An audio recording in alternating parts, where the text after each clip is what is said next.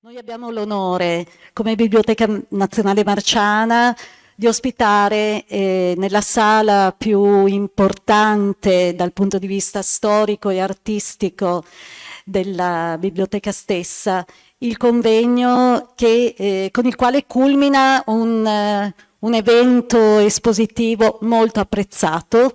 Questo è confermato dai continui riscontri che abbiamo attraverso i social, attraverso le mail e di persona da parte degli studiosi, dei cultori della materia e anche di privati cittadini appassionati che arrivano da ogni parte d'Italia e anche dai vicini paesi all'estero. Il convegno è organizzato dalla curatrice della mostra stessa, la dottoressa Sabrina Minuzzi, a cui poi passerò la parola e farà da moderatrice. È un convegno internazionale.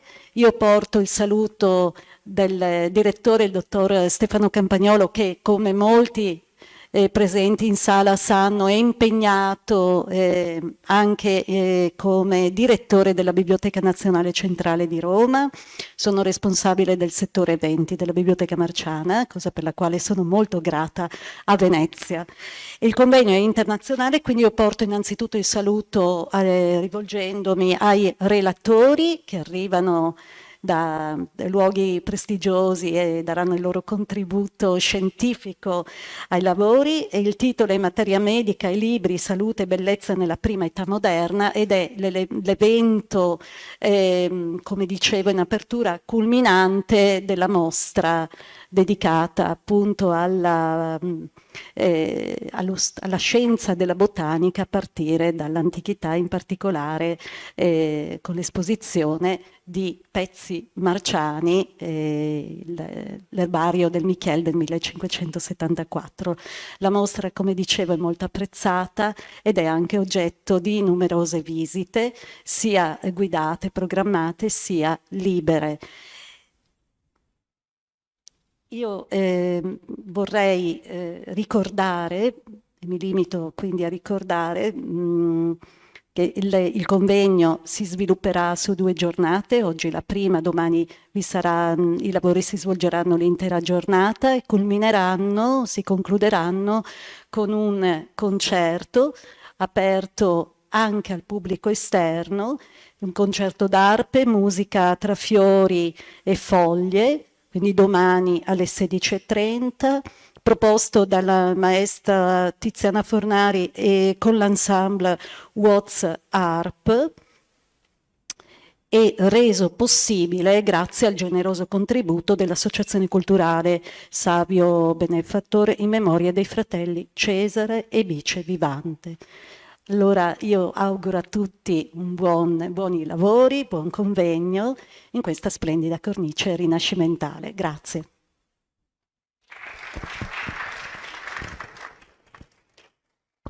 Grazie.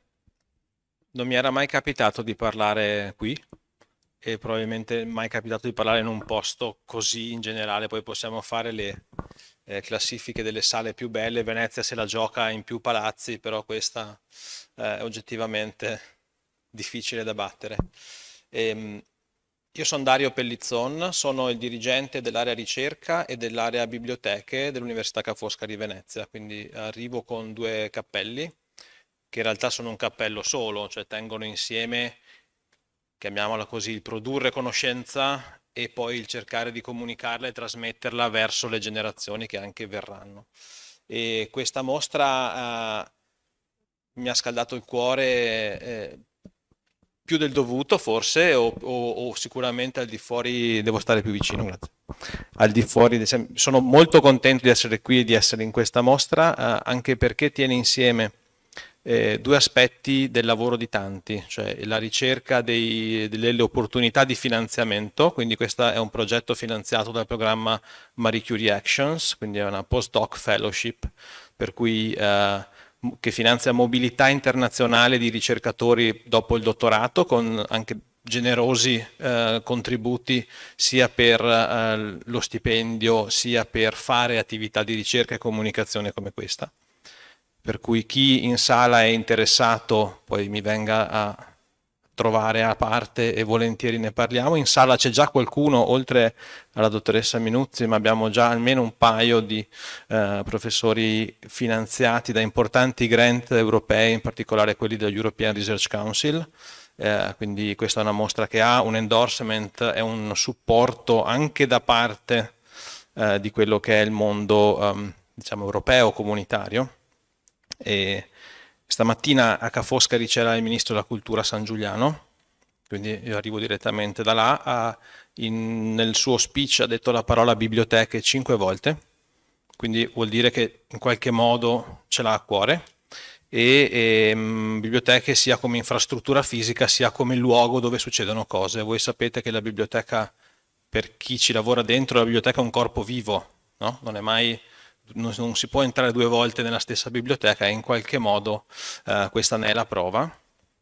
Quindi un primo segnale quindi è l'attenzione a tutti i livelli verso il mondo delle biblioteche e della cultura. Il secondo segnale è che ci sono anche risorse. Normalmente siamo un mondo abituato a dire mi piacerebbe ma non posso, o lo faccio ma lo faccio con poco perché non ho risorse. In alcuni casi invece le risorse ci sono risorse pubbliche, ma sono anche contributi generosi anche da parte di privati.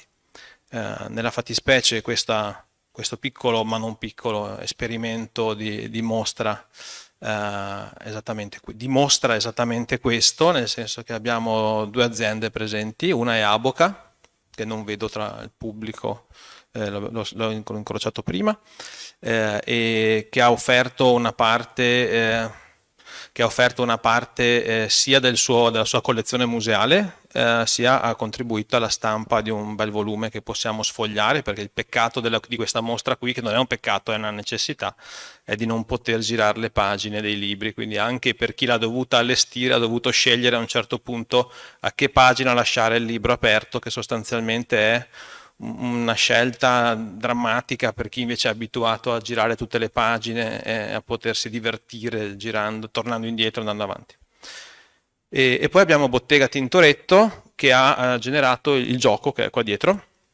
Per chi non l'ha ancora visto è molto carino, mi dicono che sia molto richiesto sia il catalogo sia il gioco, sia insomma ha generato un interesse che va oltre, che ha anche un interesse potenzialmente commerciale, per cui perché no, un domani ci possiamo anche pensare.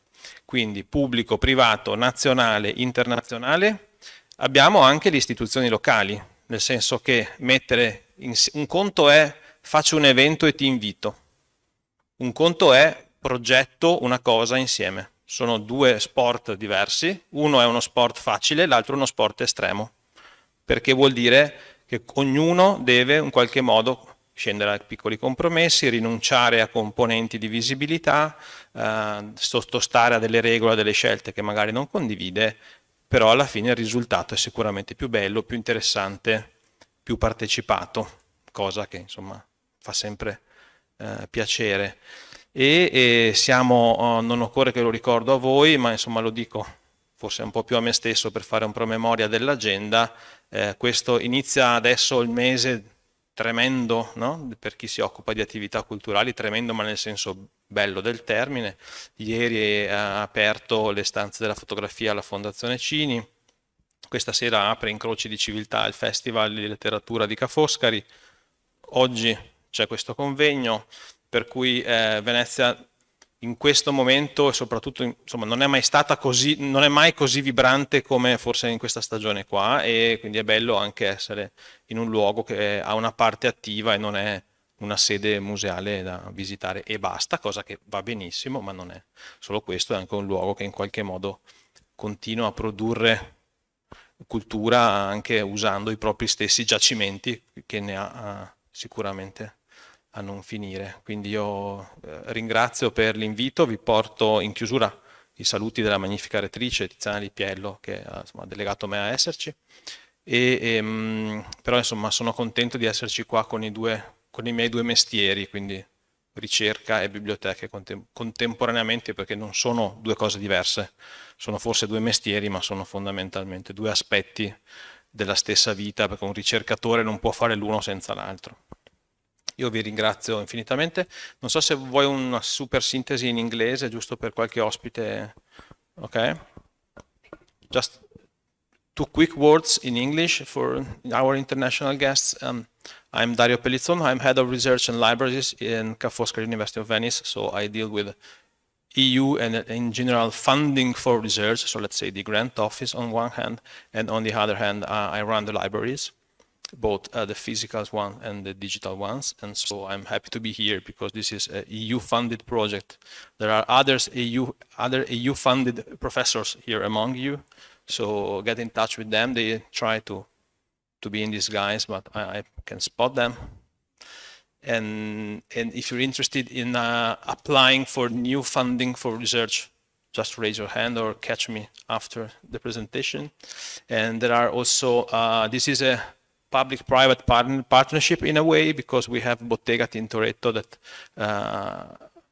let's say, designed this gorgeous board game actually here behind, and Aboca that gave us the part of their own collection. They have a private museum, and they contributed to the reprint of a wonderful book, so you can, read the book and turn the pages and not just stay behind the glass.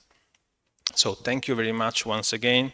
To keep the long story short, it's a very amazing occasion for me, and also for you that you're in Venice in a particular moment where every 3 hours there's a vernissage, an inauguration, something is going on. So, but take your time to visit this place, and in particular the exhibition, because it's something that you won't see that soon again. Okay, so thank you very much, and I leave the floor to the next speaker, and to Sabrina Minuzzi, that will chair the exhibition. And not only she's organizing the exhibition and chairing the conference.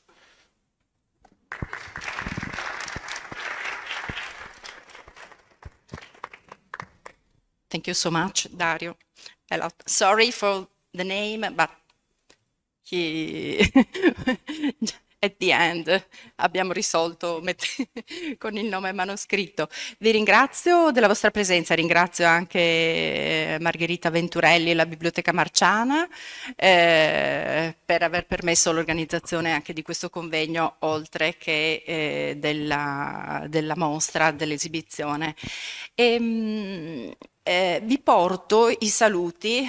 I'm just bringing you the greetings from Dottor Mario Po della Scuola Grande di San Marco, che non è potuto venire e quindi probabilmente si unirà a noi nel pomeriggio oppure domani. I wanted just to tell you a few words for introducing these days. First of all in English, then maybe in Italian, but I think you can all understand my English. This two-day conference is the result of a rather selfish impulse. È stata un'ideazione della conferenza che nasce da un impulso abbastanza egoistico, e adesso vi spiego il perché. It represents an opportunity for me to introduce the research of scholars who have played an important, in some cases fundamental, role in bringing me closer to the study of the materia medica, and not only. Alcuni non li conoscevo anche, li conosco oggi per la prima volta di persona. Through traditional research and sometimes through the new modalities enabled by digital technologies, as we will see tomorrow morning. In the third section of Thursday afternoon, Innovation in the Wake of Tradition, Health and Beauty for the Future, the interventions will be more related to the exhibition organized in this Sala Sansoviniana, location of the antique Libreria di San Marco. The underlying question I would like to answer is, can we learn, in that section, can we learn something from our ancient relationship with nature and from the ancient and early modern study of materia medica that will enable us to enhance our present life. Today, we begin with the session Materia Medica, Users and Actors, Coexistence and Discontinuity. The scholars who will be speaking have certain traits in common, which I emphasize now just to avoid the redundancy in introducing each of them. They are first-hand investigators of archival documents and printed sources, and read them brilliantly to reconstruct a cultural and socio-economic context. They combine, to varying degrees, material culture and the history of ideas, the microhistorical level with the macro level of historical research.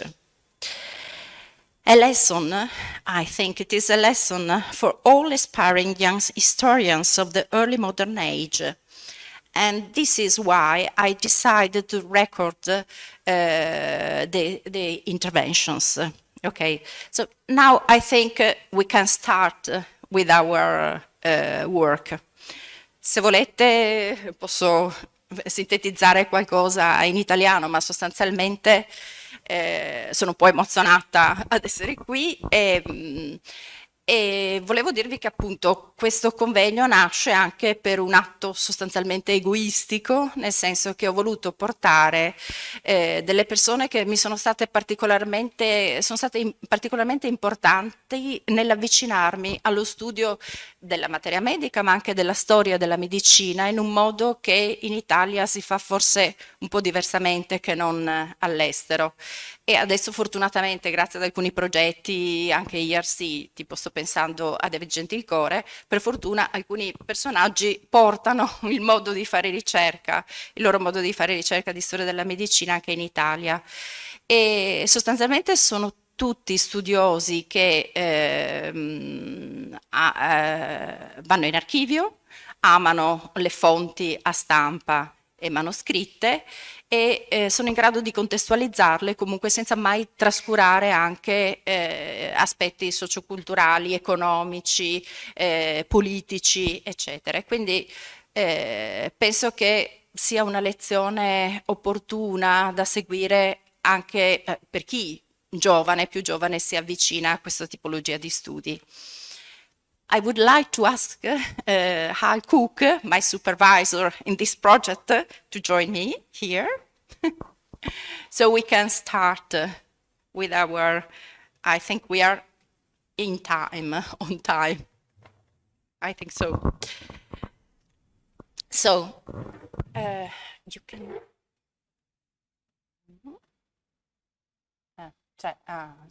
over there is the arrow here.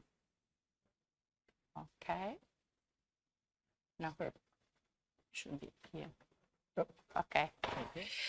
Just a few words to introduce Harold Cook for those who are not studying early modern history of medicine or science.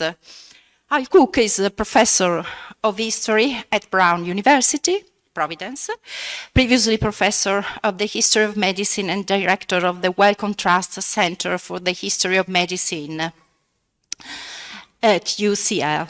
He takes an interest in global history, science, and capitalism, and the history of medicine, especially in the early modern period, with the aim of exploring how some forms of knowledge-making are transcultural.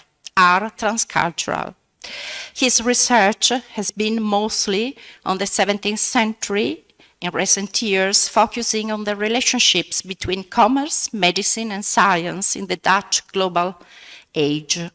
I just quote his dense and highly enjoyable matters of exchange, commerce, medicine, and science in the Dutch Golden Age, Yale University Press, 2007. So, this time, now, Hal Cook will speak about, will talk about building common identities, botany, and pride of place in the Hortus Malabaricus. Thank you very much. It's good. Thank you so much. It's an honor as well as a pleasure to be here. And excuse me, I'm going to get some water. All right. I've been walking around this lovely city all morning, and so I want to be sure.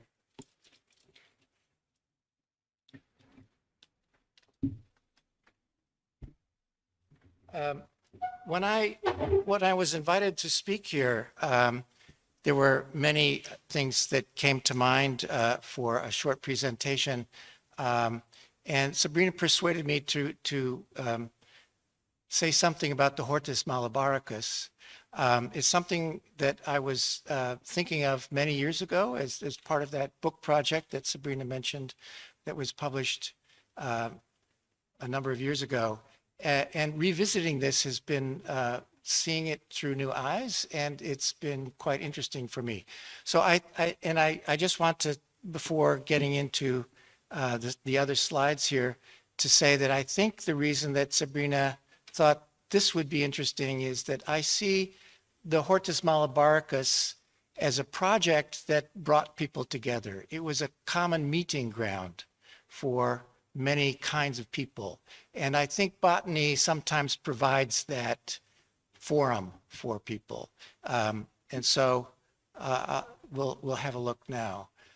So brief introduction to the Hortus Malabaricus, which maybe not everybody knows, of course. It was published over a number of years in Amsterdam from some of the great Dutch publishers of the 17th century. And it's a 12-volume work. So it's like a really huge encyclopedia in folio size. And so it's really something quite impressive. This project that I'm speaking to now is headed by Meenakshi Menon, who is recently at McGill University in Canada. And the members of it are many in this project she is heading. One other person here is Florike Egmond, is also here, and she can answer other questions, particularly about these images which she's studying. So I want to say that the engravings that were published are fantastic, but many of the drawings also survive in the British Library. And so this is from one of those drawings. And the thing to point out here is not only is it a well-done drawing, and of course it has a little European figure at the bottom, which is why I'm using it. In conversation or talking to other people here, so that's the theme that I want to speak about. But on the left, you can also see the names of the plant in different scripts, which also I want to draw your attention to.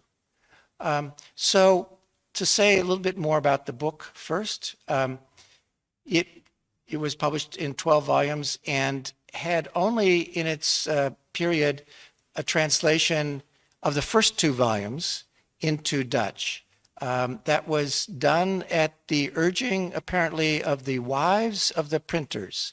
So I think to put it into Dutch was also to get it out into the Dutch community that was less comfortable in Latin, particularly for women, but many other people, no doubt, as well. The book has been much relied on by successors from that period. Linnaeus, for instance, used this work very heavily in his classifications of botany. And it remains an important botanical tool for systematists today. There was a very authoritative study of it published by a botanist from the Netherlands, from Leiden, in 1986, Johannes Henniger. that I think is still my Bible for studying this text. Also, Manilal from the University of Calicut in India, a botanist, did some also very important work on this this set of 12 volumes. And he published also translations into English and Malayalam in the early 21st century.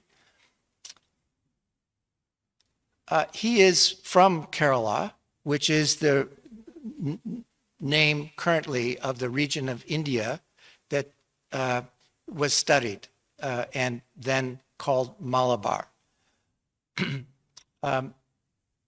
And he also published in Malayalam a study of one of the people who was involved in the compilation of this volume, who is from Malabar, now Kerala, Iti Achudan. Iti Achudan has now become a kind of folk hero, a culture hero for that region of India. He was from an Asava family. That's one of the lower caste groups, but a medical person from that group. And so he is now, there's a botanical garden in his honor now, there's a statue now in his honor, and he's become a kind of folk hero, you might say, for people from that region at the moment. So this work continues to bring people together around the knowledge of botany and medicine. It's more than medicine, though, as I will say in a moment. The publication came to over 1,500 pages. It describes 700 plants and more. And it represents, all these plants are represented in engraved folio pages, which are more numerous than the plants themselves. Some get more than one image. Many of them are double folios, so they take up really large space as a publication. Now, the book is drawing on some other works that were published about botany, medical botany, from that region of India. I'll show you a map in a minute. Maybe I'll just jump ahead to the map so you get an impression. Okay, so this is, you see at the bottom, the region on the west coast of southern India, and Cochin in the map is the center of this project. So just to say that that was a region of India, the west coast of India, that had been heavily involved in the Indian Ocean trade with East Africa, Persia, the place that we now think of as the Arabian Seas, for many, many centuries. And so when the Portuguese came, they immediately got involved in the trade in that area. And one of the first books of botany from that period is published by Garcia de Orta, which includes 58 items, 53 plants. It's one of the most important early works of botany in the 16th century, but it's based upon his conversations with people from that area and probably his trade in drugs from that area too. He was a medical person. Can talk more about him. Just to say briefly, there was another follow-up study in Spanish a few years later by someone from a missionary from that area, let's say. Carolus Clusius, the great Dutch botanist from the end of the 16th century, translated both of those works into Latin and made additions and commentaries on them as well. And then early in the 17th century, another Dutch medical figure wrote a book of the medicine and natural history of the Dutch East Indies, which included many, many plants from this area as well. So even though he's writing about, he's working in Java, he has in mind over 41 plants that you would find also in Garcia de Orta. So this region of India became very important for Europeans for not only the pepper that came from there, the best pepper in the world came from there. Pepper came from Sumatra and other places as well, but the best pepper came from Malabar, but many medicinal plants also. If you compare the Hortus malabaricus to what Garcia de Orta did, you find 37 plants the same, but of course, the Hortus is adding over 700 additional plants. So it starts, you might say, with predecessors who are working in medical botany. But what is emerging here at the end of the 17th century is something very different from medical botany. It is what we would call botany, and not just a medicine. They're connected, of course, but this is a different sort of a project. And so I think it's worth thinking about, why is this so different and why is it emerging at this time? So I think the shift in emphasis raises questions about the aims of this big 12-volume project. And if we start with the authors, which you see on the title page, it lists two authors. The first is Henricus van Rhede, who is often said to be the author. And he says here that he is the late governor of the Kingdom of Malabar. We'll come back to him in a moment and think about what that means. Then there's Johannes Caesarium. He was a Dutch minister who put many of the language into Latin.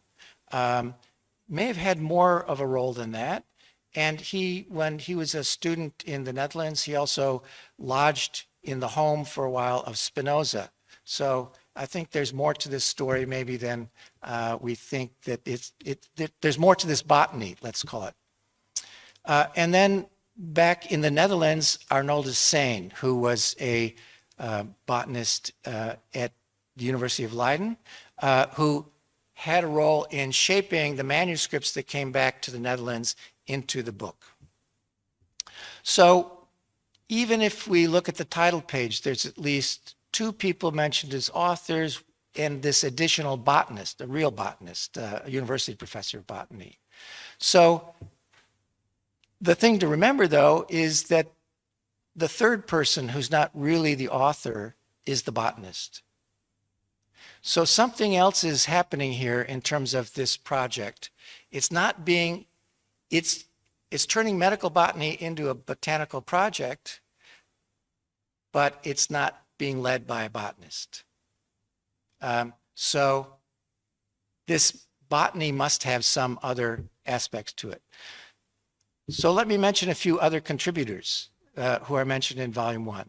The first preface is by Caesareus, and he thanks Father Matthew of St. Joseph. He was a discalced Carmelite, a missionary in that region, and his story gets into disputes between Rome and the Portuguese at that time.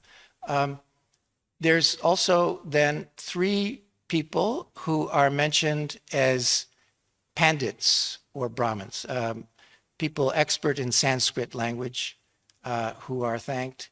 And then E.T. Achudem, he's the kind of now folk hero I mentioned before.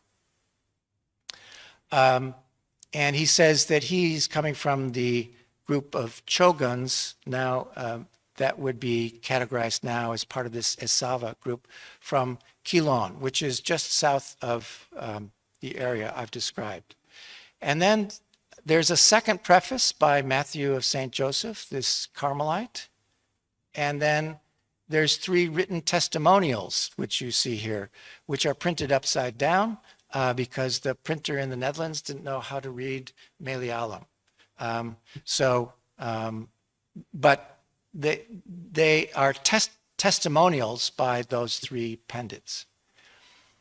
And then on the title page, I also want to refer to how Van Reda, who is the head of this project, represents himself. He says in Latin, I'll read the English translation, that he is the late governor of the Kingdom of Malabar, meaning he's not the king, but he is governing it for the king, is how he's saying his position.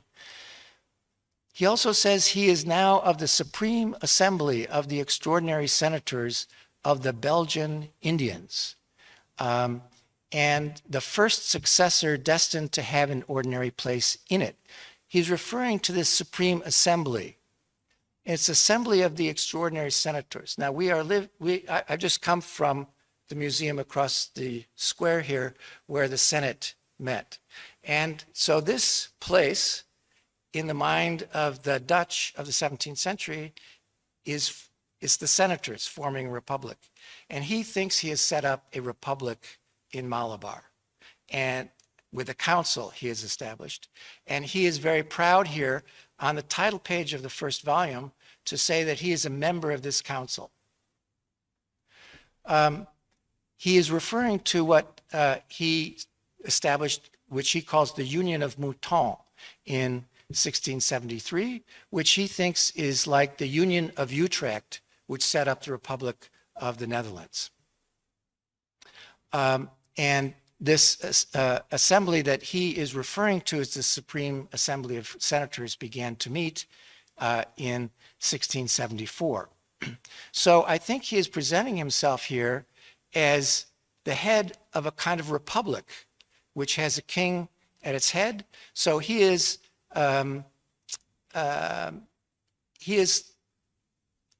like the head of the Dutch Republic, who in principle is holding the place for the King of Spain. Henniger, writing about the Hortus, he's my expert, he says that it appears from the prefaces that the main work done to compose this volume, these sets of volumes, were done in the years of 1674 and 75. That's just in the moment when the Senate is being established. And if you turn to volume 3, you find a dedication by Henniger to the Raja of the region. That's the king that he was working for as a kind of stadtholder. And the Raja is said to be the Maecenas of this project, but that it was supported by all the princes of Malabar. And those princes are the people sitting in the Senate in the view of Henniger. He also mentions the consultations with Matthew of St. Joseph, but then he also talks about the specimen collection that he was able to do by mobilizing soldiers and sailors of the Dutch East India Company.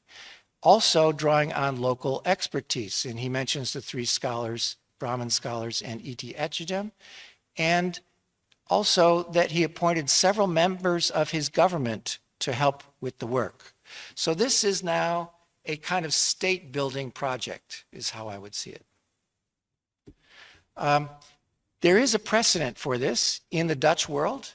The figure here is of Maurice, Prince Maurits, sometimes called the Sugar Prince of Nassau-Siegen, who was the head of the Dutch settlements in Brazil for a period of time.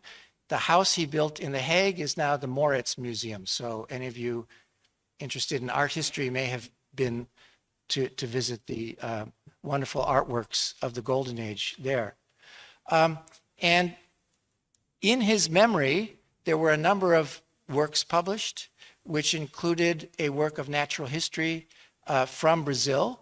And then in the second edition of that, in 1658, the works of Bontius about the East Indies were also included. So in this memorial of Brazil, the East Indies is botany and natural history is also coming into it. And Maurice is remembered as an example of good government in Brazil. That's how he's represented after he leaves Brazil, by followers who wanted to keep his memory alive. And part of that good government in Brazil was working with the Portuguese planters who were there and many of the heads of indigenous communities. So it was a kind of representative government in Brazil that Moritz was also in charge of. So if we look further into the way that this work is compiled by Henniger, it's all done within a radius of Cochin, and he gathers together committees of experts.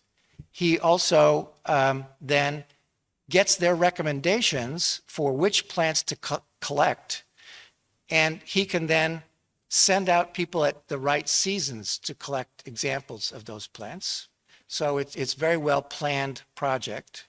Nothing accidental about this at all. And he also gets experts in plants to collect for us. These are divided into small groups of 3 and sent into the woods with targets of opportunity that they're looking for. He then also kept 3 or 4 illustrators nearby to make the drawings for the plants that were brought back and to add short descriptions and the names at that point. And then, those names were added in his presence. So with experts in the languages to write down the names in different scripts. And he also then asked all the princes of Malabar kindly to inform us of plants which were rather well known. And this also results in them sending plants to him, but to inform us of plants. So he's enrolling all the princes of Malabar in this project. He's bringing people together around botany. And when Henniger is on the move as governor, he also has soldiers and sailors with him, and he also uses them to collect as well. So this becomes a huge project, very visible. Everybody would have known about it. Everybody would have been working for it in a certain way. And so it's a big public statement about the new government, I think, headed by Henniger on behalf of the Senate, which is the princes who are also enrolled in sending information about botany to him. So this blossomed into a very big public project, a big public display, commissioned by the head of the Republic of Malabar, as he saw himself, involving countless persons, supported by the Raja and the princes of Malabar, would have been known to everyone. So I think it's a political project that mobilizes a common interest in plants. And so it's the botany that is becoming a kind of meeting ground. And you can see a meeting ground represented by one of the images that Florike has looked at that are still made from that period that does not get into the printed version of the Hortus, because probably these plants would be very hard to identify botanically. But it shows people gathering in a garden of that time. It's not European style based upon Persian style garden that's walled, but it's a meeting place near someone's residence, probably a prince's residence, where a fakir and other people from the region are gathering to speak about many, many things, but in a setting that is partly botanical as well. So I want to conclude by leaving it there to say that I think this becomes a Dutch project only with the publication process.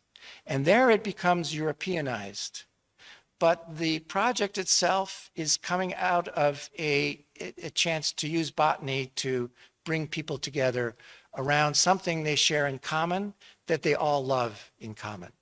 And so that's the message I'll leave you with. Thank you.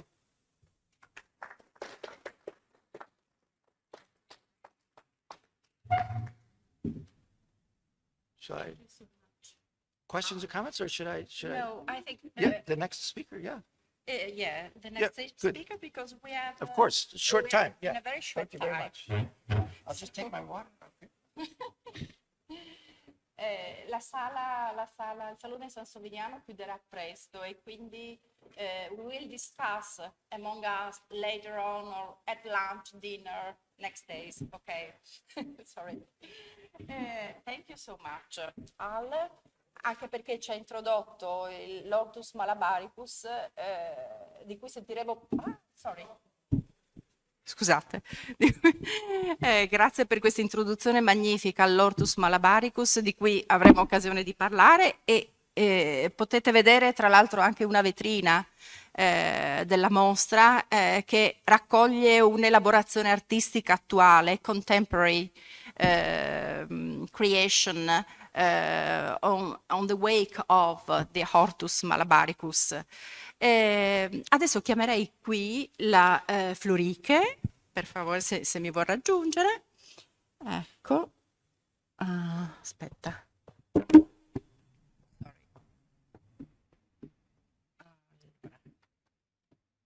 Ecco. Vuoi PowerPoint o PDF? Yes. PowerPoint. Ok. Here it is. Allora, Florike, anche lei avrebbe bisogno di pochissime presentazioni, lo faccio proprio perché le registrazioni poi andranno online e spero a frutto anche delle giovani generazioni. Florike is a researcher at the Leiden University, Center for the Arts in Society and in Italy, of course.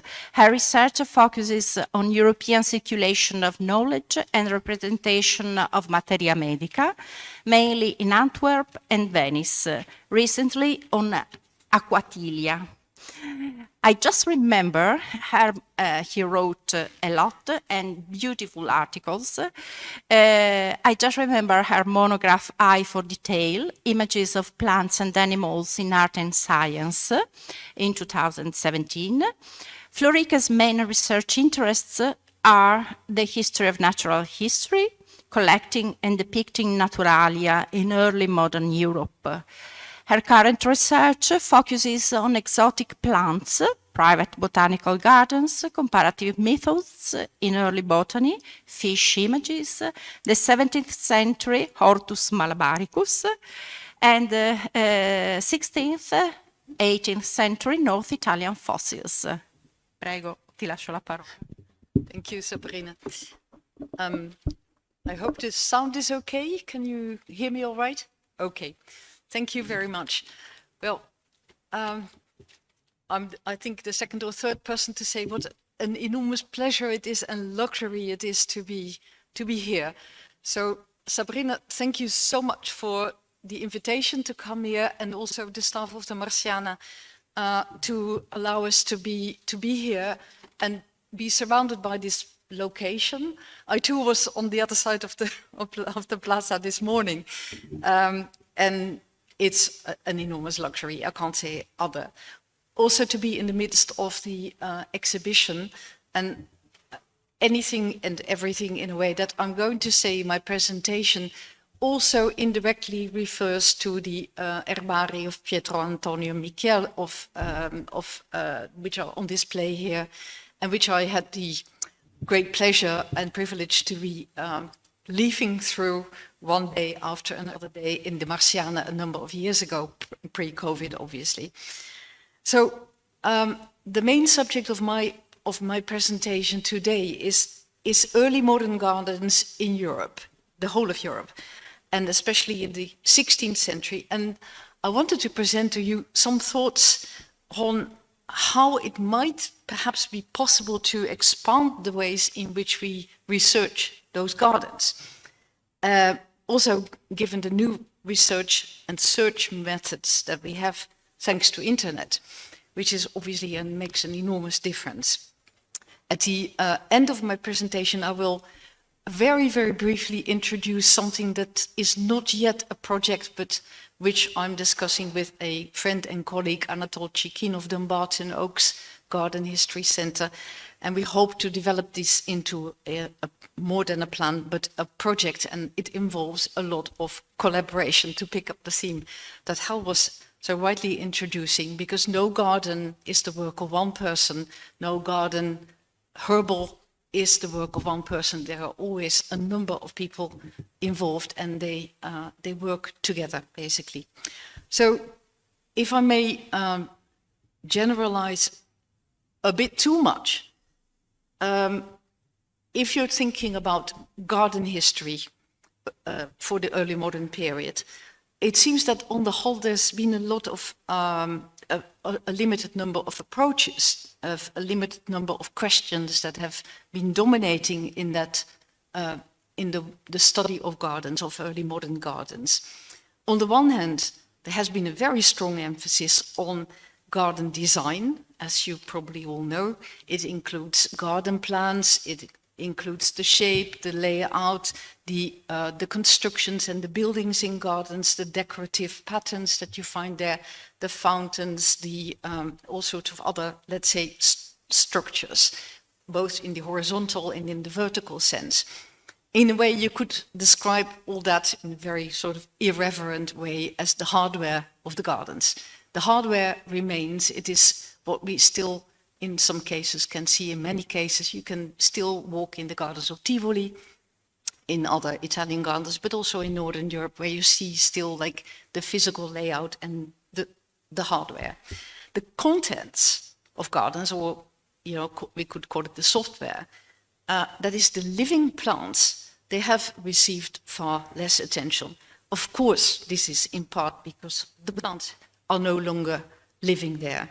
They have disappeared, and the original source material that can tell us about those plants, think of the Michiel herbals, often has disappeared, is fragmented, is incomplete, and it is often not easily accessible, and especially wasn't easily accessible in the past centuries when you had to physically go to libraries, get access, if it still existed, and piece everything together. By now, this is still the case, but there is a lot more available online, and it can be searched in different ways. So if we look at modern publications, meaning modern of the last 2 centuries, let's say, information about that software, about the plants in the early modern gardens can be generally found in 2 types of sources. First of all, we have the biographies of individual gardens in Europe, published in the last, let's say, 2 centuries. And most of these tend to focus on one garden over a particular period of time. And they discuss every aspect of that garden, what could be found out about it. So we're talking about who owned the garden, what structures did it have, what is the visual evidence, do we have maps, pictures, and of course, in some cases, archaeological research has been done. And as you all know, there have been a number of specialized studies, in particular about the earliest institutional university gardens, such as the ones of Pisa, Padua, or also a little bit later on of Leiden in the Netherlands, of the late 16th century. And then there's a second category of material publications that tells us about the plants, about the software. These are publications by, let's call them botanists, people who know a lot about plants and focus on the plants themselves, and various other plant scholars who are, on the whole, interested in the identification of historical plants, identification also in terms of modern botanical science, and for instance, in the introduction of exotic species or other sort of themes. In spite of all that research, and we're talking about hundreds of publications in the last 2 centuries, but with these 2, let's say, types of emphasis, in spite of all that research, I have the impression that there is very, very little comparative study of early modern gardens as plant collections. So not focusing on the hardware, not on the design and the structures, but on the contents. We have no general study at all about the hundreds of important private gardens in Europe that were relevant because of their plants rather than their architecture or design. Think of, again, of Michiel. And there is not even a survey of how many such gardens existed in early modern Europe, nor about where we could actually find those. And here on this map that you see here, I've made a very sort of clumsy and very, very incomplete rudimentary attempt to sort of pinpoint on a map the gardens that I came across while reading all sorts of archival material, publications and so on, simply to have a bit of an idea where are we talking locations. So this is totally rudimentary, don't take it too seriously. Up to a point, the situation that I'm sketching now, if I'm not wrong, it has also, I think, resulted a bit in a rather simplistic model of which are the main functions or were the main functions of early modern gardens. And I think they are mostly understood in these pretty simplistic terms. Again, I know I'm generalizing far too much. So university gardens on the whole, they are for natural science and for teaching, botany and medicine. Private gardens and some of the semi-public town gardens of the early modern period are on the whole there for pleasure, for contemplation, and especially for status display. And this can, of course, apply to the private owners, but also to the public owners in the sense of towns, civic communities. Then you have monastery and, for instance, castle gardens, so they are institutional and semi-private, let's say. And also segments of private gardens, they serve health purposes. Medicinal herbs are grown there, and there are, a lot of plants are being distilled in those locations. And then finally, the pharmacists' gardens that tend to focus on medicinal plants. This is simplifying, and I think it is far too strongly simplifying, but okay, I'm putting it together as I tend to come across it in the literature.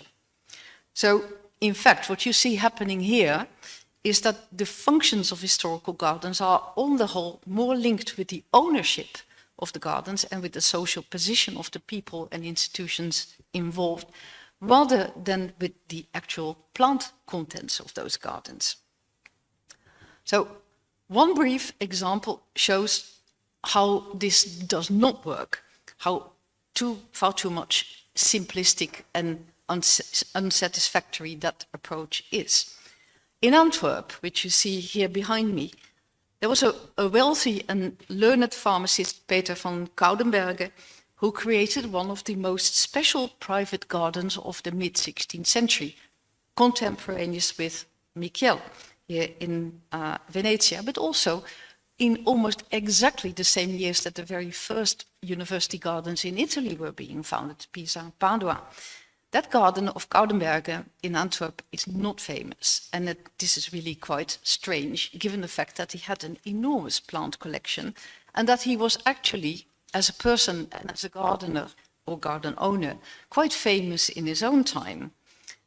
People knew about him, not just in the Low Countries, in the Netherlands, Belgium, or basically the southern Netherlands, but people knew about him in Germany, in the southern half of Europe, in Spain and in Italy. So it's not for lack of reputation of the period that he is no longer famous now, but for lack of publications about him in, I should say, in an accessible language, because there are some publications in Dutch, but of course that is no use to anybody.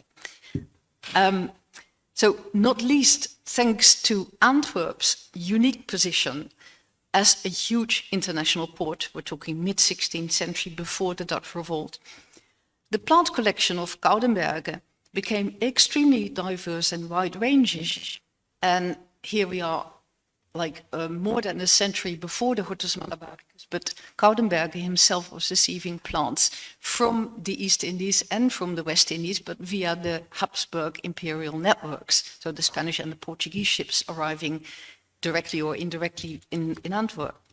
His collection, Koudenberge's plant collection, was probably encyclopedic.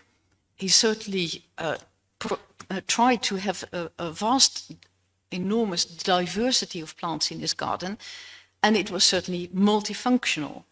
Besides medicinal herbs, his garden certainly contained a huge collection of living exotica, and exotica in his terms, Northern Europe, included plants from Southern Europe, but also from other parts of the world, the Middle East and in some cases Asia. But he also had hundreds of rare plants simply collected from the northern half of Europe and without any medicinal function, simply collected for their beauty or their rarity. And of course, the Koudenberger collection also contained dried spices, nuts, fruits, and so on, which were collected both for their potential uses in medicine and their rarity. And think of it as often in many of these cases, people in Europe could only see this. They never saw the living plant because these are the fragments, basically, of plants that live in tropical climates, which most Europeans had not seen, except the people who actually went there. So the Koudenberger collection was absolutely multifunctional. And I'm talking about a collection, meaning a plant collection in the form of living plants in his gardens, but also dried plant fragments in his indoors spaces. We don't know exactly what they looked like.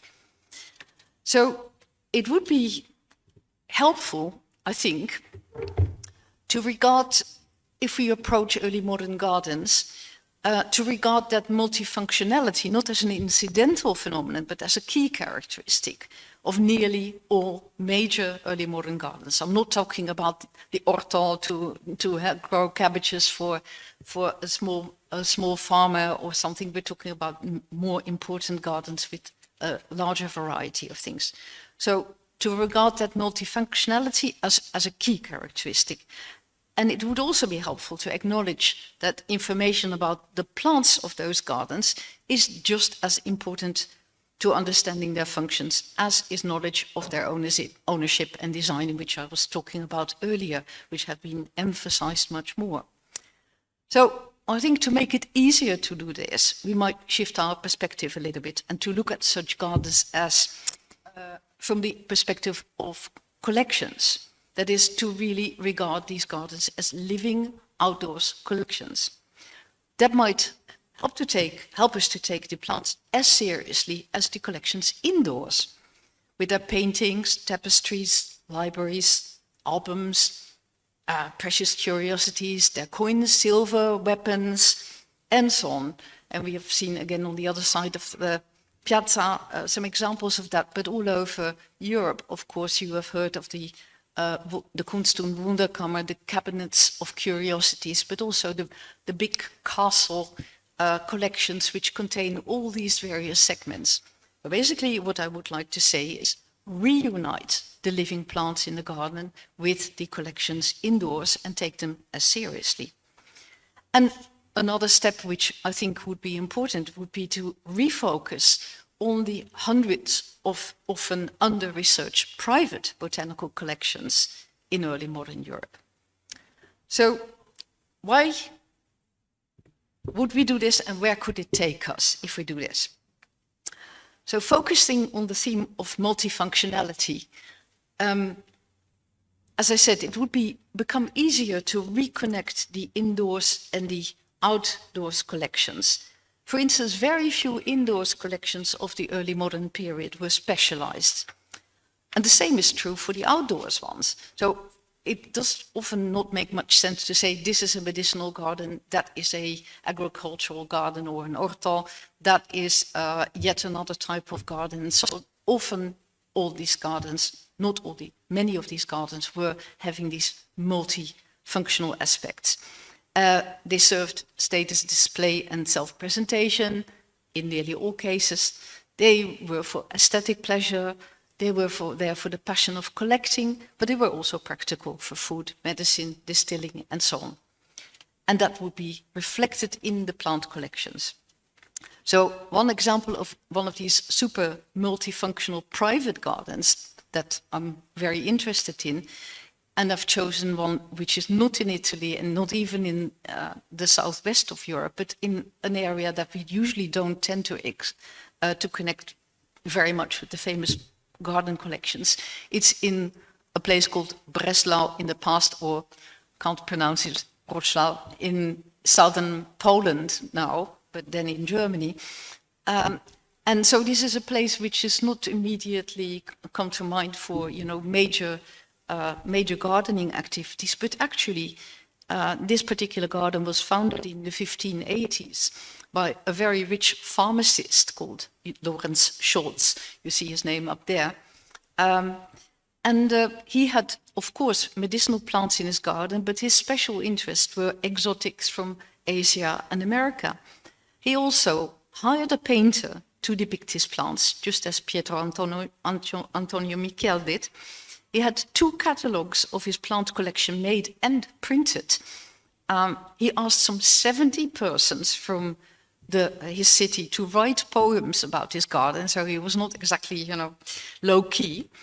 And he printed those poems as well, in a kind of self-glorification, obviously. And in the center of his garden, which you see here depicted, a building served as a center for his flower feasts, which he gave regularly, and as a Kunstkammer for his rarities and naturalia.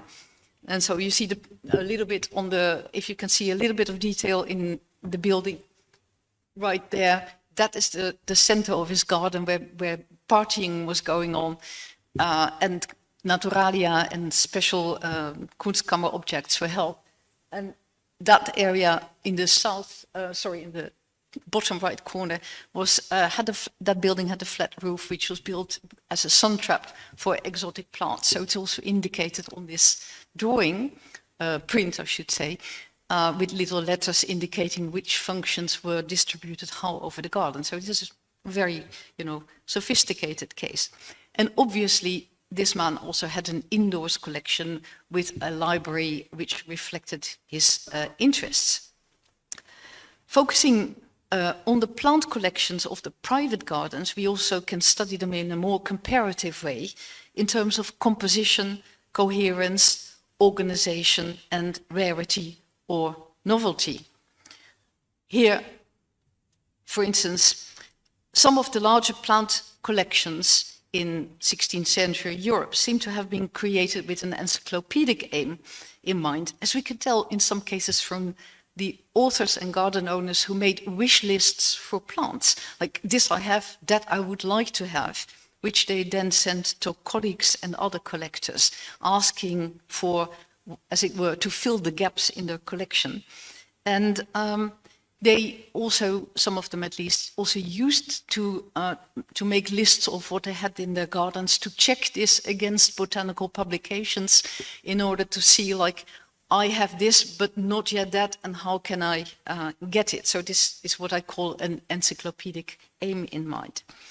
These plant collectors may have aimed to create an outdoor counterpart to the indoors studiolo or cabinet of curiosities, as it were a version in miniature of the whole natural plant world. And Canon Levenier in Bordeaux, whose garden you see here, I mean, I've been trying to reconstruct a little bit via images, what we have only via plant list names, because unless you can actually see colors and some impression of what the man had, it's very hard to imagine from just a handwritten list what this must have looked like, but it was spectacular. He owned another type of garden, not an encyclopedic garden, but more a collector's garden in which he tried to bring together the greatest novelties and rarities that could be found in this period, the 1580s, 90s, 1600s. So this meant rarities from all over the world. He sent to Constantinople. He was corresponding with Mexico and getting seeds from there. And this man was a passionate collector by everybody's standards. An approach in terms of the history of collections also may help to bring the cultural and social context of these gardens back into focus via the collectors, their botanical and plant medicinal expertise, the practices of plant collecting. And the latter included, I can't go into this in detail, but it included, for instance, botanical experimentation that focused on growing and propagating plants, on creating new color variations for flowers, which they did, on irrigation and soil experiments and so on, but also on distilling and the testing of medicinal herbs. But think also of the many acquisition practices. And here I'm showing you some of those plant lists in correspondence. These range from simply buying plants, as people did, and seeds, but also to exchanges all over Europe via very wide-ranging networks that made the European world of botanical collectors just as big as that of the République des Lettres or the world of art collectors. And in fact, these are overlapping worlds. And yet others acquired novelties through hiring personal plant hunters that searched rare plants in the wild. The Estes and the Medici, for instance, had their plant hunters, which is sent out internationally to get rare things for them. Yet others were personally involved in fieldwork, botanical fieldwork. And I'm coming back here to Canon Le Vernier in Bordeaux. He was, by the way, a descendant of the Venetian family Vernier, who one branch had migrated to Bordeaux. The same Canon Le Vernier, whose collector's garden had all these rarities in them, he traveled personally most years to the Pyrenees from Bordeaux with his servants, of course. He was a rich man. And together they explored the mountains systematically for rare flowers, which he then tried to grow in his own garden, often not with success because he found out that mountain plants don't usually grow very well in garden soil at a much lower level. But as I said, he also sent out servants to Constantinople to get rarities and so on. So he tried everything.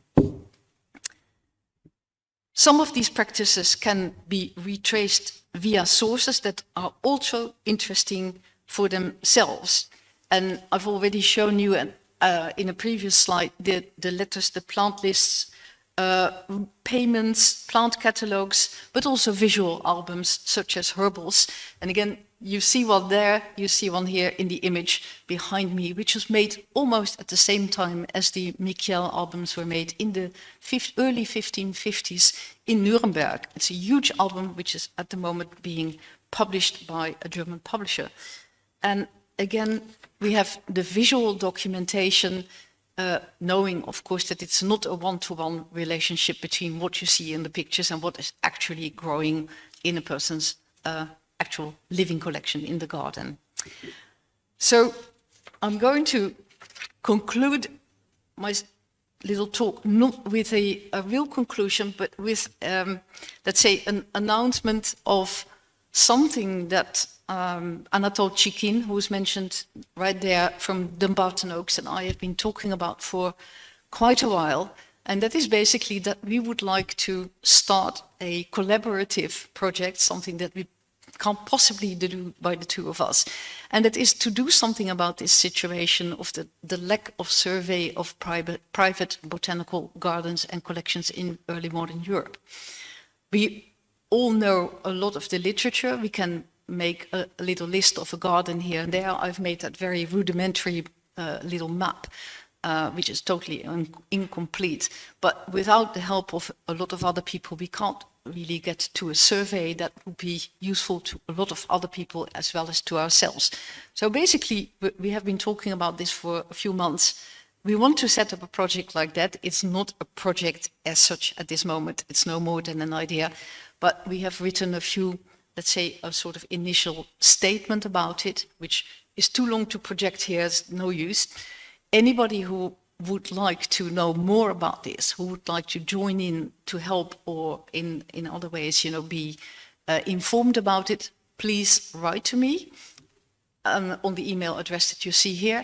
I'll ask Sabrina as well maybe to have our short initial text, give it to her, and if you're willing to also spread this to those who might be interested, then that would be great help. So basically this is a step before a project becomes a project. It's a plan which we hope to realize in the coming few years and then make accessible openly to everybody. No limitations in that sense. So thank you very much.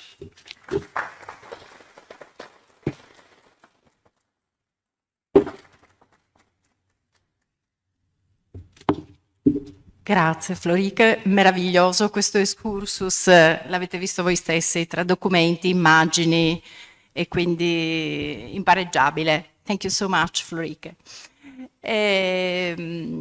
Adesso possiamo fare, se volete, 10 minuti di pausa per un rapido caffè. Let's begin again with Sharon Strocchia. Just a few words anche se non sarebbero necessarie per presentare le sue ricerche. Sharon Strocchia is professor at the Emory College of Arts and Sciences, Department of History, of course, Atlanta, Georgia. Her fields of expertise is a social and cultural history of Renaissance Italy and health and medicine in the pre-modern world. Among her most important works, I just cite the recent Forgotten Healers, che mi ha aiutata moltissimo nelle mie ricerche, Women and the Pursuit of Health in Late Renaissance Italy. Her next book project combines medical history, business history, and the history of print culture to historicize the development of public trust in pharmaceutical remedies on the Italian peninsula between 1550 and 1650. Using a variety of print and unpublished archival sources, I like this method, as you can understand. She's exploring the process for patenting new remedies, which often involved the use of human subjects in early forms of clinical trials, as well as medical advertising and other innovative marketing practices. I look forward for your book. So, thank you so much. Can you hear me? Yes, wonderful, thank you. Thank you, Sabrina, for that lovely introduction, and especially for organizing this spectacular event and the beautiful exhibition. Grazie di cuore. Thank you also to the Biblioteca Marciana for hosting us, and to Foscari for sponsoring the event. Want to thank the other interlocutors for sharing their research, and of course, thank you, the audience, for coming today. So today I want to share the story of an indigenous drug called Indies balsam, and ask how it moved from the fields of Hispaniola, where it came to the attention of Spanish colonizers in the 1520s, to the hallowed pages of the Florentine Ricerca some 40 years later. Parts of this story have been known for some time, but new research findings permit a more connected global history of this substance, and especially its use in Italian medical practice. Most American medicinal plants became European through a process of careful observation and information exchange among naturalists, medical professionals, and commercial agents. Promising materia medica, like tobacco, guaiacum, and sarsaparilla, were simply assigned specific galenic qualities based on attributes like taste and color in order to unlock their commercial and curative potential. A few plants, like Indies balsam, however, were subjected to rigorous empirical testing by apothecaries, physicians, and surgeons to verify their efficacy. These experiments could involve physical manipulation of the substance, along with clinical tests on animals, hospital patients, and condemned criminals. The extensive drug trial on Indies balsam held at the Medici court in 1561, which is the focus of my talk today, combined virtually all these elements, and it generated one of the most comprehensive accounts of drug testing anywhere in Renaissance Europe.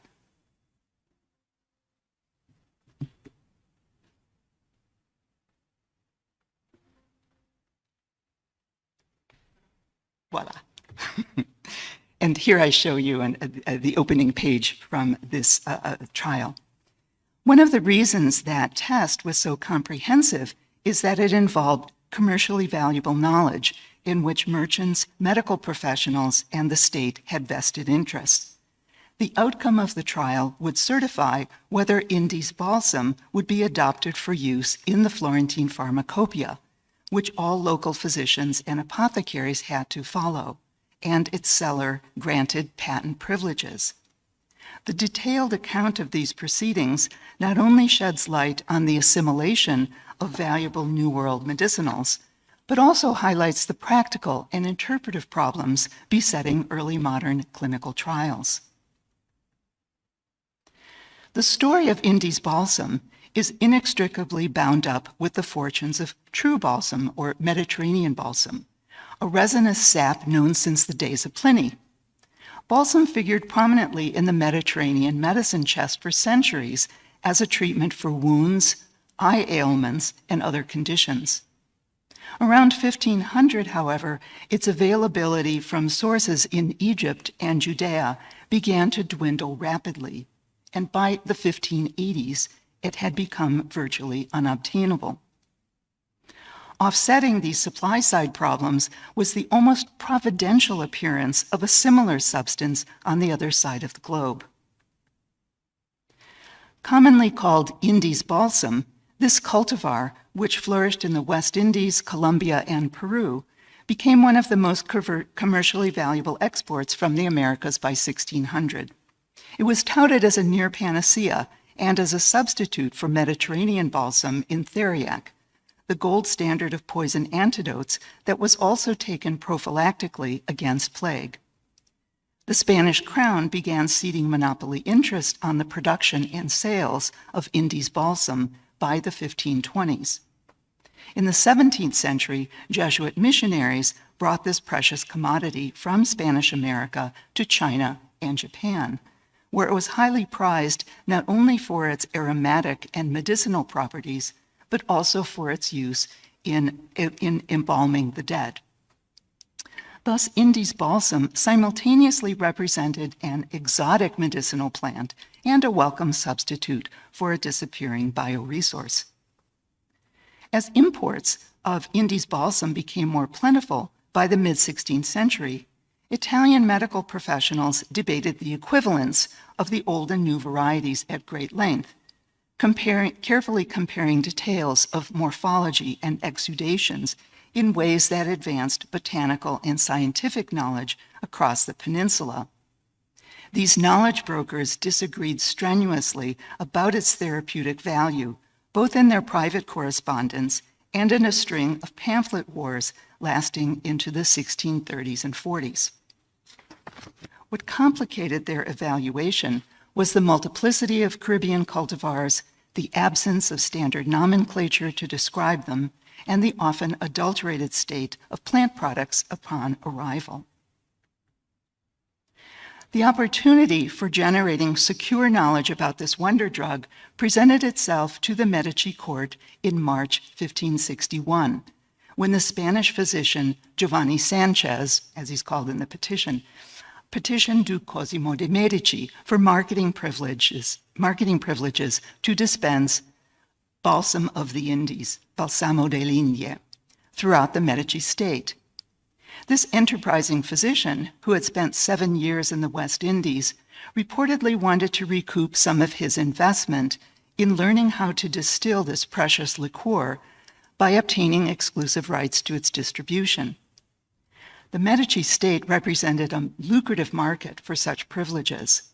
Connections between Spain and Tuscany were particularly strong at that time, having been cemented by the marriage of Duke Cosimo to Eleanor of Toledo in 1539, also by the presence of Spanish soldiers across the peninsula, and by the significant capital investments Florentine merchants had made in Iberian business ventures since the late 15th century. Now, although Italian cities figured among the earliest outlets for Spanish colonial materia medica, Indies balsam had not yet gained a firm foothold when Sanchez arrived in Florence on the 12th of March, 1561, carrying small-scale models of his distillation equipment and a copy of the Spanish treatise on balsam published by Garcia Perez de Morales 30 years earlier. And I show you the title page here. Sanchez's patent application was supported by the Florentine apothecary Stefano Rosselli, one of the principal purveyors to the ducal court, who stated that this liqueur was a cosa nobile, a noble thing. In fact, Rosselli had already contracted with Sanchez to buy 4 ounces of this product and promised to purchase more when it became available. Despite this powerful backing, the Duke opted to follow standard practice before awarding the patent.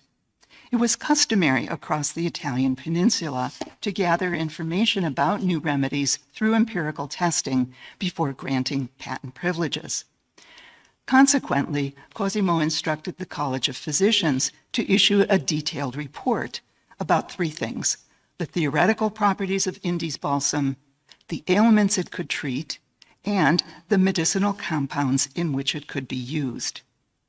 Conducting the study were three eminent physicians: the protomedico, or the head physician, Baccio Baldini, Francesco da Gambaraia, and Francesco da Montevarchi, as well as the apothecary Stefano Rosselli. This group began by using the standard Galenic procedures of reasoning from sensory information and hands-on experimentation. But after testing the balsam extensively to ascertain its taste and odor, the team could not achieve consensus. To some, the substance tasted astringent, to others, bitter. Members also disagreed about how its odor compared to the Old World variety. The Medici court physician Andrea Pasquali complicated things further by claiming that, based on his own experience with Indi's balsam some years earlier, it had no odor whatsoever. Now, scholars have argued for the complementarity between medical humanism and experimentalism among Italian court physicians in their everyday practice, but this particular trial highlights instead the tensions, the deep tensions that vex that combination. Unable to agree about the balsam's sensory attributes, the group remained unsure if it could be substituted in theriac. They speculated that the product might be useful in replacing nutmeg oil, distilled turpentine, or clove oil in that complex panacea, but they reiterated once again that it was new and unproven. Members voiced their preference for what had been approved, approvato, by the test of time compared to what was still unknown, incognito. They further argued that, among modern recipes, one could only find reference to Indi's balsam in Morales' treatise, where the author always noted that it was mixed with other proven ingredients that exercised their own therapeutic actions. So, having reached an impasse, the group concluded that physical experimentation could provide more definitive proof about the substance's properties and efficacy. Pliny himself had noted several methods for differentiating true balsam from adulterated versions, observing that authentic balsam solidified in hot water and sank to the bottom of a vessel, whereas falsified or adulterated versions floated to the top, like oil mixed with water. So when the team tried this experiment, the results once again proved inconclusive. Consequently, it seemed that only a proof test, a prova, on human and animal subjects could settle the question. Although testing drugs on living beings had a long history in Western and Islamic medicine, its probative use assumed new importance after 1500. As one scholar has remarked, it was clinical testing of new materia medica that both mediated the transformation of local drugs into global commodities and provided final knowledge about them. And here's an argument I'm going to make in my book.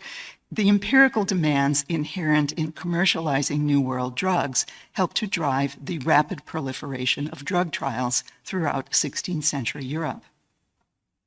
Two questions guided the team's clinical inquiries. First, as you see at the top of the slide, was Indi's balsam an effective remedy in its own right?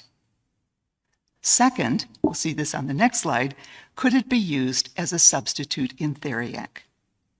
Throughout May 1561, the group tested this substance as a standalone remedy on 4 hospital patients suffering from conditions commonly treated with balsam. Renaissance hospitals offered fertile sites for early clinical trials for several reasons. Patients housed in these charitable institutions were among the most socially vulnerable socially vulnerable members of society. They were financially strapped and poor in relational resources. Their debility meant that they could be closely observed, their diet and medications monitored, their physical responses recorded. In addition, patients' subjective descriptions of bodily sensations generally were thought to be more reliable than the testimony of convicted criminals. Most importantly, perhaps, hospital inmates presented the range of differences in humoral complexion, age, gender, and length of illness needed to gauge efficacy in broader populations. The number of people involved in this trial remained small because there were very strict time constraints, but in other circumstances, it was not unusual to test 1,000 hospital patients when seeking patent privileges. The first person treated in this particular trial was an unnamed man recovering from a head wound at the hospital of Santa Maria Nuova. His injury presented a good test case because it was severe but not life-threatening. Although the wound was painful, Baldini wrote, quote, "It did not expose the bone," end quote. The team reportedly made every effort to avoid inflicting needless pain on their subjects. However, applications of Indy's balsam inflamed the man's wound until it became filled with pus. Galen had considered the development of laudable pus, I've forgotten the Latin already, to be an important stage in healing. But this view had been repeatedly challenged by surgeons since the 13th century.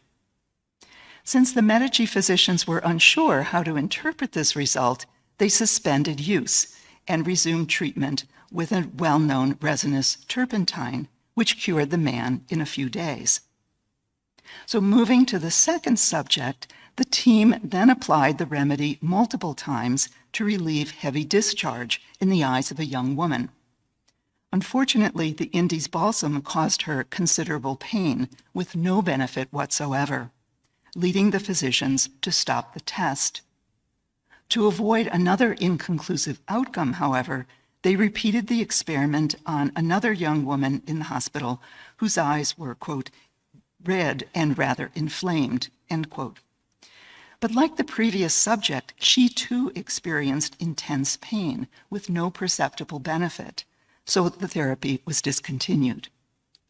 Finally, the team shifted venue from Santa Maria Nuova to the smaller hospital of San Paolo, where they used the balsam as a topical ointment on a man who had been recently castrated.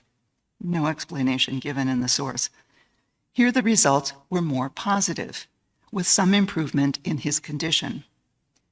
With 2 patients experiencing little therapeutic benefit and 2 showing only mild improvement, this field trial failed to provide incontrovertible evidence that Indy's balsam could heal on its own.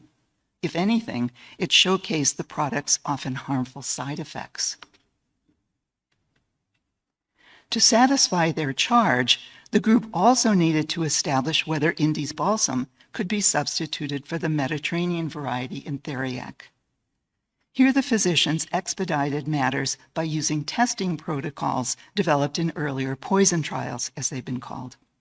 From the 1520s onwards, Renaissance popes and princes tested poison antidotes on dogs, birds, and condemned criminals. These potentially lethal demonstrations were the first to develop a clear-cut methodology, because poison could artificially induce identical symptoms in otherwise healthy subjects, thereby providing a more consistent baseline for evaluation. Members of the Medici family had shown interest in these grisly spectacles since the papacy of Clement VII in the 1520s.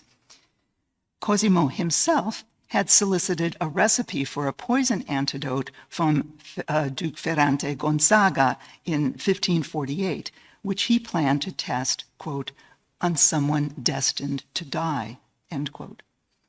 5 years after the balsam trial, the Duke ordered yet another antidote be tried on a condemned prisoner. And this was a gruesome experiment for which Baldini kept a meticulous step-by-step record. So using these well-established protocols, the Medici team selected 3 dogs to be used as test subjects in this portion of the balsam trial. All 3 animals were intentionally bitten by vipers. The balsam was then applied topically to the bite and also administered by mouth. 2 of the dogs died shortly afterward, but the 3rd one survived, creating additional uncertainty about the remedy's effectiveness. In the absence of clear-cut evidence, the physicians speculated that the lucky dog might have survived because, quote, a great quantity of blood gushed out, end quote, from the snake bite, possibly releasing some of the venom before it could take effect. Given these mixed results with both human and animal subjects, team members agreed that Indy's balsam did not confer significant advantages in treating, quote, malignant, pestilential, or poisonous maladies, end quote, beyond the medicaments already available. Without persuasive empirical proof or a rousing endorsement from prestigious local practitioners, Sanchez's petition to market his product throughout the Medici state languished at court. Nevertheless, Indy's balsam continued to gain support from physicians, botanists, merchants, and traders over the next few years. Pietro Andrea Mattioli included it in his 1568 edition of his commentary on Dioscorides. Apparently, it heard about this substance from the physician Luca Ghini, the founder of the Pisan Botanical Garden. Mounting commercial pressures and steady exposure to imported medicaments prompted Duke Cosimo to revise the civic formulary in 1567. That version added 58 new recipes and medicaments to the original 69, almost doubling the number of listings. So despite his earlier concerns, Baldini bowed to necessity and approved Indy's balsam as a substitute in theriac, since true balsam was, quote, impossible to provision at present, end quote. Yet his approval was guarded. The published list of substitutes echoed his original judgment that clove oil or distilled nutmeg oil could replace the classical balsam in theriac just as effectively. So despite this official endorsement, Indy's balsam continued to meet stiff resistance from local Florentine apothecaries. Cosimo reported to his son Francesco in January 1573, so this is already 12 years out from the original trial, that the quarrel had grown quite heated. Spearheading the opposition was the apothecary at the Sign of the Moor. Apparently, this pharmacist and other leading guildsmen stubbornly refused to replace the familiar sap with Indy's balsam when preparing their annual batch of theriac. Their disapproval was not simply stiff-necked resistance to a new medicinal product, but part of a larger conflict over professional competencies. The Duke speculated that the controversy would only be resolved when Baldini returned to the city, but he emphasized to his successor Francesco, who was a known experimenter in his own right, that anyone producing theriac in future could substitute Indy's balsam, quote, because it had been approved by these physicians, end quote. So to conclude, this singular case provides several important insights into the process of assimilating American drugs in 16th century Italy. First, standard Galenic methods of vetting New World drugs gave rise to complex epistemological problems. And we tend to think of this as a kind of a battle between, textual authorities and empirical authorities, or the experiential knowledge. But here we're seeing doubts raised about the value or the truth of empiricism itself. So neither ancient textual authorities nor newer empirical practices necessarily generated convincing proof. Acts of interpretation were always needed when certifying new drugs for commercial purposes. And I think the second takeaway message here is that secondary markets played a critical role in setting the pace at which transatlantic commodities were absorbed. The Medici state was a promising market for Indies balsam shipped through Iberian ports. But this wonder drug still faced numerous hurdles before being authorized for large-scale consumption. Despite the heady circulation of information about Indies balsam through print, epistolary exchange, personal friendships, and shared botanical samples, in this case, it was the market that ultimately decided whether it would be accepted into the local pharmacopoeia. Thank you.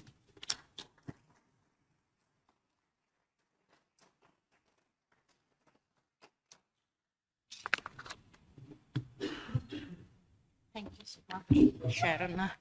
Thank you. I'm very pleased to introduce Sandra Cavallo and her work here. Sandra Cavallo is from Royal Holloway. She has specialized in the social and cultural history of the 16th and 17th centuries, focusing in particular on Italy. She has worked on healthcare and medicine, gender and family relationships, and on the home and its material culture. With Artisans of the Body, she introduced into medical history studies the successful locution of those who occupied in various aspects of body and beauty care: barber surgeons, wig makers, perfumers, bath keepers, and so on. With Tessa Story, she wrote the fascinating Healthy Living in late Renaissance Italy, and recently she worked on vernacular medical advice books in early modern Italy by interpreting these works within the context of the vernacularization of science. Thank you, Sabrina. Can you hear me all right? Yes? I joined the previous speakers in thanking Sabrina and the organizers for this magnificent conference, and also for obviously inviting me. So in this paper, I will move attention, I think, from the offer of Materia medica, the supply of Materia medica, its transformation and the commercialization of recipes, the experimentation, we just heard about it, of their efficacy and the agents of such changes. I want to move attention from all these on which there have been so many studies in the last 20 years, perhaps, to the uses of drugs, i.e. to their place in early modern therapeutic practice. Because there has been very little research on this issue, and some recent historians have acknowledged that the history of therapeutics is the least understood part of the history of medicine, for example. But nevertheless, there is a theory that has been developed on the basis of the success in the early modern period of printed recipe collections. Like these. The idea is that these books propose medicinal preparations for various afflictions, and this has led to conclude that pharmaceutical remedies acquired a decisive role in cures in this period, replacing the Galenically inspired dietetic and evacuative measures that had informed responses to disease for centuries. As you probably know, the idea is that medicinal remedies that target the disease head-on now came to prevail over the long and complex treatments aimed to amend the patient's lifestyle, aimed to amend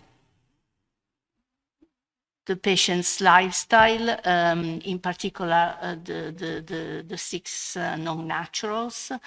And on the other hand, they prevailed over the tendency to think that only through the expulsion of undigested and overabundant humors one would really be cured. So my question is whether this is really the case. This is the theory, but is this the case? To what extent did the expanded availability of medicinal remedies and the increased awareness about their virtues change therapeutic approaches, making them more similar in conception to the modern ones? In order to fill what is a gap in scholarship, we need to turn to sources that provide detailed accounts of how health was managed. And personally, I have found that family letters are often a very helpful source in this respect. So in this paper, I will draw on the letters exchanged between members of a prosperous Roman family, the Spadas. And these letters cover most of the 17th century, and in that way they enable us also to see whether there is any changes in the way in which disease was handled during this period. But I have also used the therapeutic recommendations contained in two widely read medical tracts compiled by distinguished physicians. So these are Benedetto Vittori's Pratica d'Esperienza and Paolo Zacchia's De Mali Ipocondriaci. And again, the comparison between these texts, which were written 80 years apart in 1555 and 1639, respectively, should reveal any significant progression from one therapeutic model to the other. Taken together, I anticipate my conclusions. These sources do indeed highlight changes in medical treatment, but not the expected ones. In short, even though medicinal preparations were used profusely in cures, they did not supplant regimens and expulsive procedures. The three types of treatment were complementary and continued to be used together. And in order to demonstrate that, I want to give you one example of the importance of dietetic measures, how they remain important in the 17th century. At certain times of the year, medical treatment could be entirely based on life regimens. For 5 months between October 1611 and March 1612, Dario Albicini Spada, afflicted by a breast tumor, was treated exclusively with a parsimonious diet, a severe reduction of the wine she was allowed to drink, and with the injunction to rest, stay in a cheerful and peaceful state of mind, and shield herself from the cold while it was so chilly. It was reckoned that neither purging nor medicaments would work in this weather. We are in autumn and winter. The tumor would not solve because the cold is so opposed to this type of matter, but it will certainly resolve with the coming of the mild weather, when it would be possible to apply what was deemed to be the most efficacious treatment, a vigorous purge. Before then, stated the doctor, medical treatment had to remain conservative. So we see how pharmacological and expulsive treatments were subordinate to atmospheric conditions. The temperature and quality of the air were seen to have a significant role, not only in triggering disease, but also in facilitating or impeding recovering from it. And we see that also in the following decades, regimens continue to be important in the medical treatment of this family. In particular, exercise and the quality of the air become crucial elements of the cure. In a sense, there is even more attention than earlier on these two particular non-naturals. But the management of the non-naturals was also a key element in the cures recommended by Paolo Zacchia in his text.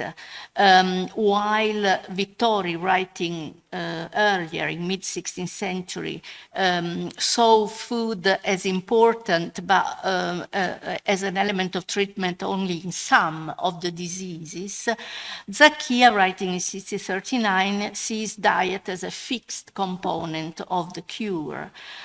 He even theorizes on the therapeutic superiority of diet of medicaments because he, as you can see, he argues that by altering the humors with foods instead than with remedies, the prudent physicians will obtain an important result. His patients will treat themselves according to the recommendations of the doctor with less annoyance and will not notice that they are being treated. Expulsive therapies, which included both purging and bloodletting, also continued to be promoted throughout the period, and this both in the Spada household and in textual advice. This was regarded really as the definitive form of treatment. Purging was employed in all sorts of health disorders of adult, children, and the elderly. But interestingly, superficial ailments, so skin problems like scrapes, sores, and also often wounds, were treated simply with topical remedies, but that is the only case. Otherwise, even the minor internal afflictions required the use of purging.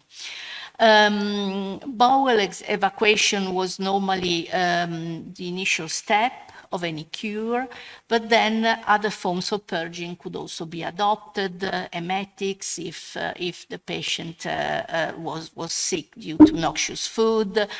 Spontaneous evacuations were also encouraged, so if someone was already sweating, a remedy would be given that would boost the natural discharge of the morbid matter. And then other forms of evacuations the panorama is very wide. Vesicatories, for example.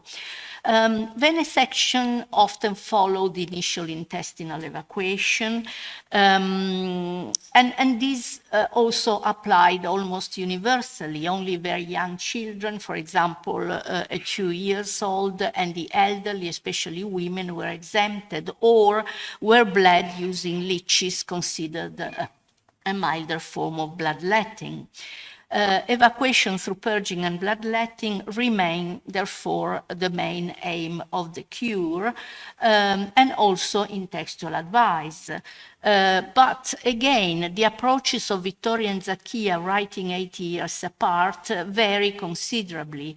Venesection from the arm or foot features frequently in Vittori, whereas Zacchia favors less invasive methods, leeches, cups, rather than the lancet. He also praises the removal of redundant humors through lesions produced by cauterization and vesicatories. Moreover, he insists that the laxative employed to purge the body should be mild. In particular, he is an enemy of evacuative oral remedies, especially if administered as solids like pills or so-called bites, bocconi, since they operate in a more violent way than fluids. Zacchia cautions towards strong purgative medicines and venesection, combined with the great stress he lays on the medicinal power of food, seem to signal a shift towards milder forms of therapy that we also detect in the cures prescribed to the spadas. So it would seem that humoral treatment, which is very often represented as unchanging over the centuries, was subject to significant variations in different periods, variations that have been largely overlooked. So even within a humoral understanding of disease and cure, therapeutic practice could take very different forms that, in my view, require a greater attention. So, having said that, what was the role of drugs in 17th century therapies? 4 different functions can be detected. First, medicinal preparations played a key role in triggering evacuations. Purging was stimulated by the ingestion of laxative substances, and other forms of expulsion too were induced by medicinal remedies, so forms of expulsion such as vomiting, sweating, sneezing, etc. But the function of drugs, as Zacchia clarifies, could also be alterante, altering, modifying. The process by which morbid matter was expelled from the body was not always successful. Hence, it was carefully monitored. If the blood extracted appeared too watery or too thick, medicinal preparations were administered that would thicken or soften the blood, enabling it to do its job of draining the unhealthy matter. Likewise, if the feces appear full of undigested substances, remedies were deployed that favored their concoction, ultimately facilitating its spontaneous expulsion. Therefore, thanks to their humoral qualities, refreshing, warming, drying, moisturizing, thickening, softening, etc., certain drugs were supposed to make evacuation more effective. A third category of remedies consisted of lenitive preparations meant to mitigate the pain and discomfort felt in various parts of the body. For example, those ill with rubella or smallpox, conditions that offend the nose, eyes, throat, and chest, were advised to, wet the eyes with rose water, relieve the nose by inhaling barley water, touch the nose and eyes with gold, and soothe the throat by keeping candy sugar in the mouth. Clearly these remedies targeted the symptoms, not the causes of the disease, because by being illnesses that proceed from abundance, smallpox and rubella can only be cured by evacuations. But it is nevertheless an important function. And finally, restorative remedies were used to reinforce the body. So that is the fourth function of medicinal remedies. The drugs were used to restore, to reinforce the body debilitated not just by illness, but by repeated purgative cures. It was acknowledged that when prolonged, evacuative treatments put considerable strain on the body.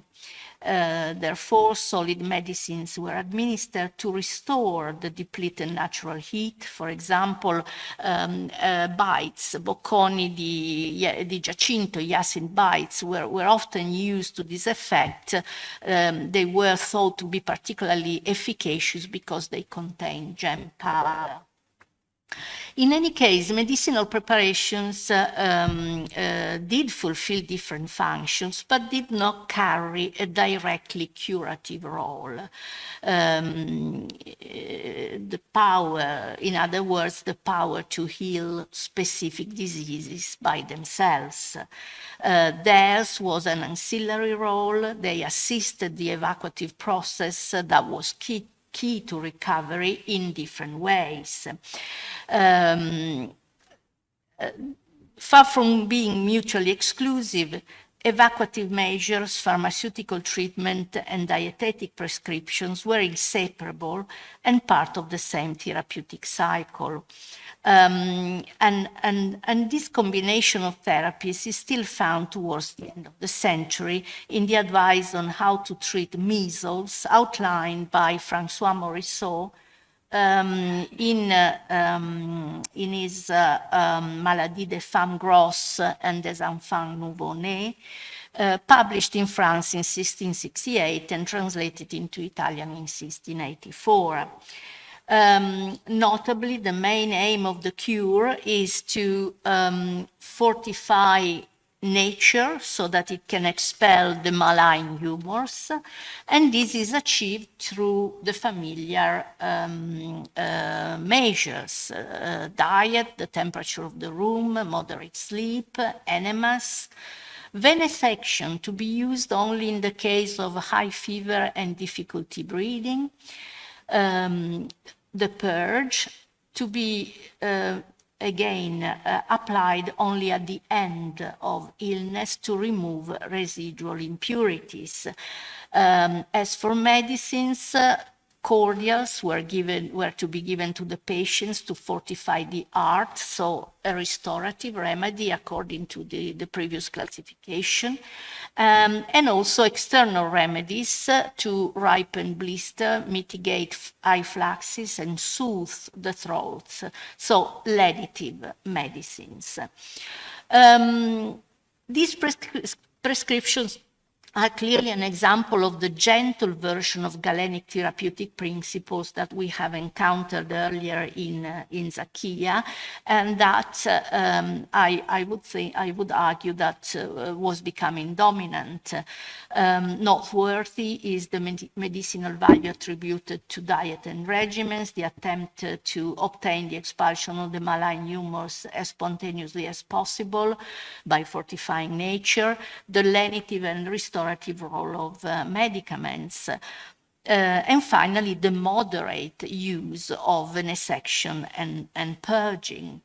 And indeed, in other passages too, Morisot is vehemently critical of venesection performed at the wrong times, also of unnecessary and purposeless drugs.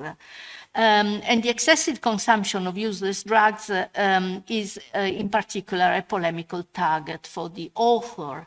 Hence, he warns against those frequently used cordial and theriac waters that cause vomiting rather than fortifying the heart, and likewise those powders of gems or bezoar and other similar dirty things, sporchezze, that are believed to carry specific virtues to this effect.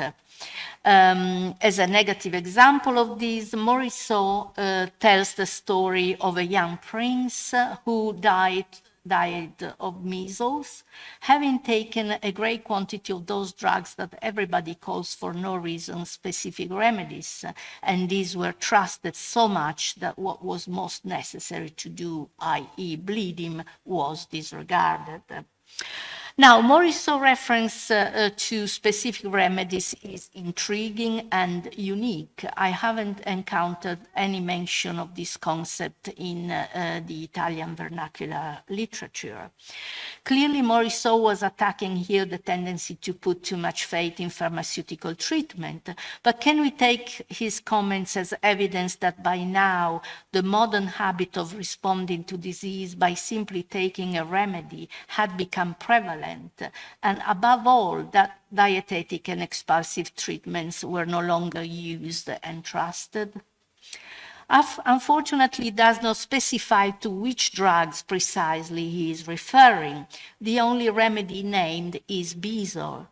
And this in late 17th century was indeed used against measles, but also in a variety of other afflictions, fevers, abscesses, epilepsies, vertigo, palpitation, jaundice, etc., etc. So not precisely a specific remedy, I would say.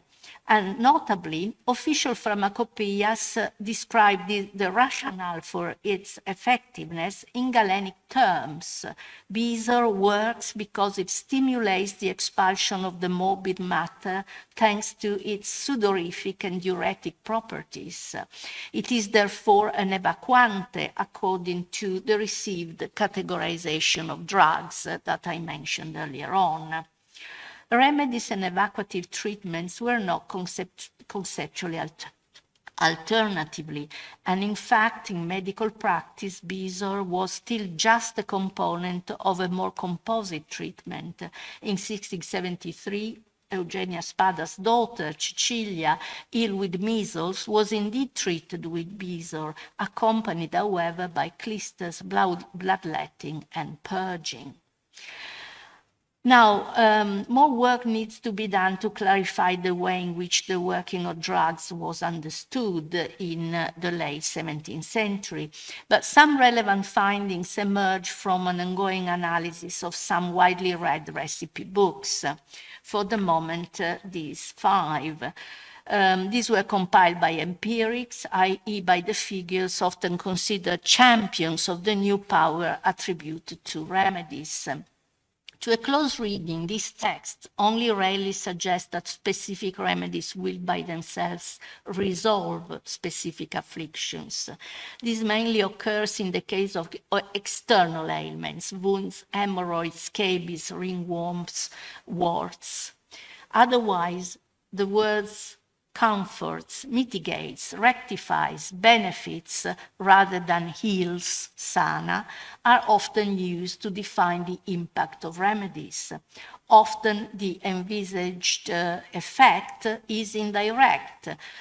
For example, it helps nature to take strength and vigor and fight the disease. Moreover, recommended remedies are often evacuative. They make the patient vomit or evacuate from the lower parts. Just think of Fioravanti. I mean, most of his remedies are evacuative. And bloodletting is not excluded, but often mentioned as part of the cure. Dietetic measures are also frequently prescribed. Finally, as for Bezoar, rather than targeting a specific disease, most of the remedies carry multiple benefits. Some are even described as useful to all sorts of infirmities or beneficial to an infinity of disease. So I really do not have a conclusion, and I do not have an argument, but I just wanted to show how the contradictions within the sources, and I think that more work needs to be done on these concepts of specific remedies before we really understand what people of the time meant by that expression. Thank you.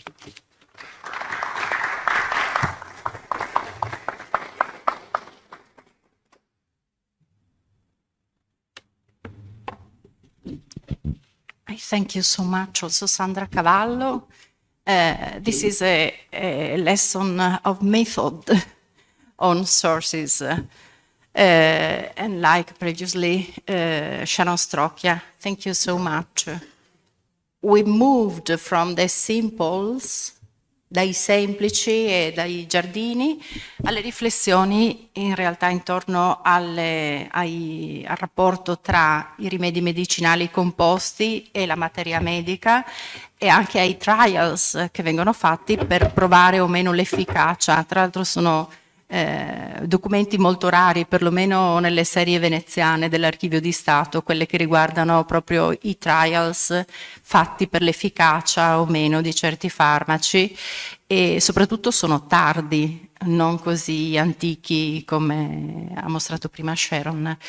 Now, dulcis in fundo, David Gentilcore, Professor of Early Modern History here in Venice, Ca' Foscari. He's also principal investigator of an ERC project, Water Cultures, the Water Cultures of Italy, un advanced grant.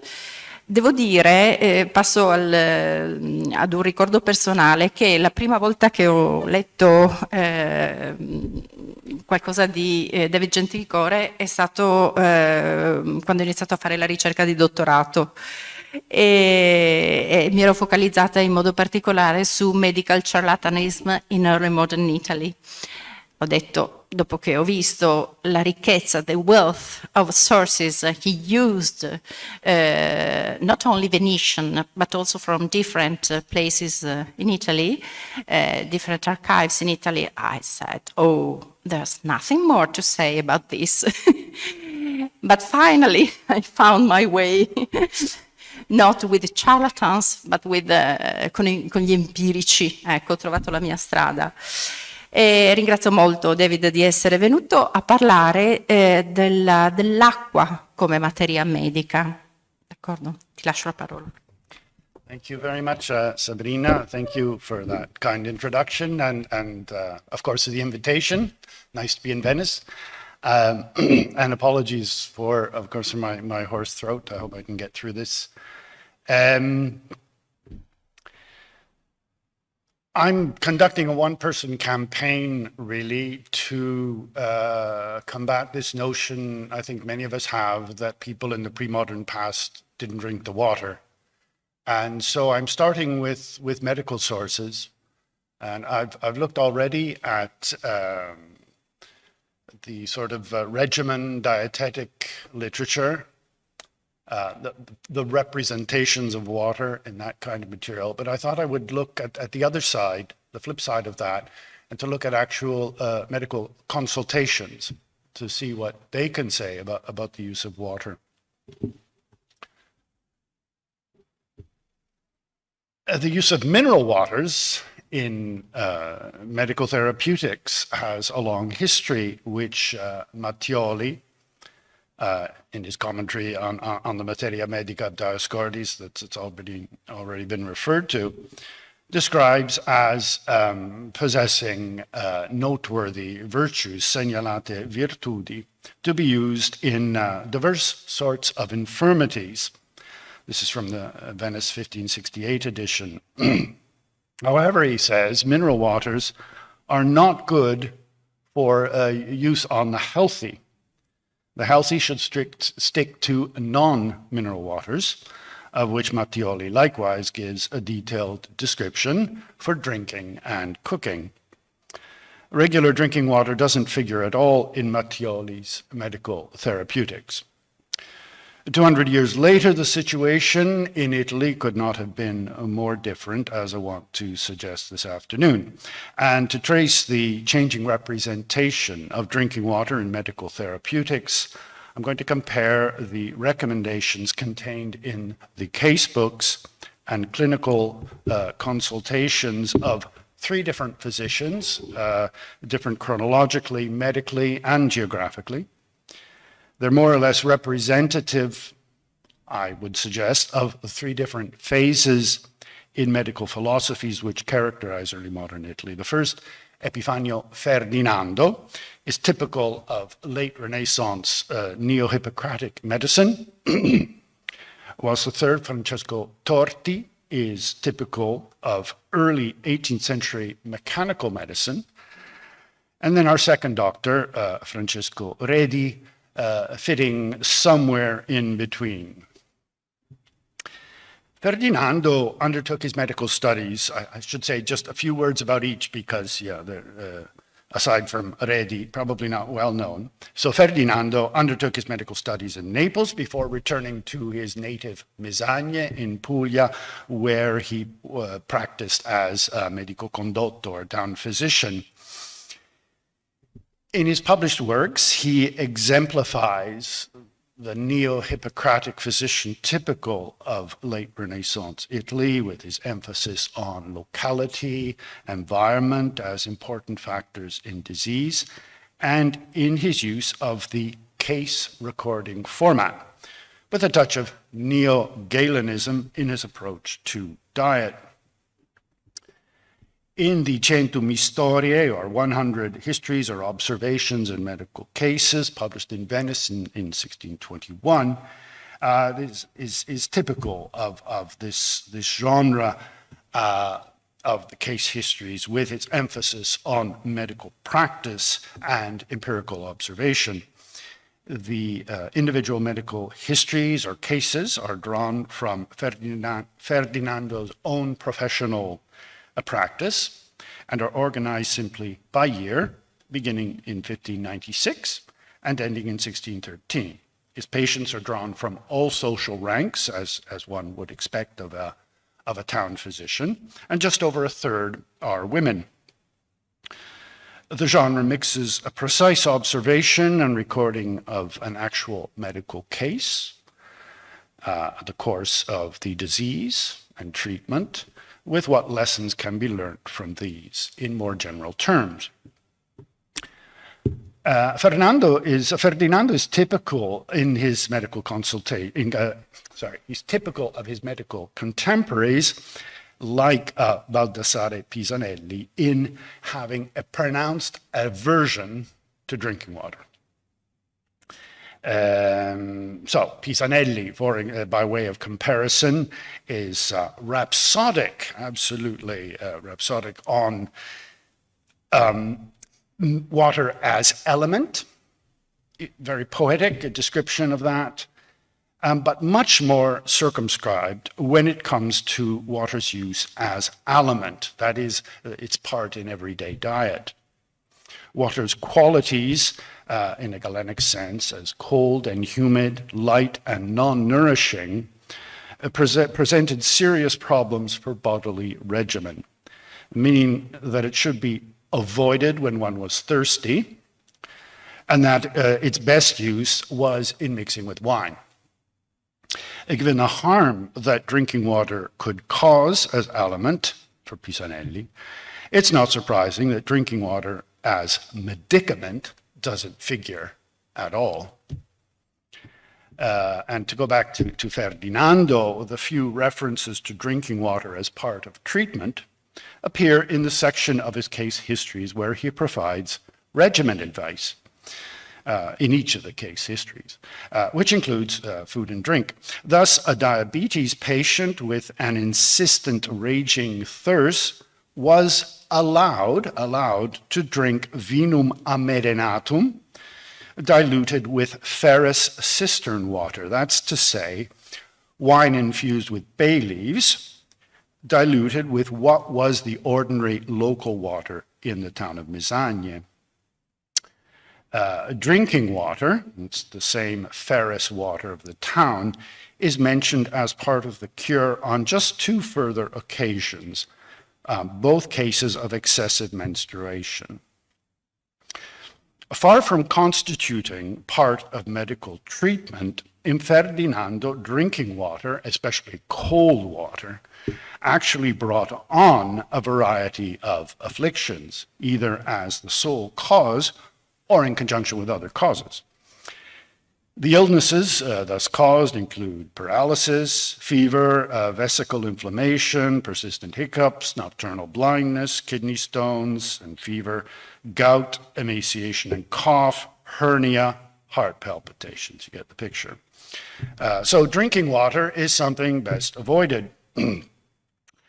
Ferdinando accepted its consumption in a case of diabetes, in which the patient was, and I quote, afflicted with an unquenchable, persistent, and unbearable thirst, and constantly asked for water to drink. But from this exception to total abstention from drinking water was a short step for Ferdinando. In part of his recommended treatment for a case of dropsy, not only was the patient not to drink water, but in keeping with Avicenna's advice, apparently, he wasn't even supposed to look at water. If the word water makes any appearance whatsoever in Ferdinando's therapeutics and remedies, it comes in the form of a range of compound medicines labeled water of something or other. So the water here is used as a base or simply indicates the liquid form of the remedy. Thus, his aqua mirabilis is in fact a distilled remedy containing no water whatsoever. And Ferdinando's water of distilled cherries is actually something that sounds quite potent. Other wines, wine was the preferred drink for the sick, as it was for the healthy in his case histories. Excuse me. And this too is consistent with the printed regimens of the time. Yeah. When doctors then start to question the received wisdom of the late Renaissance, for instance, via chemical medicine, drinking water starts to assume a much larger role in medical therapeutics, mostly as aliment.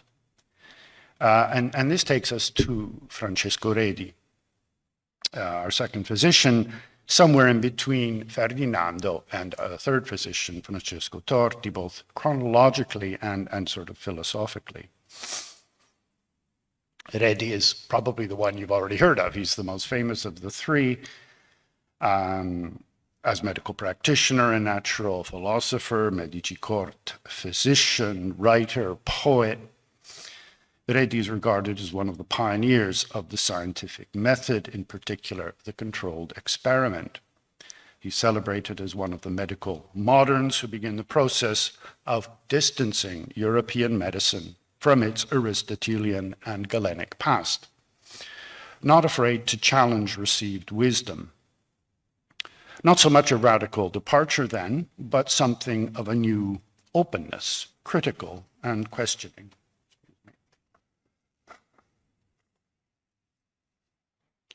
Thing is, Redi never prepared his epistolary consultations, epistolary, they're in the form of letters, I should say, never prepared them for publication. So what survives was what was gathered together and published posthumously.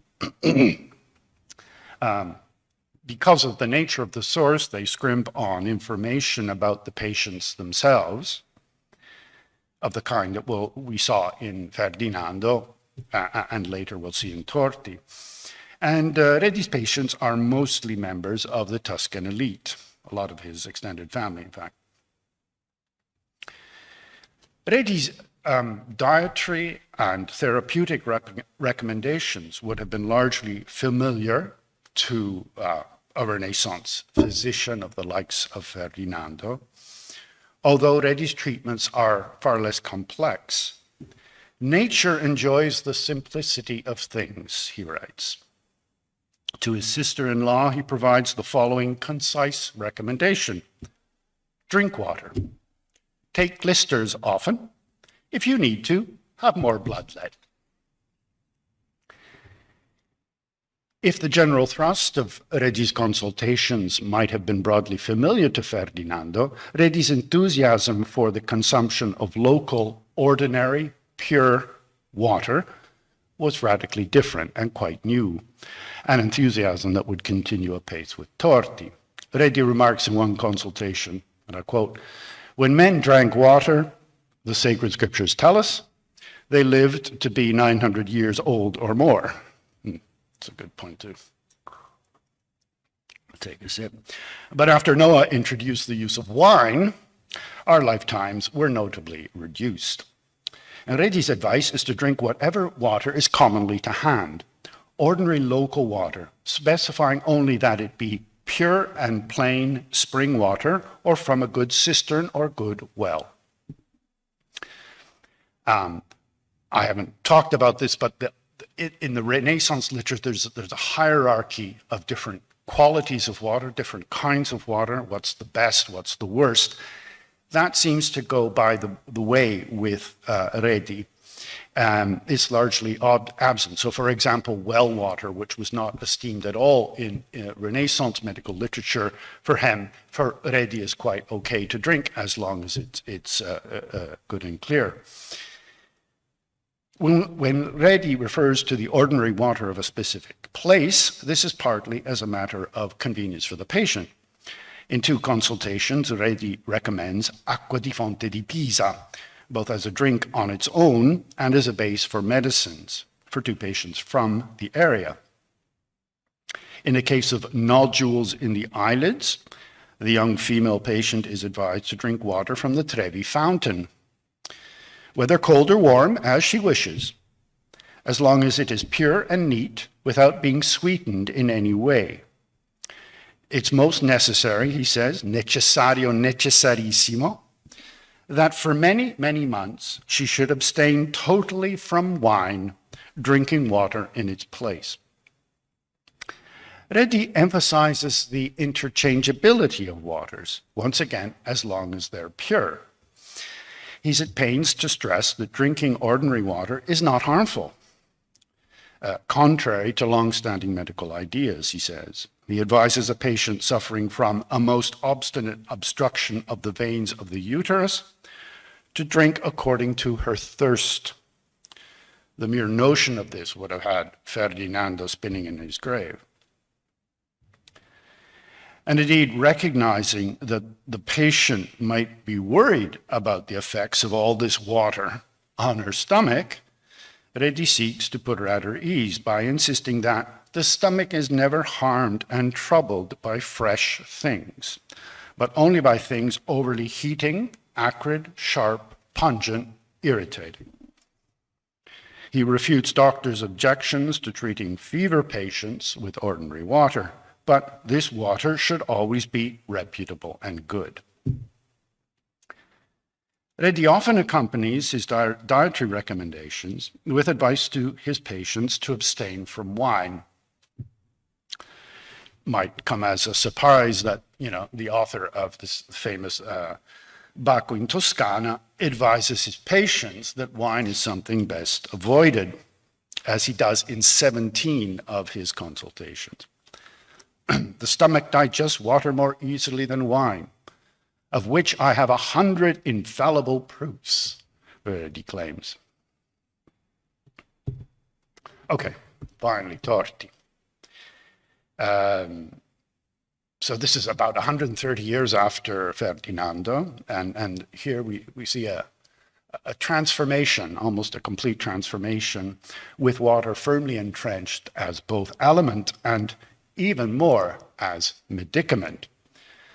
Francesco Torti studied at the University of Bologna, graduated in 1678, and together with Bernardino Ramazzini, he joined the newly created university at Modena. And in 1685, he would become personal physician to the Duke of Modena.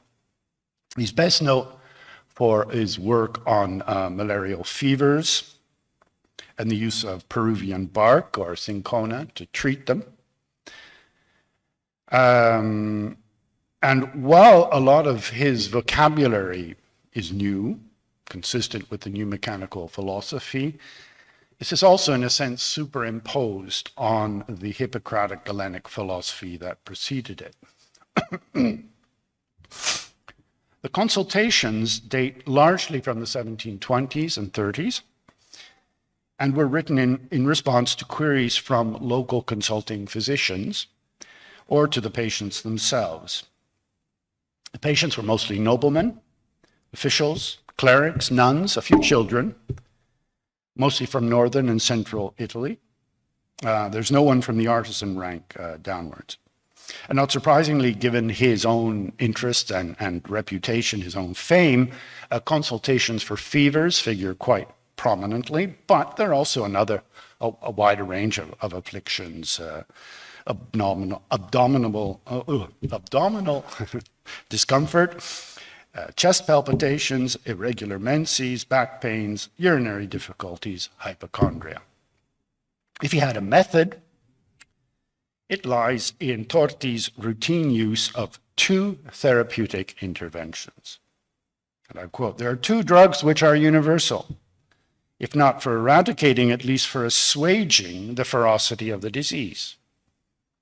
The first would be to drink water constantly during the duration of his life, The second is bloodletting, repeated appropriately many times. He's writing as a patient for epilepsy, but the same kind of advice resurfaces all over the place. So what can explain this shift, this enthusiasm? So what is new in Torti, especially compared to Ferdinando, is Torti's iatromechanical understanding of physiology. Torti likened the body to a hydraulic pneumatic mechanism where liquids and solids were both responsible for the workings of the body, with liquids more important, or primary, as he says. As water flowing through channels made a mill turn, here's a gratuitous image of a mill, so blood coursing through the veins allowed the body to function. Torti also uses this water mill analogy in a couple of his consultations, one of which actually turns into a short essay on a case of diabetes and on the mechanical system more generally, where he cites some of the main European iatromechanists of his day. Maintaining flow in the bodily machine was the key to health and the key to treatment. For this reason, drinking water could only be beneficial. In Torti's words, as to the use of practical remedies that can produce and maintain fluency of the entire humoral mass, both the red fluids and the white, I favor water in the first rank, as much as the ordinary drink as for washing. Unfortunately, I can't talk about bathing here. That would merit a whole other paper. Torti, like Redi, expressed a marked preference for pure water as the patient's ordinary drink. These are expressions he uses all the time. In other consultations, he refers to clear spring water, natural pure water, or for a patient in Mantua, ordinary water from better springs or cisterns, provided it is clear, unquote. So in a way, Torti goes even further than Redi in just jettisoning any specificity of different common waters. All pure, clear waters, for Torti, seem created equal. When it comes to drinking water as medicament, Torti suggested that merely switching from wine to water alone would be by itself a great remedy. In a case of melancholy and maniacal delirium, Torti advises, I prefer pure water to everything else and wish to have it taken copiously. For hysterical attacks, Torti has found in practice no remedy greater than a huge drink of water, which might extend to, and I quote, emptying in one breath an entire flask containing 4 pounds of water. In a case of epileptic convulsions, abstinence from wine and the continual use of water is indispensably necessary as the hinge of the entire treatment. As you can see from this, the quantities he's recommending can be quite considerable, especially when it's part of the actual treatment, medicament. In virtually all of his consultations, Torti recommends that the patient abstain from drinking wine. Water is to be preferred to every artificial drink. And as for wine, it's known from experience, he says, that just as wine applied externally comforts the nerves, when it is taken internally, it weakens and induces tremors, dizziness, paralyses, and similar troubles. So, in conclusion, what I'm trying to do is to increase our appreciation of drinking water in early modern Europe, early modern culture, but also trying to demonstrate a consistency between medical knowledge and medical practice in the use, or at least the representation of drinking water as both aliment, part of a healthy diet, and medicament, or part of the therapy to treat specific diseases.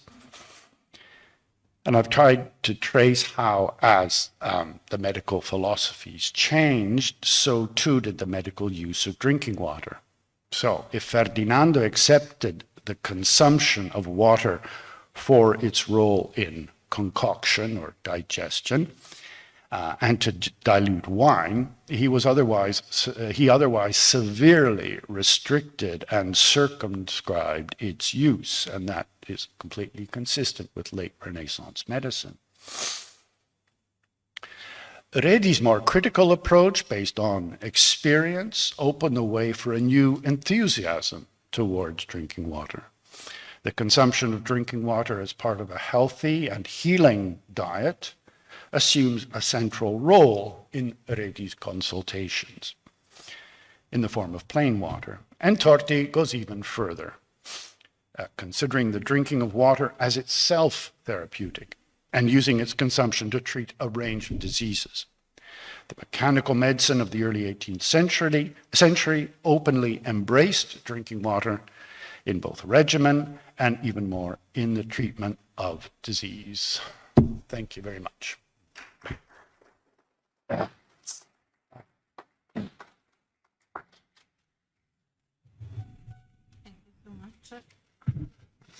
Thank you so much per questa carrellata di fonti che riguardano l'acqua come materia medica.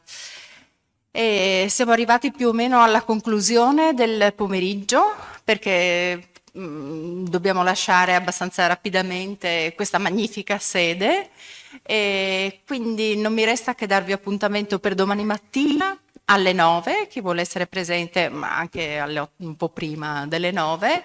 E domani cominceremo i lavori e li condurremo per tutta la giornata, d'accordo? Grazie intanto a tutti i partecipanti, sia del pubblico che quanti hanno contribuito con il loro intervento magnificamente. Grazie.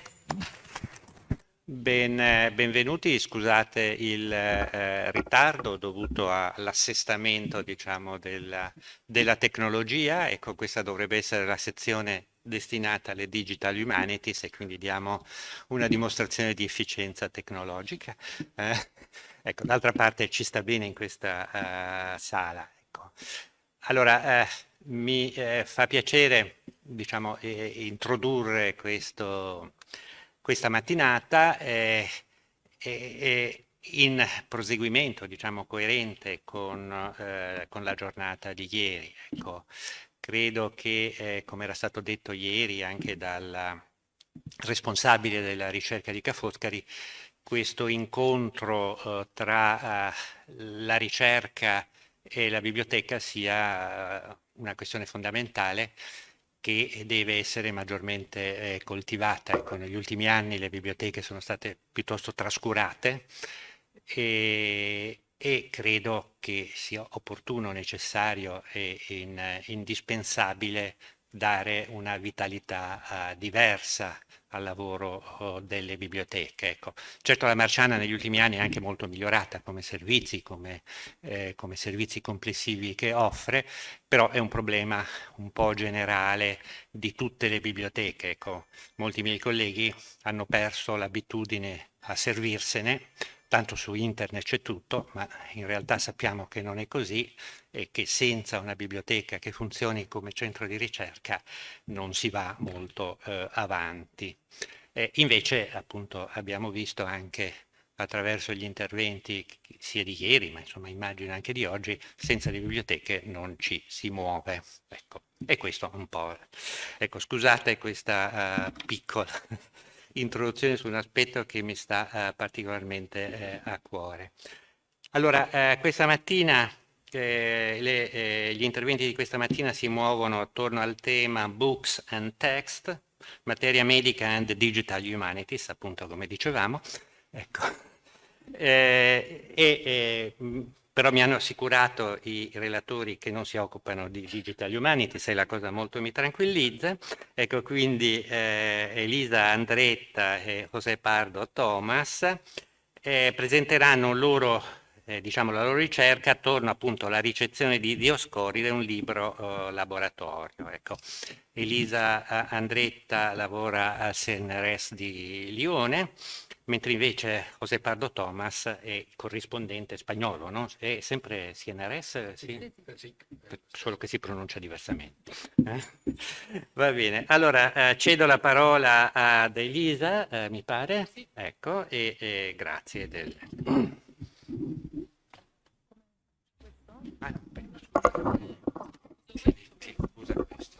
Grazie mille. Allora, innanzitutto volevamo entrambi ringraziare Sabrina per questo invito, la Biblioteca Marciana, l'Università Foscari. Siamo molto contenti di presentare oggi una ricerca che in realtà è una ricerca collettiva che stiamo conducendo con diversi colleghi e colleghi appunto storici della medicina e della scienza, storici del libro come Sabrina che partecipa anche a questa ricerca su... più vicino? Non so, allora, levo questo. Così va meglio? Sì, perfetto. E appunto questa ricerca riguarda la circolazione e le appropriazioni cinquecentesche della materia medica appunto di Dioscoride, questo testo che non abbiamo bisogno di presentare qui.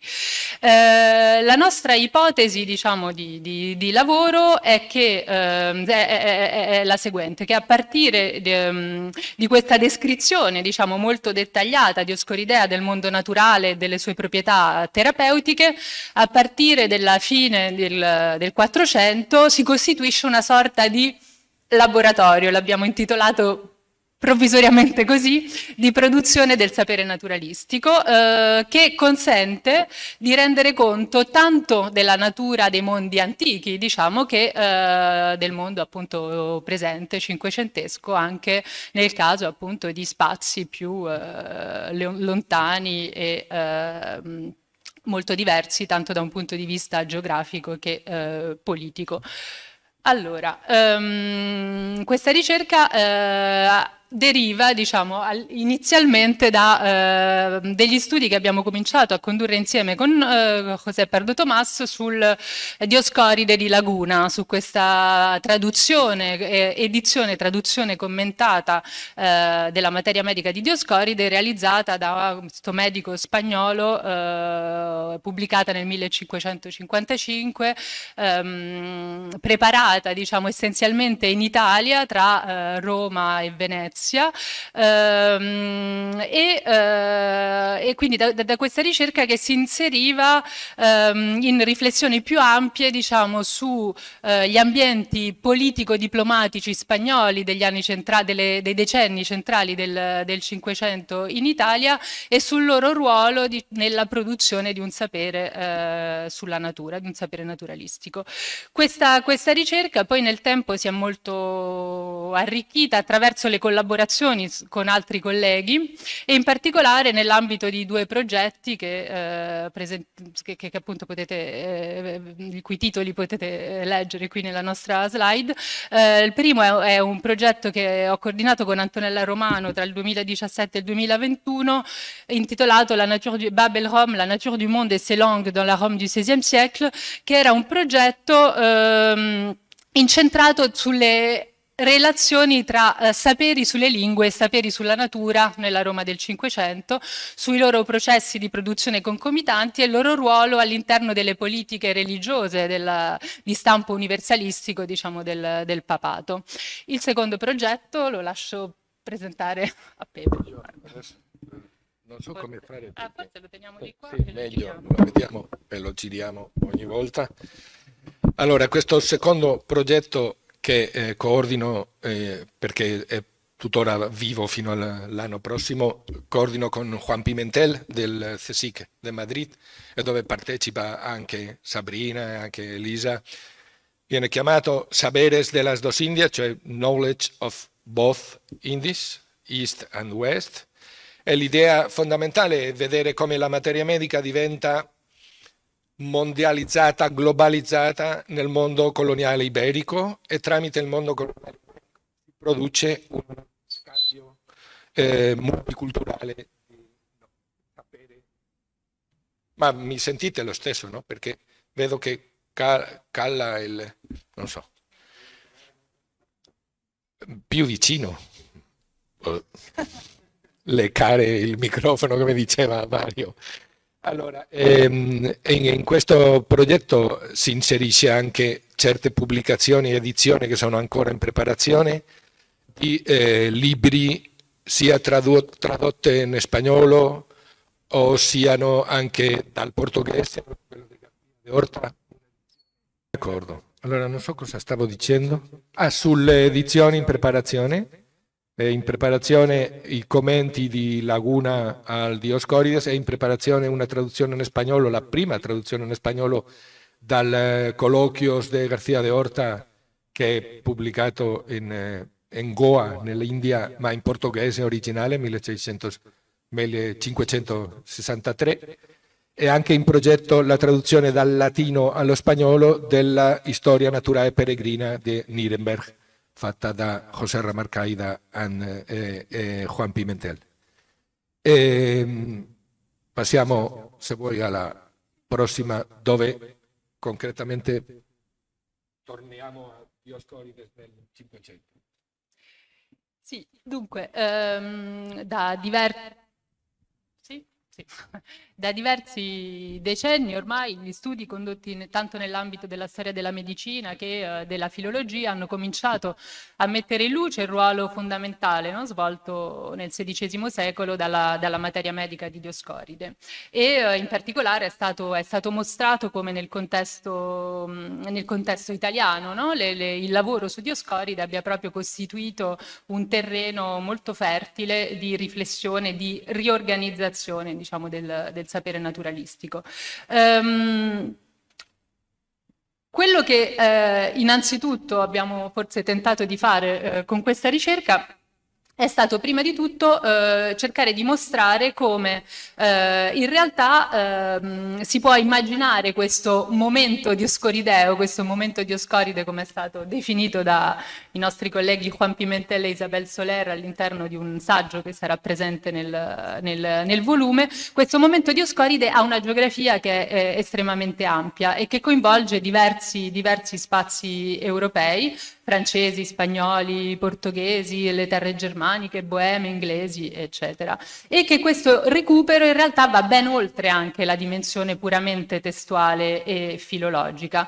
E abbiamo cercato di capire come queste edizioni e queste traduzioni del testo dioscorideo, accompagnate spesso da commenti più dettagliati, costituirono per tutta l'epoca moderna un luogo di elaborazione ma anche di aggiornamento del sapere antico, e trasmisero anche nuove conoscenze sulla natura del mondo europeo ed extraeuropeo, divenendo così un luogo in cui veniva reintrodotto all'interno di un arsenale terapeutico, come per riprendere un'espressione usata da José Pardo Tomás tanti anni fa, una sorta di possibilità di integrazione all'interno dell'arsenale terapeutico, diciamo, occidentale, di appunto novità, no? Di novità all'interno della farmacopea e della terapeutica.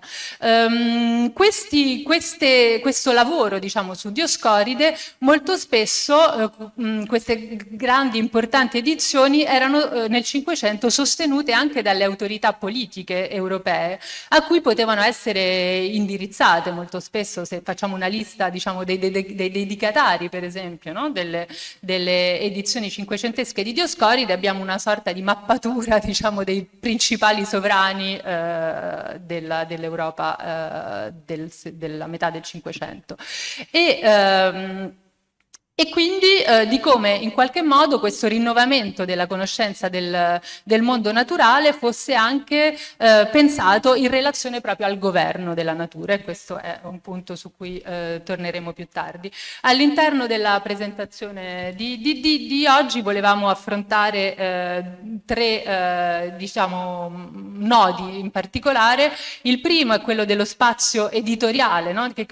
Come si definisce, diciamo, questo spazio editoriale dioscorideo e quali sono le principali caratteristiche. interrogare poi questa categoria, questo concetto di libro laboratorio e poi presentarvi rapidamente quello che sarà il libro che deriverà insomma dal progetto. Per cominciare volevamo ricordare, riprendere anche appunto in questa sede, ci sembrava importante farlo, il ruolo che ebbe Dioscoride all'interno del programma di Aldo Manuzio. Infatti in questa dedica di Aldo Manuzio a Girolamo Donade, la prima edizione a stampa del testo greco della Materia medica, che venne pubblicata nel 1499, si fa proprio appunto riferimento anche ai possibili, diciamo, destinatari, no? di questo testo, con un punto che ci sembra importante sottolineare subito, che è quello appunto secondo il quale lavorare su diciamo ripubblicare, no? Dioscoride in questa appunto importante edizione che fu il risultato di un ampio lavoro filologico, era qualcosa che veniva pensato direttamente in stretta correlazione con un altro testo, un altro autore fondamentale per lo sviluppo del pensiero naturalistico, che era Plinio, la storia naturale di Plinio. E da questa citazione si vede bene, no, come Dioscoride non fosse considerato in maniera isolata, ma in relazione, diciamo, diretta, no, con quest'altra autorità fondamentale da tantissimi punti di vista, che poteva essere innanzitutto il punto di vista lessicale, ma anche il punto di vista di un confronto, no, tra concezioni della natura e della sua descrizione che erano molto diverse. Ma poi c'è anche il Dioscoride al di là dell'Europa e al di là delle frontiere, diciamo, dell'Atlantico o dell'oceano, del grande oceano. E ovviamente gli esempi possono essere tantissimi, ma entro il mondo iberico, che forma parte del nostro progetto, l'opera di García de Horta, che dicevo prima, no? Questo Colloquio dos Simples do Drogas, pubblicato a Goa nel 1563, è pieno di Dioscoride. Dioscoride è all'interno dei colloquios e infatti è uno dei sostenitori dei discorsi di García de Horta, che dopo 20 anni di pratica medica a Goa scrive questo libro in dialogo fra lo stesso García de Horta e un finto medico spagnolo che ha studiato a Salamanca e che viene a Goa di nuovo a trovare lì la discussione su tanti semplici medicinali presenti nel Dioscoride. Questa citazione ci potevano avere scelto tantissime, no? Questa comunque troviamo sia i pregi che per García de Horta a Dioscoride, nel senso che mette in evidenza come positiva la descrizione abile dell'origine della proprietà dei semplici, ma che anche segnala come difetti la confusione creata sempre con la nomenclatura. Vedremo che questo è un punto importante anche per altri autori, che diventa l'ostacolo per il sapere, l'ostacolo per la conoscenza delle proprietà medicinali, degli usi della materia medica. Invece, dalle altre Indie, da quelle occidentali, possiamo trovare anche un sacco di esempi. Forse quello più chiaro è quello del protomedico di Filippo II, Francisco Hernández, che, come sapete, parte in Messico per 7 anni, ricorre tutta la cosiddetta Nuova Spagna in quel momento lì, per trovare appunto tantissime cose che riguardano anche la vecchia materia medica o la materia medica del vecchio mondo. Ci sono tante citazioni, questa è una specialmente bella o che mi piace in modo speciale, perché trovare nella Nuova Spagna il vero e autentico cavolo marino di Dioscoride mi sembrava anche un riflesso di come Hernández vuole scoprire che il Nuovo Mondo è ricco di specie che erano già nel classico, e quando scopre la vera novità non nota dagli antichi, invece lui lo cataloga come, lo classifica come succedáneo, come sostituto quello che era la materia medica, l'arsenale terapeutico che lui aveva imparato nell'Alcalá degli anni 20-30 del Cinquecento.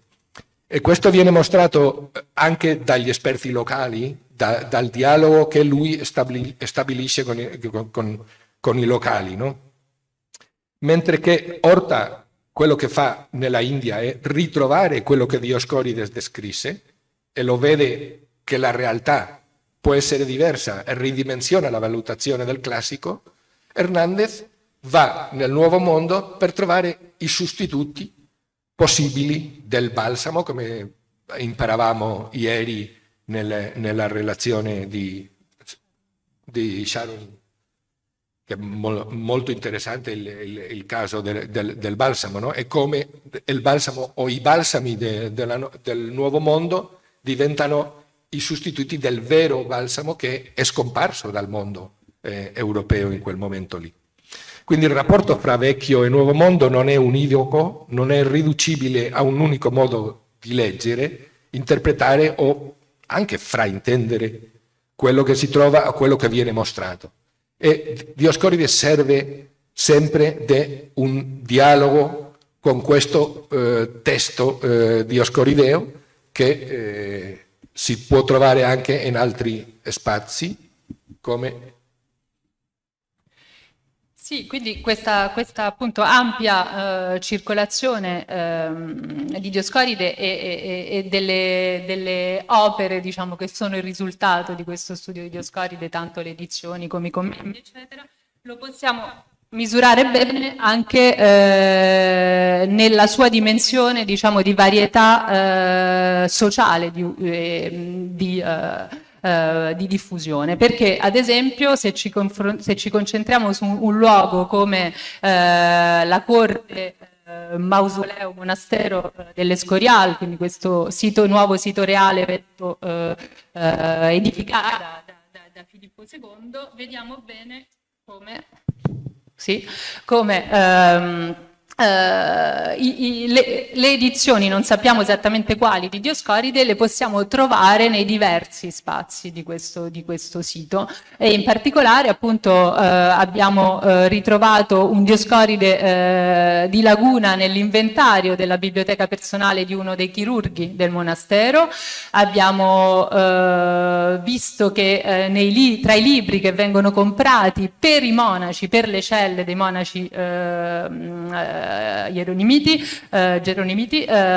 si trovano 3 Dioscoridi, non sappiamo quale edizione, o ancora poi nella Real Libreria, questa grande nota biblioteca raccolta da Filippo II in stretta relazione con il mondo italiano e con le piazze, diciamo, del mercato del libro europee, e in particolare Venezia. Troviamo 16 edizioni a stampa di commenti e traduzioni della materia medica, troviamo Mattioli, troviamo Ruel, troviamo Laguna, eccetera, ma anche 7 manoscritti che appunto erano stati assemblati in larga parte da Diego Hurtado de Mendoza, no? L'ambasciatore spagnolo proprio a Venezia e poi a Roma, grande bibliofilo, eccetera. Quindi vedete, no, come in quest'unico spazio possiamo immaginare orizzonti di lettura e di usi, no? Anche di questo Dioscoride molto, molto diversi. Ma quando si parla di orizzonte di lettura possiamo passare anche dal monastero dell'Escorial, dalla grande biblioteca del re, fino alla letteratura di finzione, la letteratura scritta e letta tantissimo in Spagna in quel momento. Questo è un passaggio molto noto del Chisciotte dove compare Dioscorides. Vi racconto un attimo il contesto in cui compare queste 4 righe col Dioscorides, perché Don Chisciotte attacca un gregge di pecore credendo che siano dei soldati che hanno sequestrato alla sua Dulcinea del Toboso, no? E i pastori delle pecore lo picchiano, lo lasciano proprio, lo lasciano per morto e vanno via, no? E quando lo abbandonano perché lo credono morto, Don Chisciotte si alza e fa una bellissima filosofia con Sancho sul bene e il male, la fortuna e la sfortuna, ma quando scopre che Sancho ha perso le bisacce e non hanno nulla da mangiare, nonostante sia ferito e abbia bisogno di cure, esclama quanto segue, no? Quando dice: comunque ora prenderei piuttosto un quarto di pagnota o una pagnota e 2 teste di sardine a ringhe che tutte le erbe descritte da Dioscorides, anche se fosse quello illustrato dal dottor Laguna. Quindi alla fine del Cinquecento Dioscoride è arrivato alla finzione letteraria tramite il suo interprete traduttore Laguna in modo certamente non banale, perché è un dispositivo per fare un gioco umoristico, e proprio per quello, per essere umoristico intelligente, che tutti i lettori e anche ascoltatori sono in grado di capire, perché se no lo scherzo non funziona. Allora veramente è un modo di, come dire, di pioggia fina sul terreno anche della finzione letteraria e anche della cultura, diciamo, del popolo castigliano in quel momento lì, no? Dall'Escorial fino a la campagna mancera di Don Chisciotte.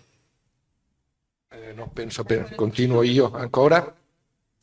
Questo è semplicemente un percorso del sito editoriale, del boom editoriale di Dioscoride, tratto da quello che sono dati elaborati a partire del censimento che hanno fatto nel 2000 Tess Osabaldeston e Robert Wood. Forse nel 2000 questo era abbastanza esaustivo, ci sono anche altre novità dopo, ma comunque quello che è importante è che più di 60 autori, traduttori, commentatori, no? in diverse origine geografica, posizione sociale, statuto intellettuale, orientamento politico, religioso, 240 edizioni e anche, diciamo, usando un'espressione che Rafael Mandresi usa nel capitolo del libro in cui parleremo alla fine, prodotti derivati dall'originale dioscorideo.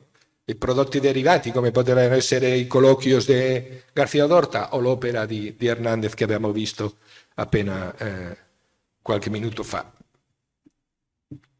E finalmente questo Dioscorides in the media, diciamo, non è soltanto una produzione editoriale testuale, ma anche spesso accompagnata da un corredato visuale molto vario, molto ricco, non soltanto, basta guardare questa bellissima mostra per farsi un'idea di quello che è il corredato visuale che accompagna questo Dioscorides del Cinquecentesco, no?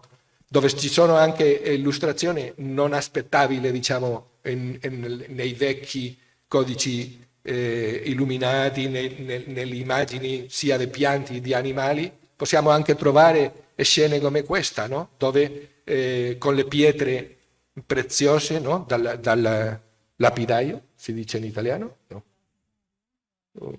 Non so, gioielliere, orefici sarebbe là, no? Questo compare nel Dioscorides de Laguna che, come sapete, usa gli stessi incisioni originali di Valgrisi qui a Venezia che hanno servito a Mattioli e che poi acquista lui e lo porta in Anversa per la sua edizione. Ma Laguna introduce anche qualche novità in questo corredato visuale, tra quelle delle pietre nel libro quinto, dove ci sono queste delle pietre, c'è anche una bellissima illustrazione del corallo originale e quindi dal punto di vista della visualità del Dioscoride sarebbe tutto un altro discorso, anche si potrebbe fare anche un bel libro collettivo su quello, non voglio allungare perché ci sono altre media e altre possibilità di trasmissione, come vedremo subito. Sì, solo un rapidissimo esempio appunto di questi altri tipi di supporti, no? Che si misurano, no? In qualche modo con Dioscoride, o piuttosto in cui la riflessione su Dioscoride prende forma, abbiamo gli erbari, per esempio. E qui vedete appunto una pagina di questo meraviglioso erbario in 5 volumi di Diego Hurtado de Mendoza, che viene assemblato probabilmente durante gli anni italiani e poi confluisce con tutto il fondo di Diego Hurtado de Mendoza nella biblioteca dell'Escorial.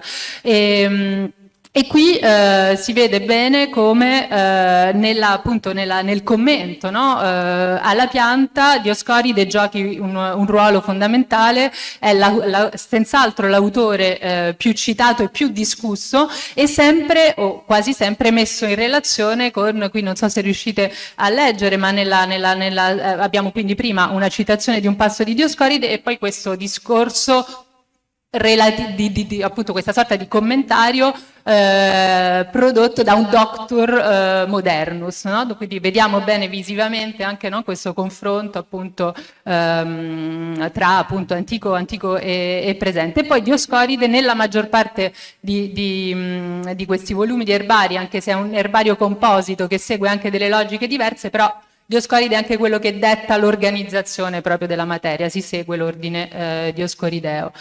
Però se poi il rapporto, diciamo, tra gli erbari e Dioscoride è anche invertito in qualche modo. Andres Laguna, in un passaggio del proemio, del suo commento al proemio di Dioscoride, fa riferimento a un erbario che lui stesso aveva costituito e che è considerato come un elemento fondamentale nello studio della natura ma anche quindi in un certo senso proprio nella preparazione della sua edizione alla materia medica di Dioscoride, quindi una specie di strumento, no, di lavoro per preparare un'edizione commentata di quest'opera. E adesso appunto vogliamo passare a questo secondo aspetto della ricerca che volevamo discutere con voi, che è questa idea di libro laboratorio. In realtà questa idea è stata formulata da un nostro collega, Jean-Marc Bess, storico della geografia, a partire della geografia di Tolomeo, come potete leggere, e che forse ci siamo interrogati su questo, cioè se è possibile intavolare un paragone, no, tra gli usi, no, della geografia di Tolomeo e gli usi di Dioscoride più o meno nella stessa cronologia. E in entrambi i casi è all'interno, no, dello studio di questi due capisaldi, del sapere geografico da una parte e del sapere medico naturalistico dall'altro, che si comincia a ridefinire, praticamente ridare un nuovo ordine il nuovo sapere appunto in questi due relativi ambiti. In che senso il materia medica può essere considerato quindi come un laboratorio? Quindi innanzitutto uno spazio in cui le conoscenze appunto consolidate, l'abbiamo già detto, interagiscono con quelle nuove provenienti appunto, come Pepe l'ha mostrato, anche da mondi lontani dall'Europa, ma anche da quelli vicini, no? Perché comunque le erborizzazioni sul terreno e le osservazioni, no, degli specimeni naturali vengono condotti appunto anche nello spazio italiano, nello spazio europeo, eccetera. E i commentari ne portano traccia, cioè non c'è solo una natura esotica, c'è anche una natura vicina di cui si cominciano a conoscere altri aspetti. In questo, all'interno, diciamo, di questo spazio, di questa sorta di laboratorio, gli oggetti naturali vengono osservati, vengono descritti, vengono rappresentati, vengono collezionati e un elemento che per noi è stato, diciamo, importante all'interno di questa riflessione su un libro come un laboratorio, c'è l'idea che il libro rende conto di pratiche di lavoro che si conducono in luoghi diversi, nella biblioteca, nello studio dell'umanista, ma anche nelle corti, nelle università, nelle botteghe degli speziali, sulle banchine dei porti, nei banchi dei mercati, eccetera. E i commentari, no, a Dioscoride, quelli di Mattioli, quelli di Laguna, di Amatus Lusitanus, eccetera, sono ricchi delle descrizioni appunto delle pratiche condotte all'interno di questi luoghi. E in questo senso ci sembra che Dioscoride possa essere anche uno spazio privilegiato del confronto, diciamo, tra la parola, la descrizione e delle pratiche che potremmo considerare in qualche modo più sperimentali, che hanno a che vedere con l'esperienza, come i test, no? di cui si parlava ieri rispetto al balsamo, eccetera.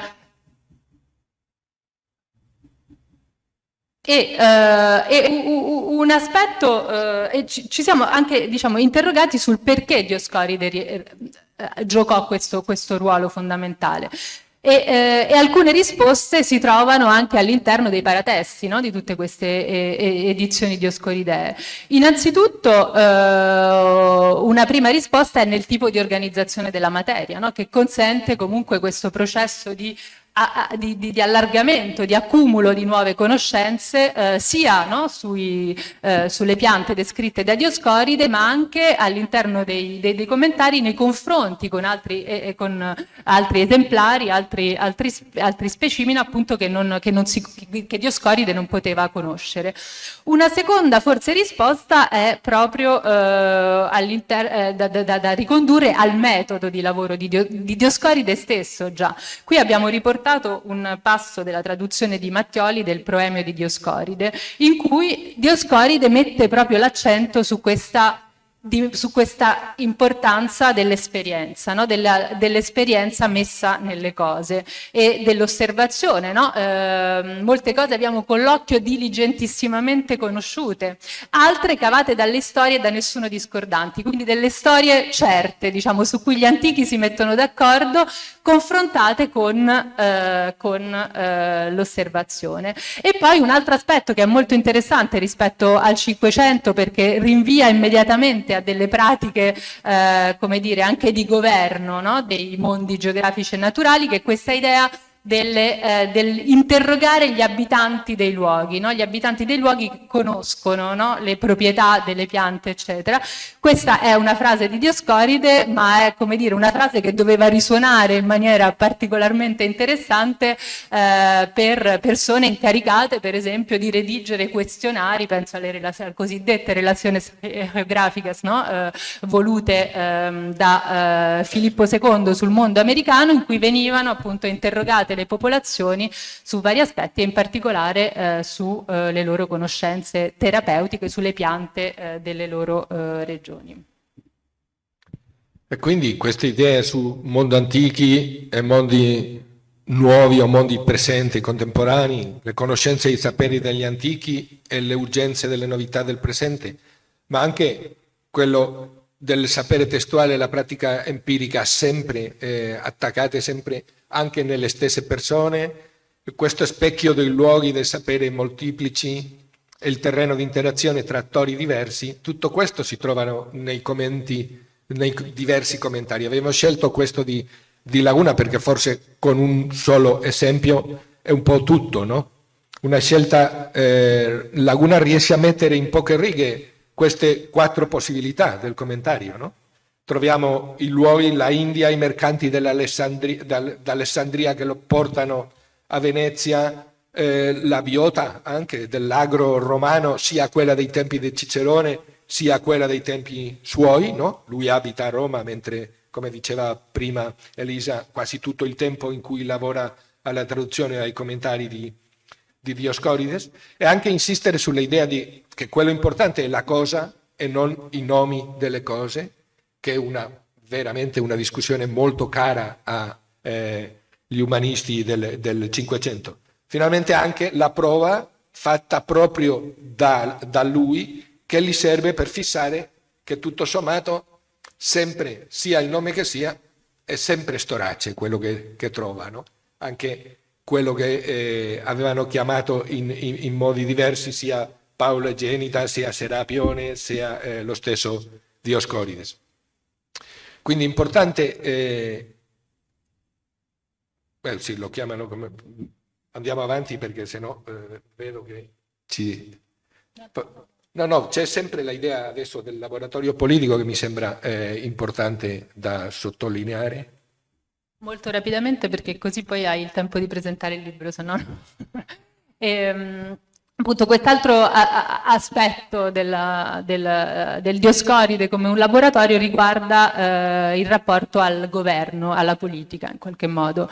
Un rapporto che è evidente ancora una volta appunto nelle dediche e nei paratesti, nelle lettere al lettore, eccetera, di diverse edizioni.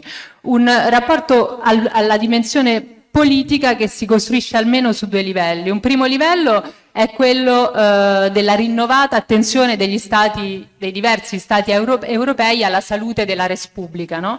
Quindi un'attenzione che coinvolge anche, che implica anche la regolamentazione, no, del mercato sanitario, i vari tentativi di controllo, no, delle pratiche terapeutiche, in cui si cerca di stabilizzare, diciamo, il confine sempre in movimento tra lecito e illecito, come anche Sabrina ha mostrato nei quelli. E in questo senso Dioscoride, le edizioni di Dioscoride sono concepite anche come un modo per riordinare la materia medica, chiarire definitivamente, così lo presentano spesso, gli usi terapeutici di ciascuno dei semplici e ridefinire le regole anche per la preparazione dei composti, no? Dei medicinali composti. E con questa idea, no, che si potrebbe quasi considerare insieme gli antidotari, no, e i commenti a Dioscoride in qualche modo. Il secondo livello invece di questa dimensione politica è più ampio, diciamo, e colloca le edizioni dioscoridee stampate in diverse parti dell'Europa all'interno di una concezione della natura come oggetto politico. Molto spesso le dediche per Laguna, avete qui un esempio, è il caso forse più lampante, sono degli spazi in cui l'autore invia una sorta di programma naturalistico di studio nella natura al proprio sovrano. Il caso di Laguna è interessante perché proprio all'indomani, diciamo, dell'incoronazione di Filippo II, Laguna, prendendo l'esempio di quello che aveva potuto osservare in Italia in termini appunto di insegnamento dei semplici, in termini di costruzioni di giardini, eccetera, offre tutta questa esperienza al suo sovrano, invitandolo, no, a riprodurre questo modello, diciamo, di studio della natura anche in Spagna.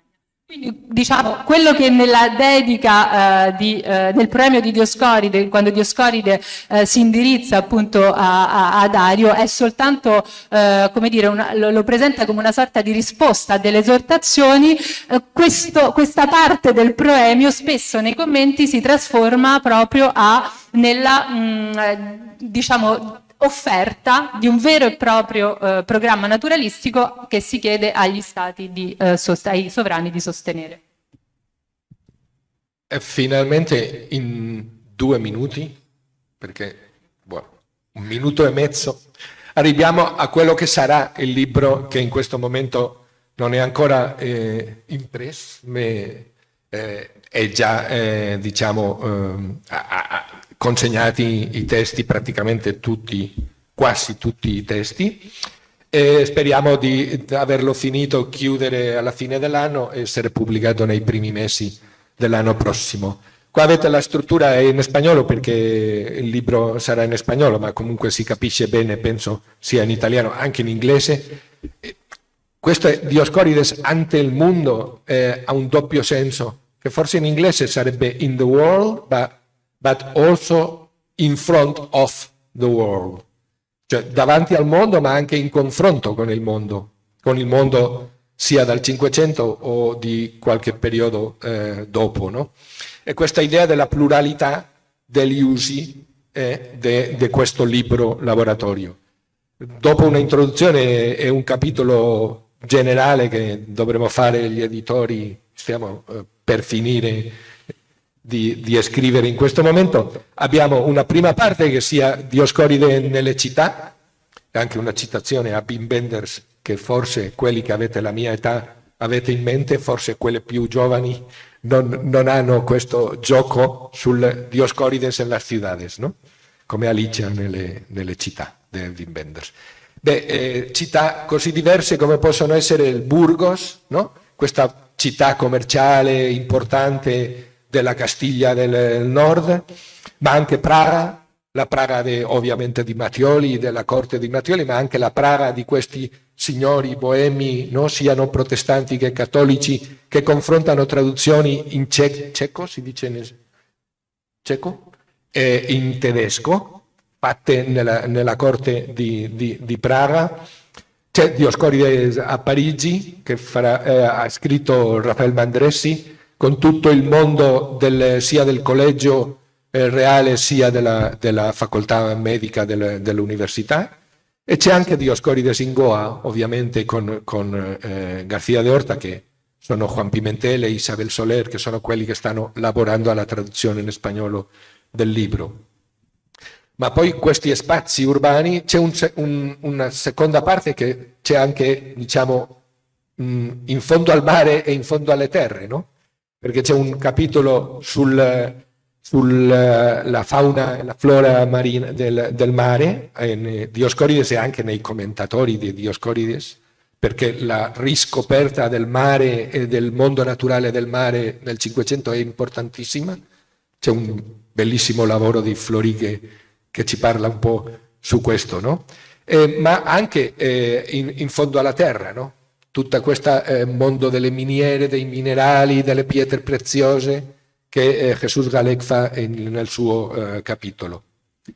Ovviamente la terza parte, dico ovviamente perché forse è la cosa che viene più in mente quando uno parla del Dioscorides storiograficamente, Dioscorides nel Rinascimento, è quella delle controversie, quella delle discussioni, no? Fra i diversi commentatori e edizioni. Abbiamo scelto due specialisti in questo, Miguel Ángel González Manjarres, forse lo specialista più importante nell'opera del Laguna, ma anche nel latino umanistico degli autori spagnoli del Cinquecento, che si occuperà della polemica fra Andrés Laguna e Janus Cornarius alla fine della vita di tutti e due.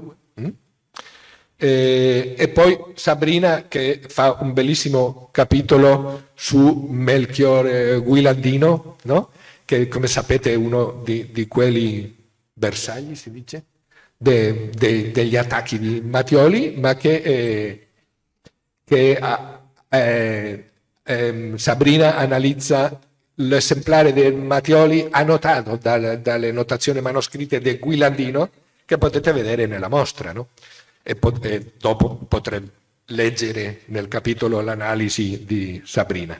E finalmente, al di là del Cinquecento anche, in due spazi che ci è sembrato particolarmente interessanti di trovare, perché per fortuna ci sono due specialisti che lavorano su quello.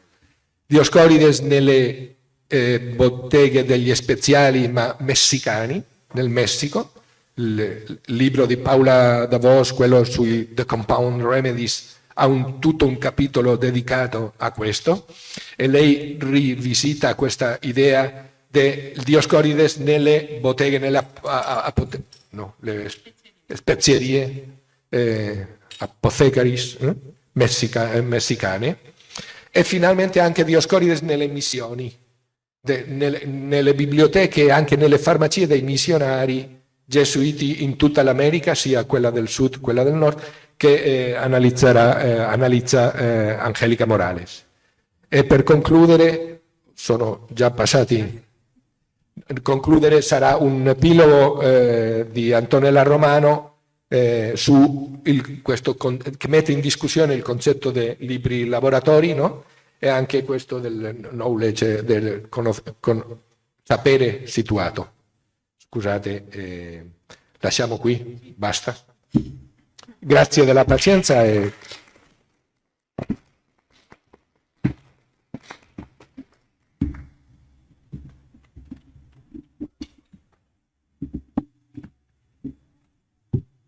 Bene, allora grazie per questa magnifica relazione in coppia, in una coppia perfettamente assortita, ecco. Su questo caso di Dioscoride, che è un caso veramente straordinario, mi veniva in mente una celebre citazione di Ruscelli, poi ricopiata tale quale da Galileo, sulla meraviglia della scrittura che consente di parlare con chi è nato, chi nascerà tra 2000 anni o chi sta a distanza. Ecco, il caso di Dioscoride è un'esemplificazione straordinaria di questa possibilità di muoversi tra epoche e spazi molto distanti tra di loro, con l'aggiunta in questo caso di questa proposta del libro laboratorio, che certamente può essere allargata a molte altre, è stato citato il caso di Tolomeo, a molte altre esperienze, che è una prospettiva straordinariamente interessante per capire il meccanismo che la scrittura prima e poi la stampa mette in moto. Ecco, quindi le esemplificazioni che avete fatto sono straordinariamente efficaci da questo punto di vista.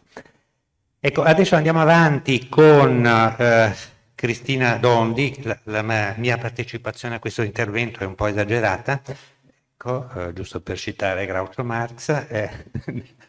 Cristina credo che non abbia grossi problemi di presentazione, dal momento che appunto è una delle maggiori specialiste del libro del 400 e del 500, ma insomma e non solo di quello, ecco.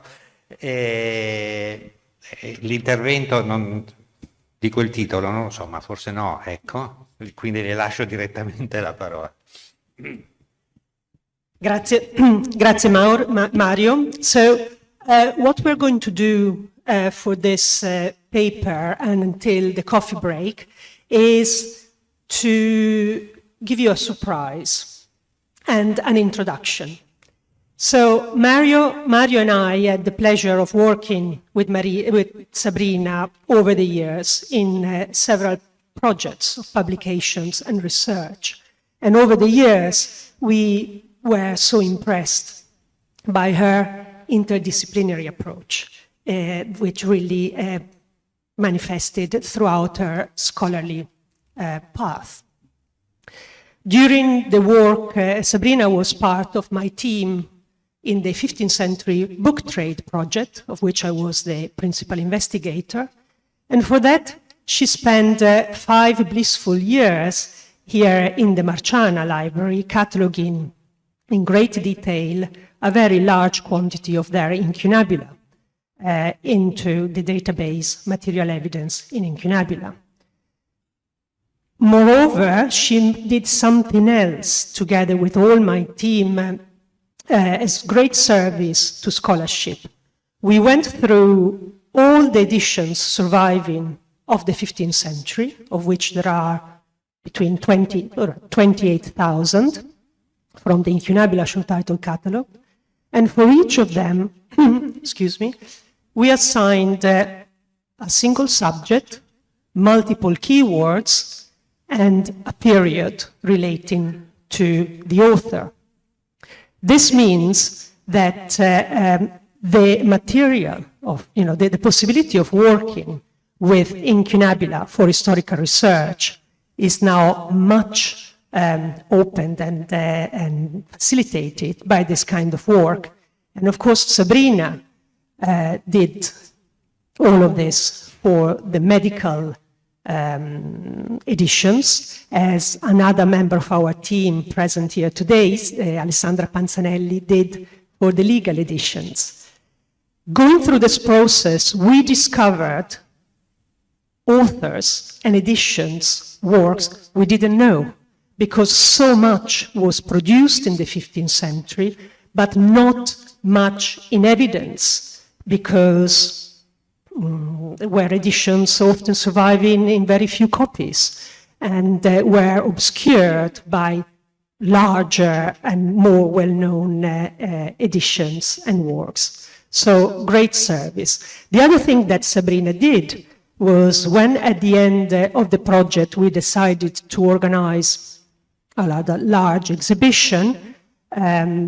It was Sabrina who selected all the material from the Marciana and also from the Correr. And of course, this can be done only when you know in great detail, you know inside out collections.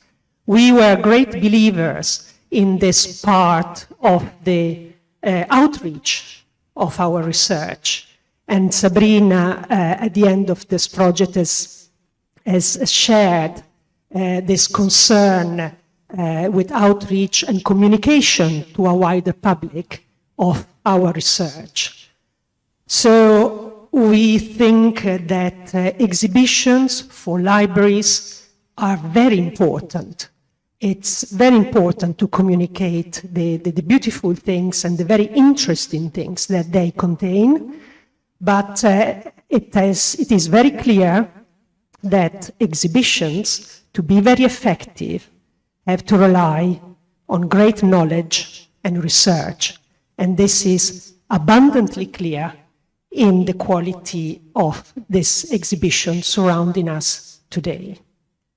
On top of that, we also believe in continuity of communications, and that very much can be well materialized in the production of videos, which can be used for exhibitions, but also for presentations, for education and teaching, for whatever reason. And this is now what I'm going to present to you today, a sample of, because Sabrina also prepared 6 or 7 videos covering various aspects of her research during this project, and they will be made available. She will tell you more about that, probably linked through a website that will be presented later this morning. And all these videos were created in collaboration with Ali Kubi, which is a company based in Turin, with whom we also worked in previous projects in which we worked together. So I start, I want to introduce them because, of course, these videos are for the general public. They're not specifically aimed at specialists. So I would like the specialists in this room to see them as just a member of the general public. And then, hopefully if we have the time, if you have questions or observations, you can raise them with Sabrina or during discussions. I'm going to start with one. And as we are running out of time, we will probably run out of schedule, I would say, and we'd like to catch up. We will run some of the others throughout the day, during coffee breaks, at the end of, and of course then you will be able to see them very shortly on the web. So I'll start with the general introduction video.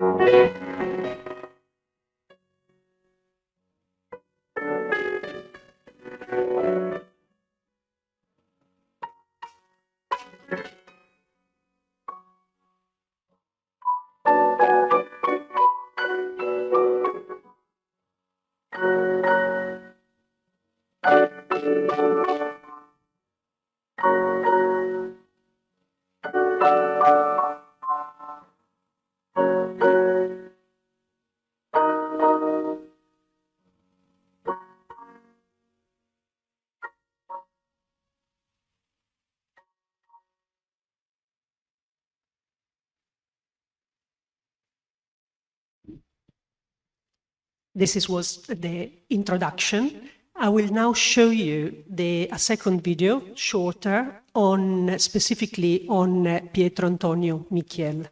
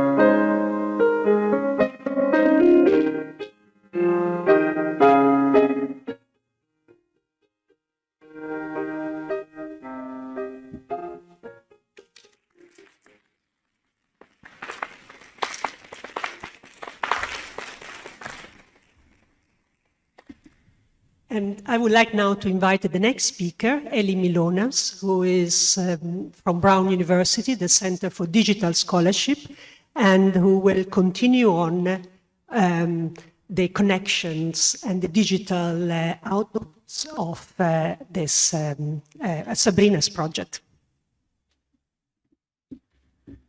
All right. So, Sabrina, thank you for this opportunity, and thank you all for being here, and thank you to the Marciana Library, which is an amazing place to be presenting. I'm going to continue this more practical approach. I think we've heard these amazing talks, these explanations of what all the Materia medica are, and I think now I'm going to bring you down into the mundane world of the virtual and talk a little bit about yet another aspect of Sabrina's project. I hope in such a way that it shows an exemplary instantiation of a kind of a digital project that also popularizes, like the videos, and attempts to allow people to understand this sort of on their own terms. So for the next less than 20 minutes, I will walk you through the process of creating a digital publication, which is focused around an edition of Pietro Antonio Michel's Cinque Libri of plants, but also includes contextual materials that will help explain more about the book, especially since the book is written in a language that probably most people are not going to easily be able to comprehend, certainly if they're not Italian. I'll start out by giving a little background so I can tell you the story. Then I'll focus on how we worked on the digital edition. I'd like to bring up sort of our methodology. And shall I give a quick look at the site? Or will you do that? Okay. And then I'll try to maybe mention future work if we haven't run out of time. So in 2020, I think Sabrina first came to Brown. And working with the Center for Digital Scholarship, which, by the way, I'm retired from, so I was at the Center for Digital Scholarship, and it did host a lot of this work, but we've also continued the development post that time.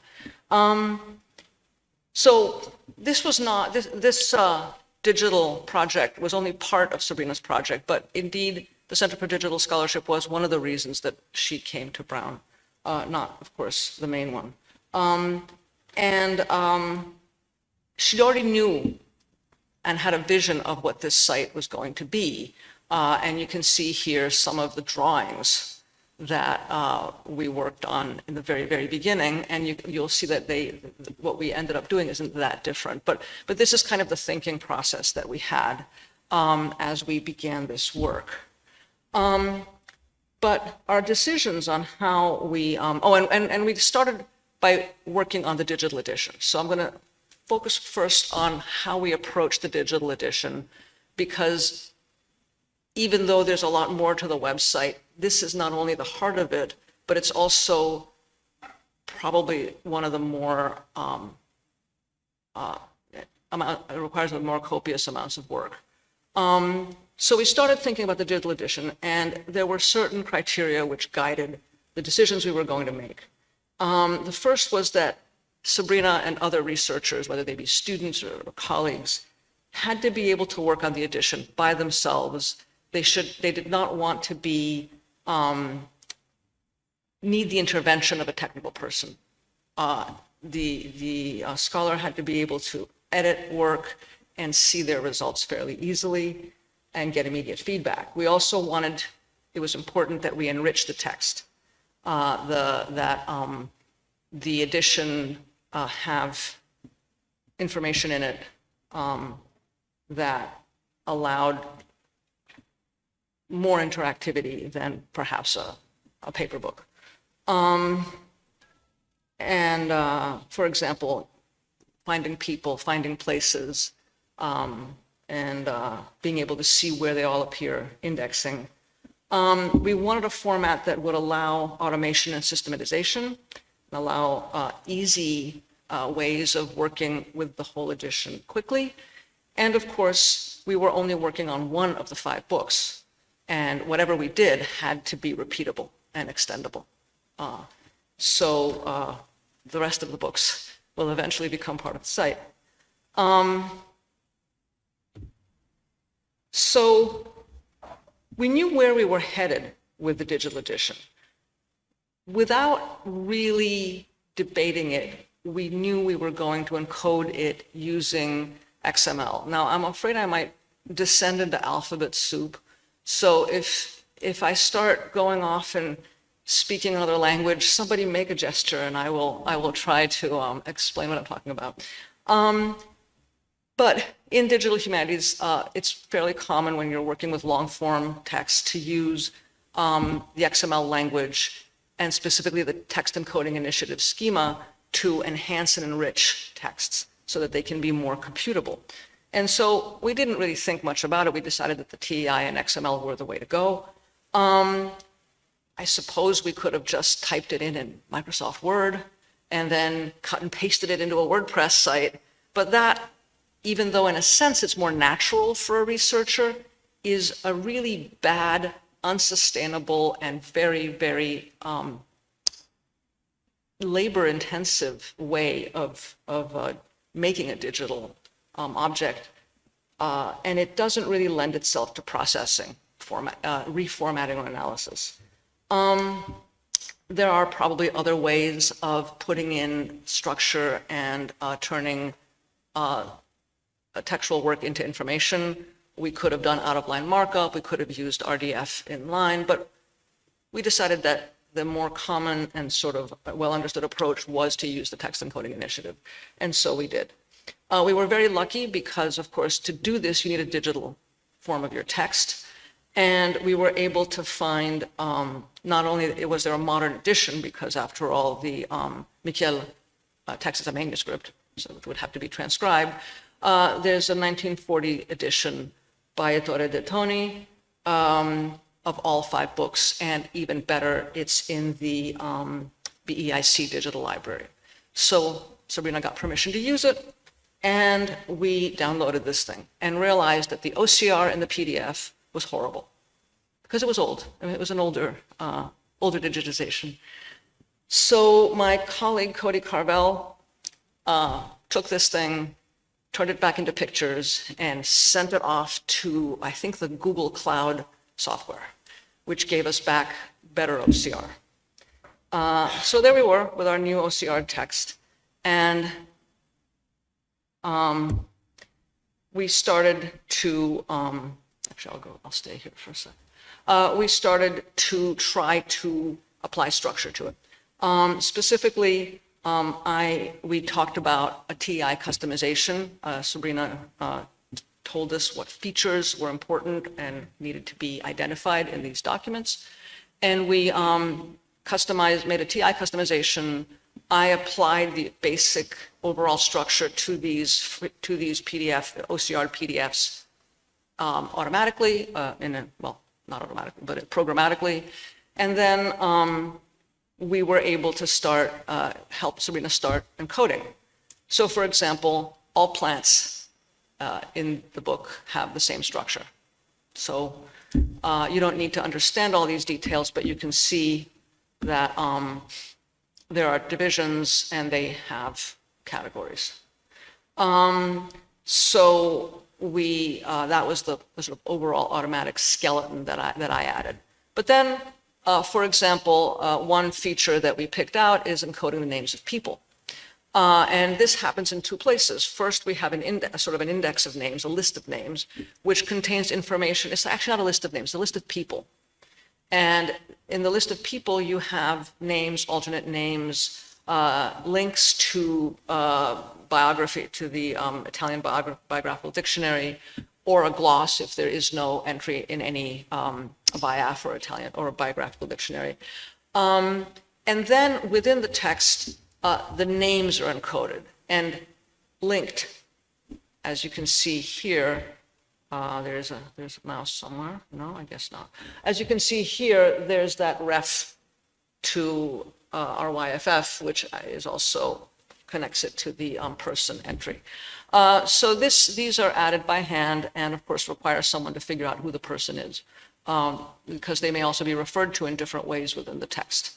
And for example, having done that, we could then generate an index, which provides the information on the person and also lists all the places where they appear in the text. And this is the kind of encoding that allows one to work in an iterative fashion on these kinds of texts, because Sabrina can work at any time, find more names, encode them, and we can make a new index, and it's all set. It's all there. One thing we haven't done, but we talked about possibly doing, is the plant names are often given in different languages. Mikhail says, oh yeah, and in Germany they call it this, and in Greece they call it that. And it would be really interesting and very possible to be able to say, find me all the places where plant names are given in German. So that kind of thing, we have the capability of encoding that. We may not have the time to encode all these things, and by we I say Sabrina, because a lot of this work falls on the researcher and not on the technical staff. By the way, for those of you who care about these things, all the XML files, all the customization files, and any necessary programs are in GitHub and can be downloaded. This is the kind of thing that could be really useful if someone wants to play with this with a class. For the rest of you, if you don't care about this, ignore this slide. All right, so now what I wanted to talk about quickly is that, I think I missed a slide here, okay, is that once the text got going, we had a schema, we had instructions, Sabrina was doing her thing. We went back and started thinking about the overall website. And at this point, we had to take into account a different set of constraints. both very practical, in other words, who was going to house this site, and how is maintenance going to be made as easy as possible, and also on a more theoretical level, how would this site be made sustainable, and what was the best workflow for continuing on in the future. Fortunately, both sets of criteria were compatible. So we knew that the Materia Medica and Transit website was assured of a permanent academic home at the University of Venice's digital projects website, which is run by their IT department. But like most university IT departments, this one was unable to host complex software for one project, and definitely unwilling to take on the task of future maintenance of this kind of software. So in order to be hosted by the University of Venice, the site had to be a very simple site, HTML, CSS, JavaScript, no backend, no databases, no frameworks on a server. So that was one of our big constraints. The upside of this kind of limitation is that a site that consists only of HTML, CSS, and JavaScript is likely to be far more sustainable and survive far longer than, for example, a WordPress site or an Omeka site or something like that. So the downside is that it still requires effort to prepare, although it's a different kind of effort, and we'll talk about that in a minute. Now, let me explain what I was just talking about. Traditional web frameworks, such as things that you might have heard of, WordPress, Omeka, many content management systems that you may use at your institutions, basically work like this. You have a researcher who creates and uploads content without thinking too much about it. They work more as a researcher does, and they upload in formats that are familiar to them. Then all the work happens on the server. The server contains databases, it contains web frameworks, it contains a lot of programs, and it hosts all this information. And when a scholar over there requests a web page, the web server turns the great big crank and sends a page to the scholar, where all the work happens on the server. Whoops, yeah. So that's sort of how much of the software that you all have used, course management systems, all that kind of thing, that's how they work. And I want to take a little detour and point out and talk about minimal computing, which is that in digital humanities, since about 2015, there's been a lot of discussion about minimal computing and which has taken the form of, it came out of the Global Digital Humanities Group, which is a group that is interested not only in how to make digital projects, but also how to make them accessible to, for example, the global south, places where there isn't that much technology, where networks aren't that good, and where not everybody has an IT department doing their work for them. And so it's kind of complicated because a lot of people think that minimal computing is many different things. I'll just focus on saying that it's a shorthand used to indicate a computing project that avoids heavyweight server and network infrastructure, and it tends to use expertise that's more, that's easier to learn. It tends to use free software, and it takes effort, but at least it can be managed by non-experts. This isn't as simple as it sounds, because as I think you probably have all heard anytime you've talked to anybody who does project management, if you do that, there are 3 points to a triangle: money, effort, and time, and quality. And you can't have all three. You can have something that's cheap and quick, you can have something that's fast and good, or you can have something that's cheap and high quality.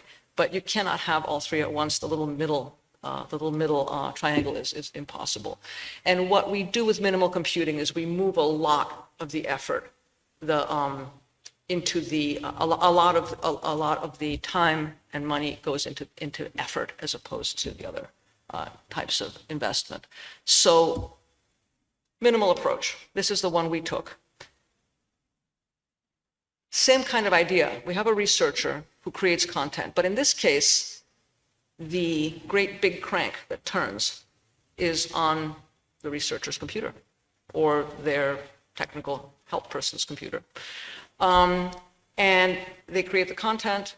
There's a setup whereby saving things sends them to the server, which just sits there and contains pages ready-made, ready to go to the user. The scholar requests a web page, the server sends them a pre-made web page, and the browser might do some work, which it would have done in the other system as well. So that's the approach we have taken. I have about a minute. So I will just tell you very quickly that the workflow that we have adopted is that we, depending on whether we're working on the static page content or on the edition, we make the pages or we edit, somebody edits the edition in an XML editor. In that case, there needs to be a script that prepares the file for upload. And then we use a piece of software locally called Jekyll, which makes these static pages, these pre-made pages. Essentially, you have your whole ready-made website on your computer, and you just send the pages up to the server.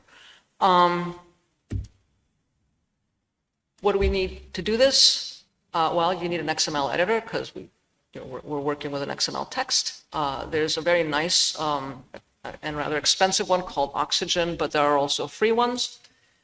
An XSLT processor because we do some munging of the text on the local computer. This Jekyll software that I mentioned, hold that thought. And then, of course, GitHub, because it's a very useful way of saving and sharing work. Jekyll. Now, this goes back to the triangle of effort.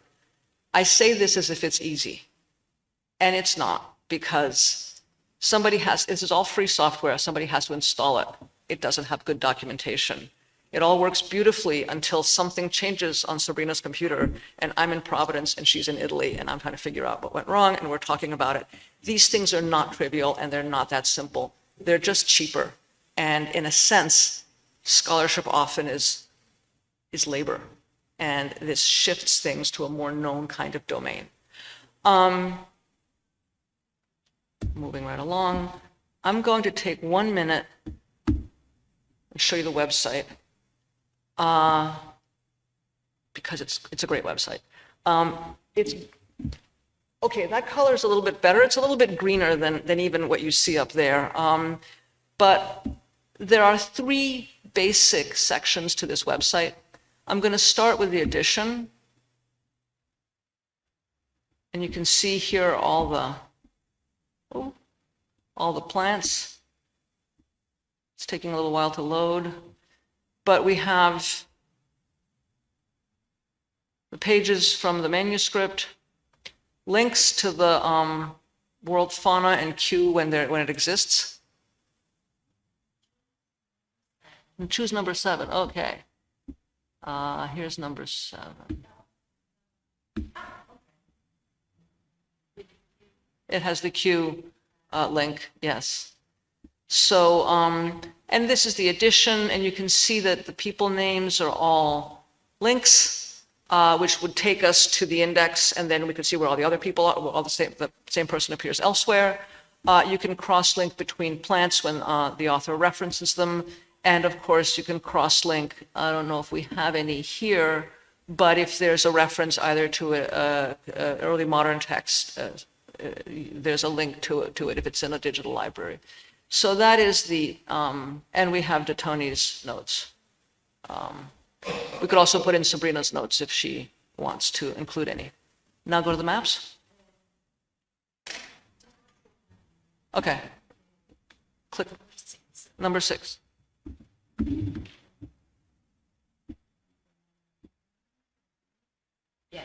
Yes. Which is our main image. You can click on Q, just to have a look, which are repositories.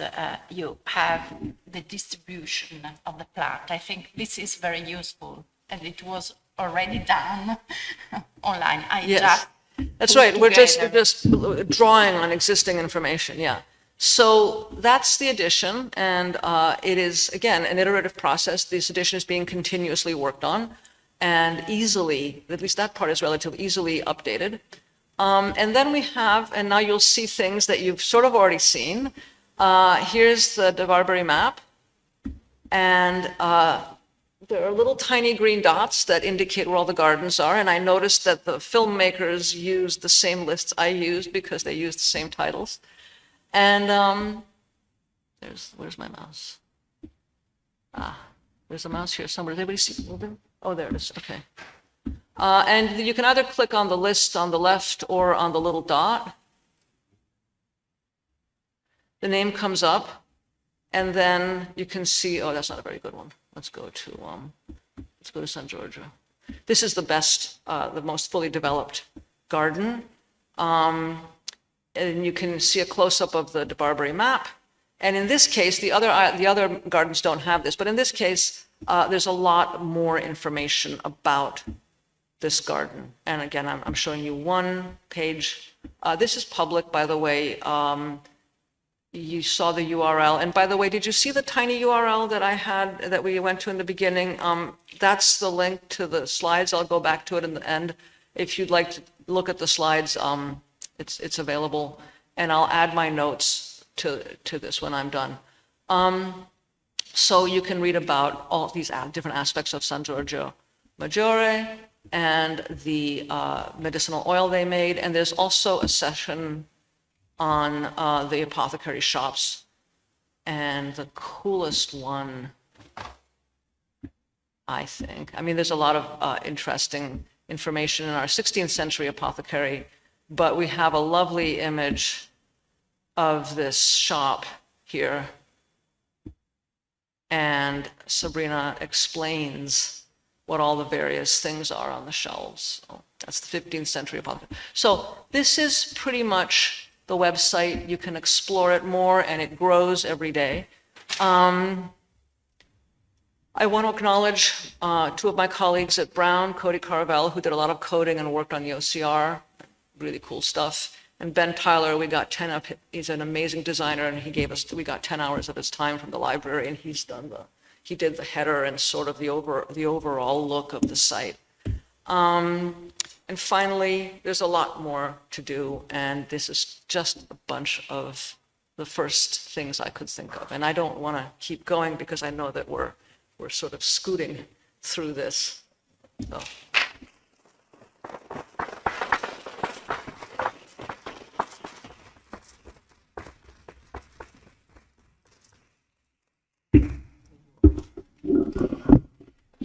Thank you, Elli, very much. And it's wonderful to see and absolutely essential to combine these different digital resources together. So the videos give an opening on aspects that have been also explained and presented in the website. So it is absolutely circular, the use of scholarship, of data, and how to present it.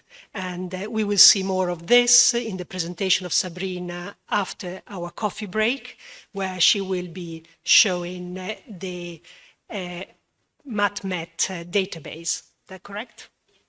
And now, thank you very much for attending this session, and we break for 15 minutes, and please go downstairs where there might be the Caffè Chioggia, you can find the coffee. Thank you.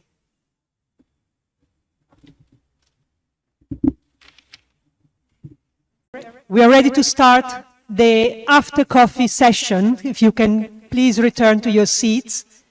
Sì, siamo pronti per ricominciare la seconda parte di questa sessione.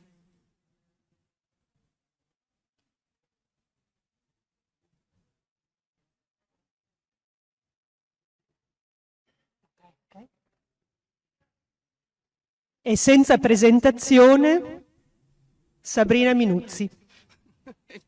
Ringrazio moltissimo Cristina e tutti quanti hanno parlato prima di me, parleranno dopo di me. Siete un gruppo meraviglioso. Anyway, I've prepared my intervention in English so that also Americans can understand what I'm going to say. During my project, I developed a digital tool in cooperation with the Consortium of European Research Libraries, led by Professor Cristina Dondi, the CERL.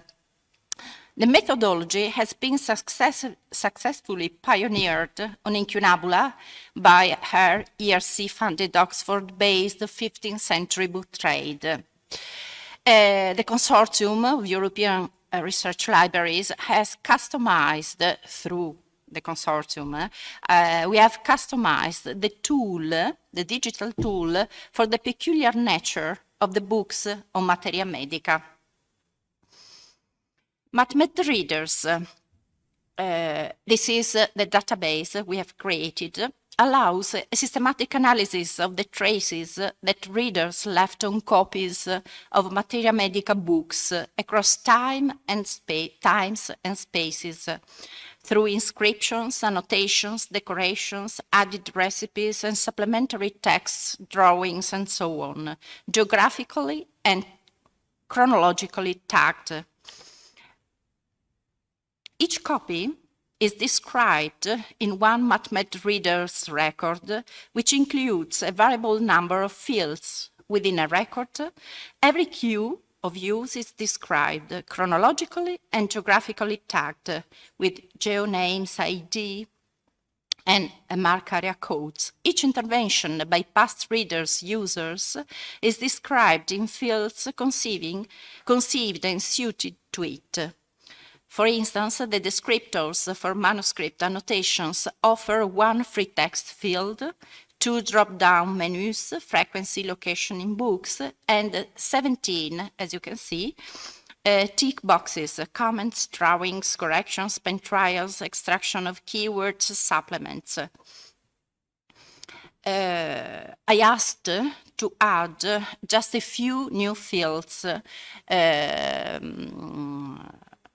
rispetto a material evidence of incunabula, dried specimens of plants, because very often you can find dried specimen of plants between the pages, language of manuscript annotations, and the symbols on which the reader's annotations focus, and eventually the disease, ailment, or pathology focused by the annotations. Now, I just give an overview of some trends of annotations of Materia medica books.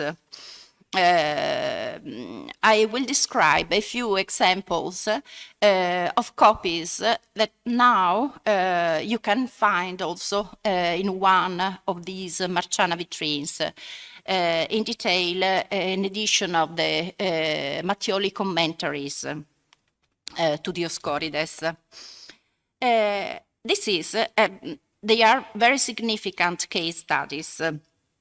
Many 16th century annotators were peculiarly attentive to the illustrations, that is to say, to the supplement of editorial work that accompanied Dioscorides' text. Here, on your left, are the comments by an anonymous contemporary scholar, probably a university student, from a French-speaking area, about the Nardus indica. He says that it is a fictitious image, pictura falsa. A very similar comment comes from the hand of a different scholar on the same plant, but in a subsequent edition. I Connardi, Mattiolo dignissima, there is a woodworm hole, quippe quam rerum nature suo, etc., etc., the image of Nardo, very worthy of Mattioli, since he has never cultivated things of nature. Such is the audacity of this man's mendacity. The reader and the annotator gives further details about Mattioli's misinterpretation of Dioscorides' text, drawing on Theophrastus, Galenus, Valerius Cordus, and Brasavola.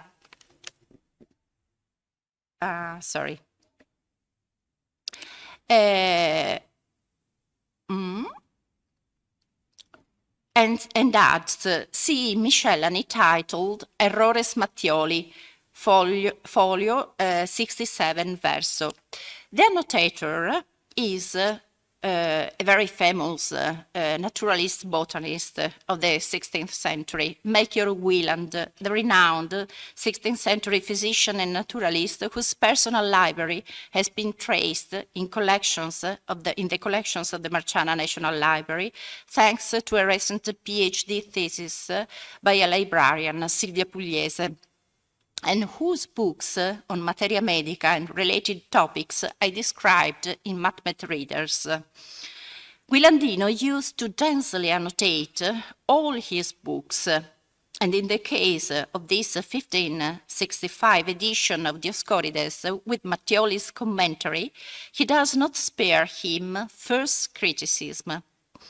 But the substance of some of his critics is also shared by other competent readers, like the above-mentioned French university student. So this image has been criticized by two different readers, a very famous one, Melchior Guilandino, and probably a student from a French-speaking area. They say this is a false representation. It does not exist. If we look, indeed, at the plant that they were describing, we can see this is the Nardostachys yatamansi. This is the origin of distribution of the plant, and the aspect, indeed, they were trying to represent the roots of the plant. Mattioli was trying to represent the roots, but represented the fictitious roots, and what were originally the roots have become the plant itself. So this is a kind of knowledge constructed also through marginalia, through people who read these books independently from their own extraction, social or cultural. A patchwork of sources. Guilandino's 1565 copy is full of crossed-out images and texts, indicating that they were not the original result of Mattioli's first-hand research, but often the product of his personal connections.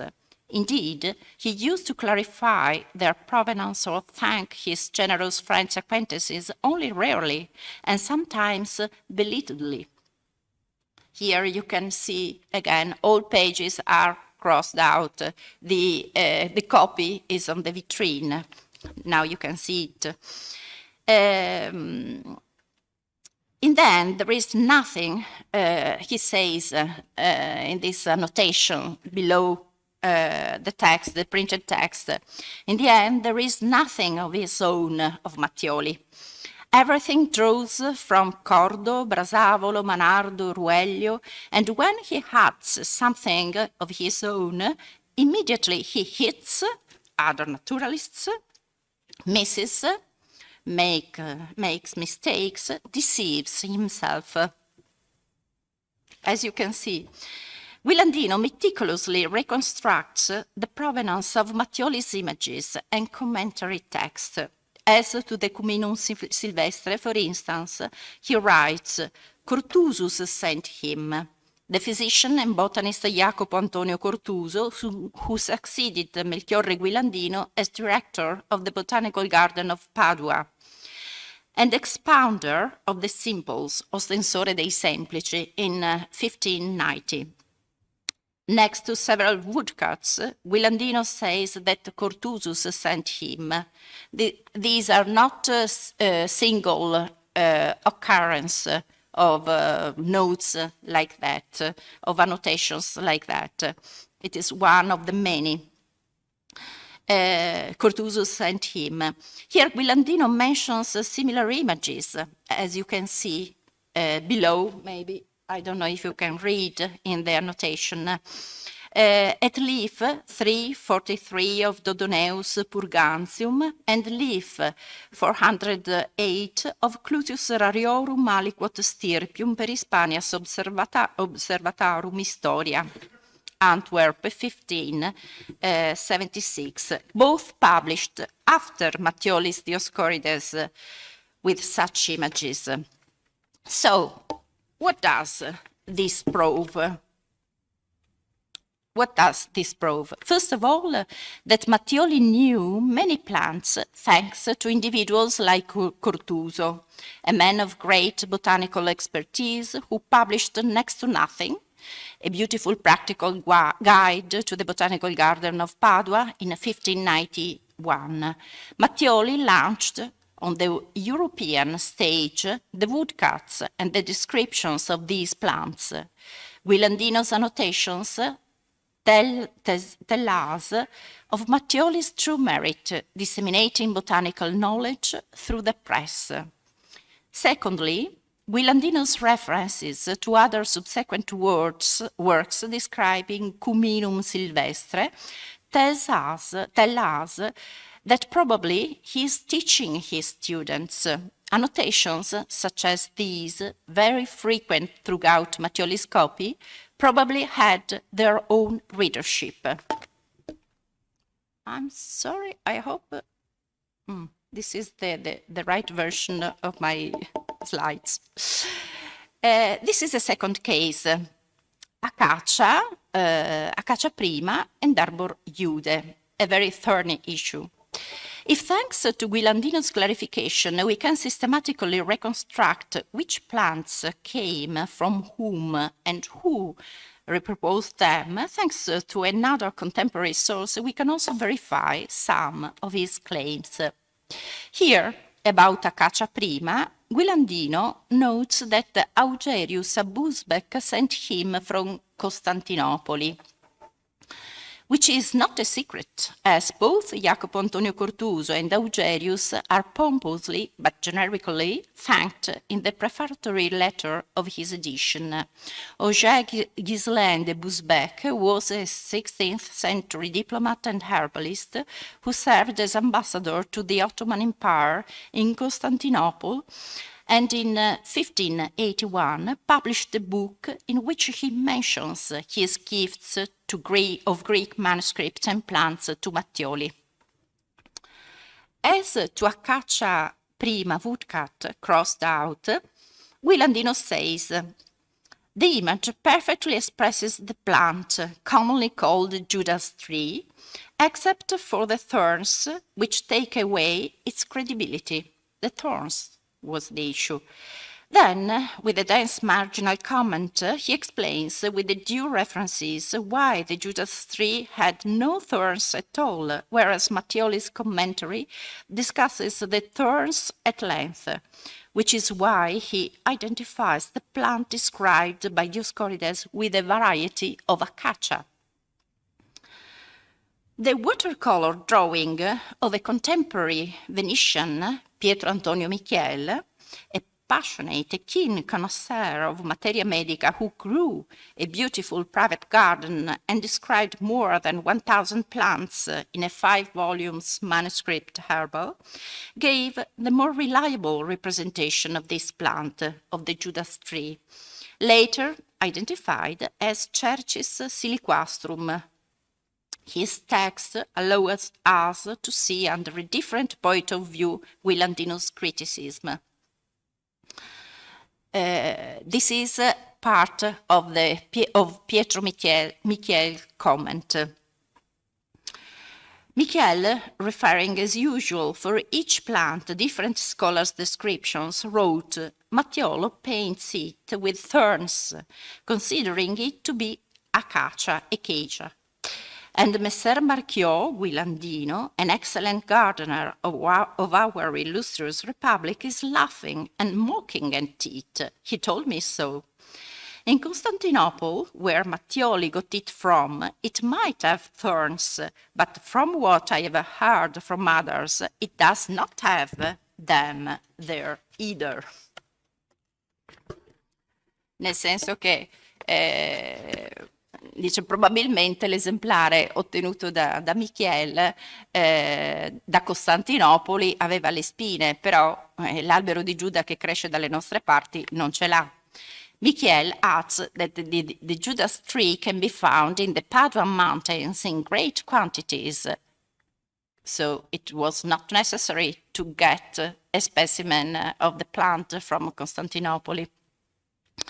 As later botanists will note, pointing even to Tuscany, Mattioli's place of origin and where he theoretically arborized. Michel is usually much more balanced towards Mattioli, but irony inevitably springs from the juxtapositions of facts.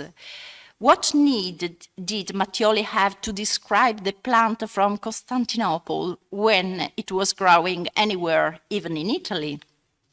In fact, we can see how Michele and Guilandino were fully right about the local distribution of the Judas tree. As you can see in green is the place of origin of the plant. So, what does tell us? What do tell us marginalia, marginal annotations? They tell us of a collective readership, probably during Guilandino's teaching at Padua. And then they tell us about a dialogue between Pietro Antonio Michel and Guilandino, a dialogue which we couldn't suppose if we did not notice or study the marginalia, okay, of a printed book. Why is worth studying marginalia? The mystery, a second case, quite interesting, is the mystery of the Dioscorides Calamus odoratus.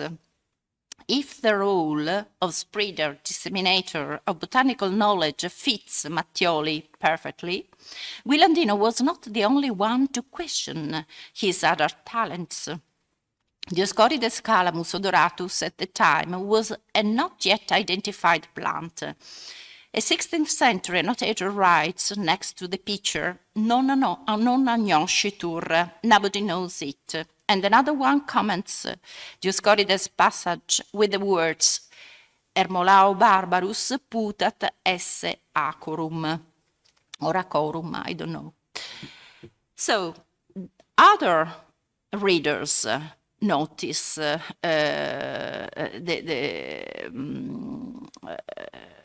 some faults in the printed works of Mattioli. Guilandino notices that the Arundo domestica at page 147 is the same plant portrayed to represent the Calamus odoratus on page 57, just multiplied by 3. So he cannot hold back his pen and declares that it is a fake image, of course.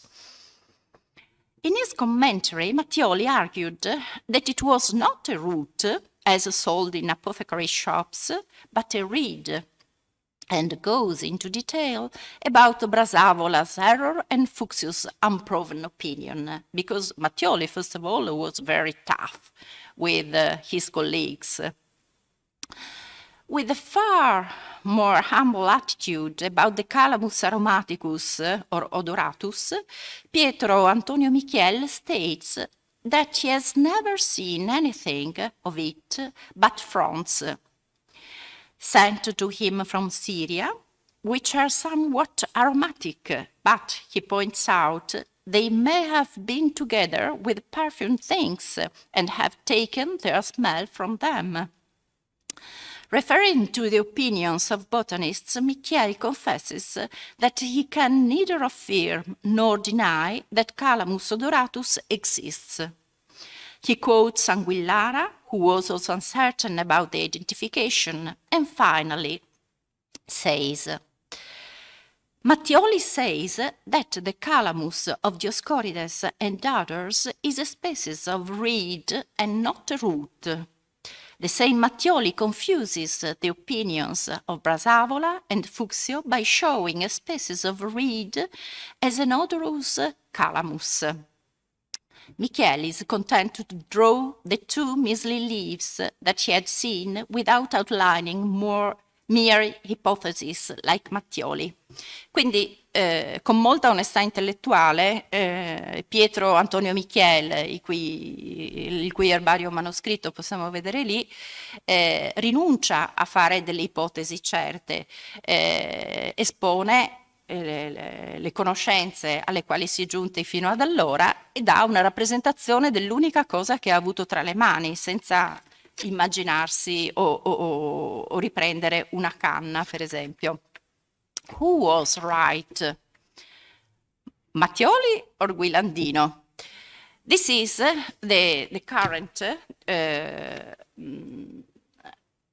the name, the actual name of the plant, Acorus calamus, sweet flag, and that is the distribution. So probably apothecaries sold the dried roots, okay, and everybody used to see only the dried roots. But the plant itself is not at all, is very different from a common reed, okay, as you can see in your left. This is the reed, the arundo, with a different distribution and originated also in Italy, original also from Italy. So, what can we say about the study of marginalia and cases like these, which might be also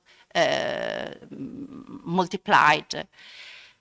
There was a community of naturalists, physicians, or just people keen on the investigation of materia medica that discussed the complex identifications of Dioscoridean plants. And we can grasp the entity and the participation in the discussion only by interweaving manuscript sources with those in print and annotated print sources. Thank you so much.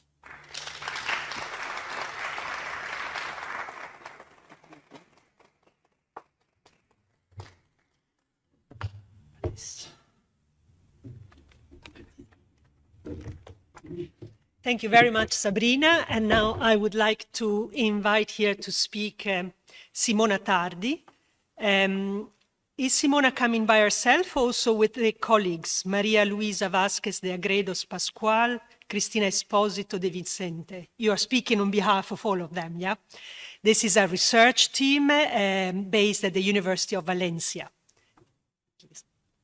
Intanto, buongiorno a tutti. Prima di iniziare vorrei ringraziare l'organizzazione per questa opportunità e la biblioteca per ospitarci in questo bellissimo posto.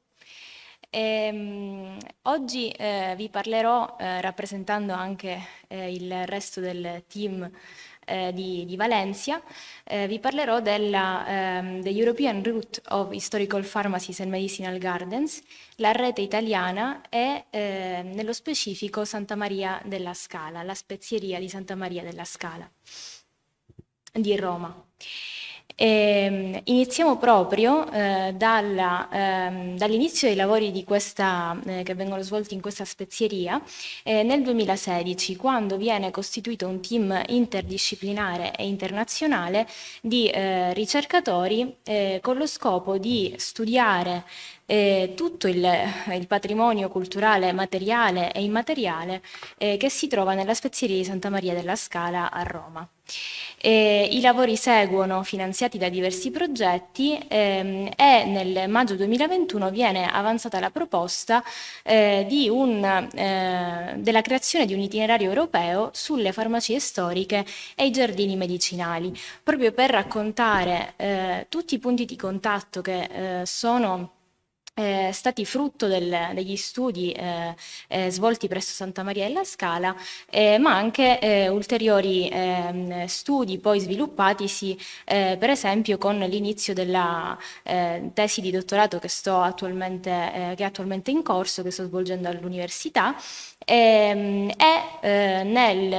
2022 si ufficializza diciamo, la creazione di questo itinerario con la fondazione dell'associazione Aromas Itinerarium Salutis con sede all'Università di Valencia che gestirà l'itinerario, e la sua candidatura per la certificazione di itinerario culturale del Consiglio d'Europa quest'anno nel luglio 2023.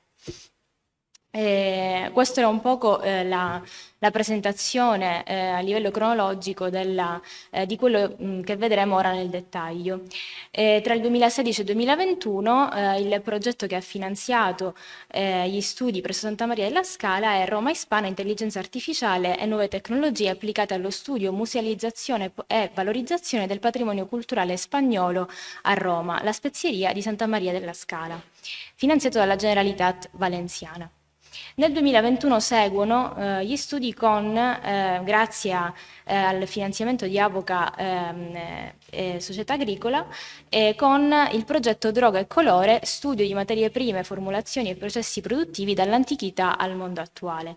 I risultati di questa prima fase di studio vengono intanto presentati al primo simposio europeo lo dico in inglese, il simposio internazionale Drugs and Colors in History, From the Past to the Present, Revisiting Ancient Pharmacies, Apothecaries, Spezierias and Workshops.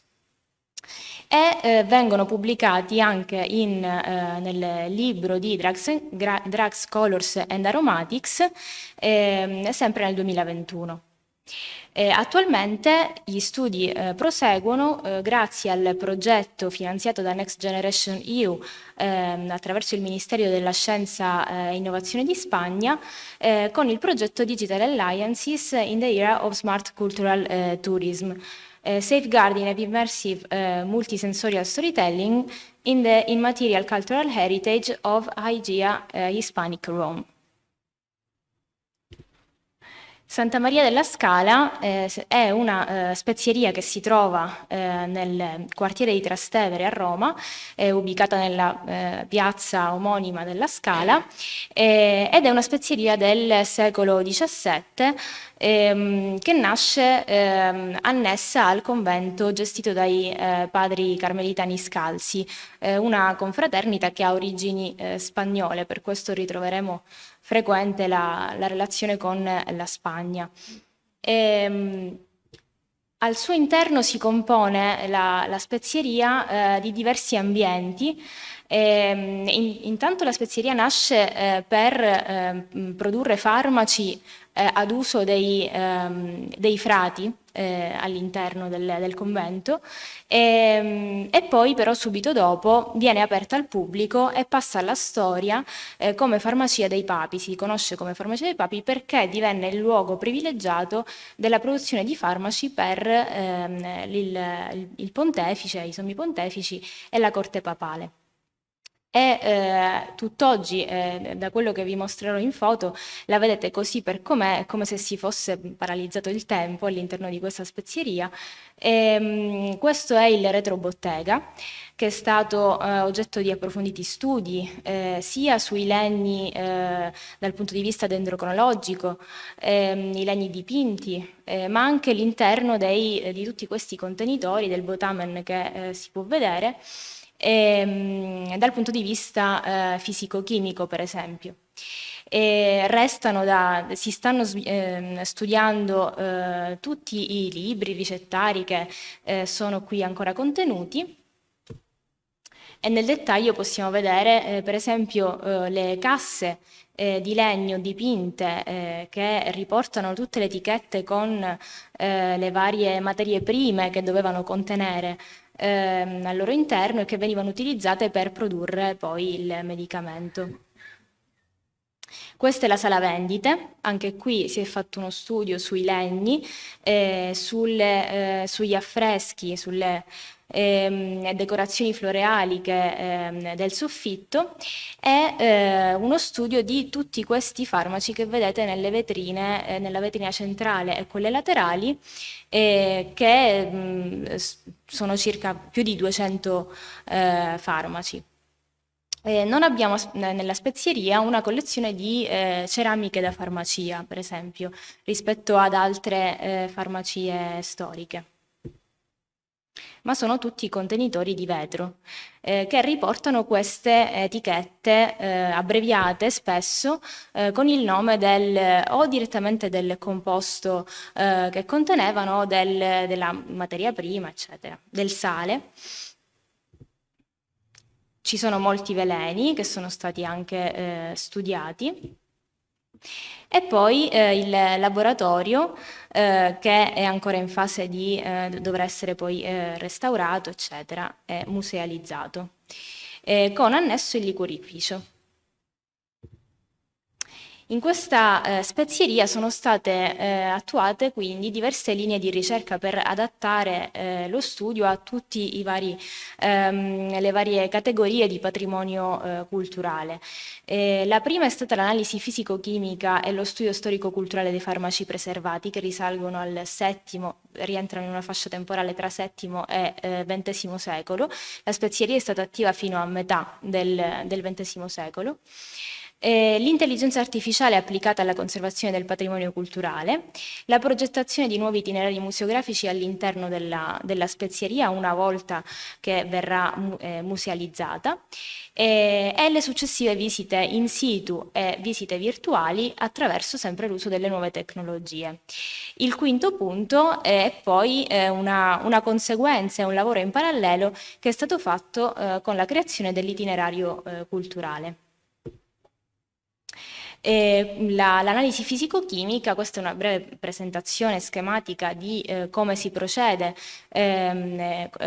come il team ha analizzato i composti, prendendo un campione dal contenitore, analizzandolo in laboratorio attraverso tecniche di microscopia, spettroscopia, cromatografia e risonanza magnetica, combinando questo studio a una ricerca storica e archeobotanica, e interpretando i risultati. Attraverso questo studio, ripetuto ovviamente per i vari veleni o composti che abbiamo a Santa Maria della Scala, si è creato un protocollo d'azione che si può applicare, è quello che vedete qui in questo schema, che si può applicare nello studio di altri farmaci presenti in altre farmacie storiche, e che di fatti è stato utilizzato anche per esempio nella farmacia Esteve di Llivia in Catalogna, in Spagna, o nel Museo della Farmacia Hispana di Madrid. Quindi vi ho illustrato brevemente prima le prime fasi del campionamento e dell'analisi combinata con bibliografia e analisi fisico-chimica, per risalire alla provenance del composto. Nel caso in cui fosse necessario riconfermare i risultati, si applicano altre tecniche da laboratorio. Una volta confermati i risultati, si generano due ipotesi, una sulla composizione fisico-chimica di quello che rappresenta il campione, e un'altra sull'utilizzo di questo composto dal punto di vista farmaceutico. I laboratori che hanno partecipato a questo studio sono il Laboratorio di Archeologia Molecolare dell'Università di Sorbonne in Francia, l'Istituto Nazionale di Fisica Nucleare Enea Frascati in Italia. In Italia abbiamo altri centri di ricerca come il CNR, l'Università degli Studi di Perugia, la Ca' Foscari di Venezia, il laboratorio di ricerca fitochimica di Avoca e in Portogallo l'Università Évora con il laboratorio Hercules e in Spagna il laboratorio di analisi e diagnostica di opere d'arte dell'Università di Valencia e in Svizzera l'Università Professionale della Svizzera Italiana. A Santa Maria della Scala si è anche utilizzata una particolare, innovativa tecnica di un prodotto di intelligenza artificiale che si basa sulla conservazione preventiva, capace di identificare e riconoscere lo stato di conservazione di un edificio storico. Per questo motivo si è applicato a Santa Maria della Scala perché questo ha potuto poi avviare un dialogo con la soprintendenza, la quale si farà carico del restauro a partire da quest'anno fino al 2025 dei locali di Santa Maria della Scala, che sono anche in gravi condizioni, per poi riaprire e inaugurare nel 2025. La progettazione di nuovi itinerari museografici viene dal fatto che all'interno di Santa Maria della Scala è possibile creare discorsi che colleghino nello spazio e nel tempo le culture del Mediterraneo, ma non solo, perché i frati carmelitani scalzi controllavano i traffici commerciali delle Indie orientali e occidentali e pertanto in questa spezieria si confluiscono prodotti che vengono dal Nuovo Mondo, dall'Oriente, eccetera. Quindi si cercherà di ricreare questo crogiolo di culture attraverso questi itinerari museografici. Per quanto riguarda le visite in situ, che saranno riattivate poi dopo i lavori di restauro, è stato creato e proposto quello che abbiamo chiamato il percorso dello speziale a Roma, con l'avallo della Soprintendenza Speciale Archeologia, Belle Arti e Paesaggio di Roma Trastevere e la collaborazione di istituzioni ed enti che rientreranno nel percorso, come il Nobile Collegio Chimico Farmaceutico di Roma, la Reale Accademia di Spagna a Roma, il Monastero Benedettino di Santa Cecilia, che conserva anch'esso una importante collezione di farmacia, e la confraternita ovviamente dei Padri Carmelitani Scalzi per mettere a disposizione e inserire nel circuito Santa Maria della Scala. E qui vedete una inaugurazione, insomma, di questo itinerario. Per le visite virtuali invece dobbiamo ringraziare il lavoro di Enea, ma anche dell'Università della Tuscia e della Scuola Superiore d'Arte e Disegno di Valencia e Run Creative Design Studio per il lavoro svolto nel 2022 per la digitalizzazione tanto dello spazio quanto degli oggetti che si trovano a Santa Maria della Scala. Questo permetterà di creare una piattaforma, un sito web, dove potremo accedere virtualmente allo spazio. La spezieria ha un problema di accessibilità grave, si accede con una rampa di scale abbastanza importante e quindi da qui viene anche la necessità di virtualizzare lo spazio intero.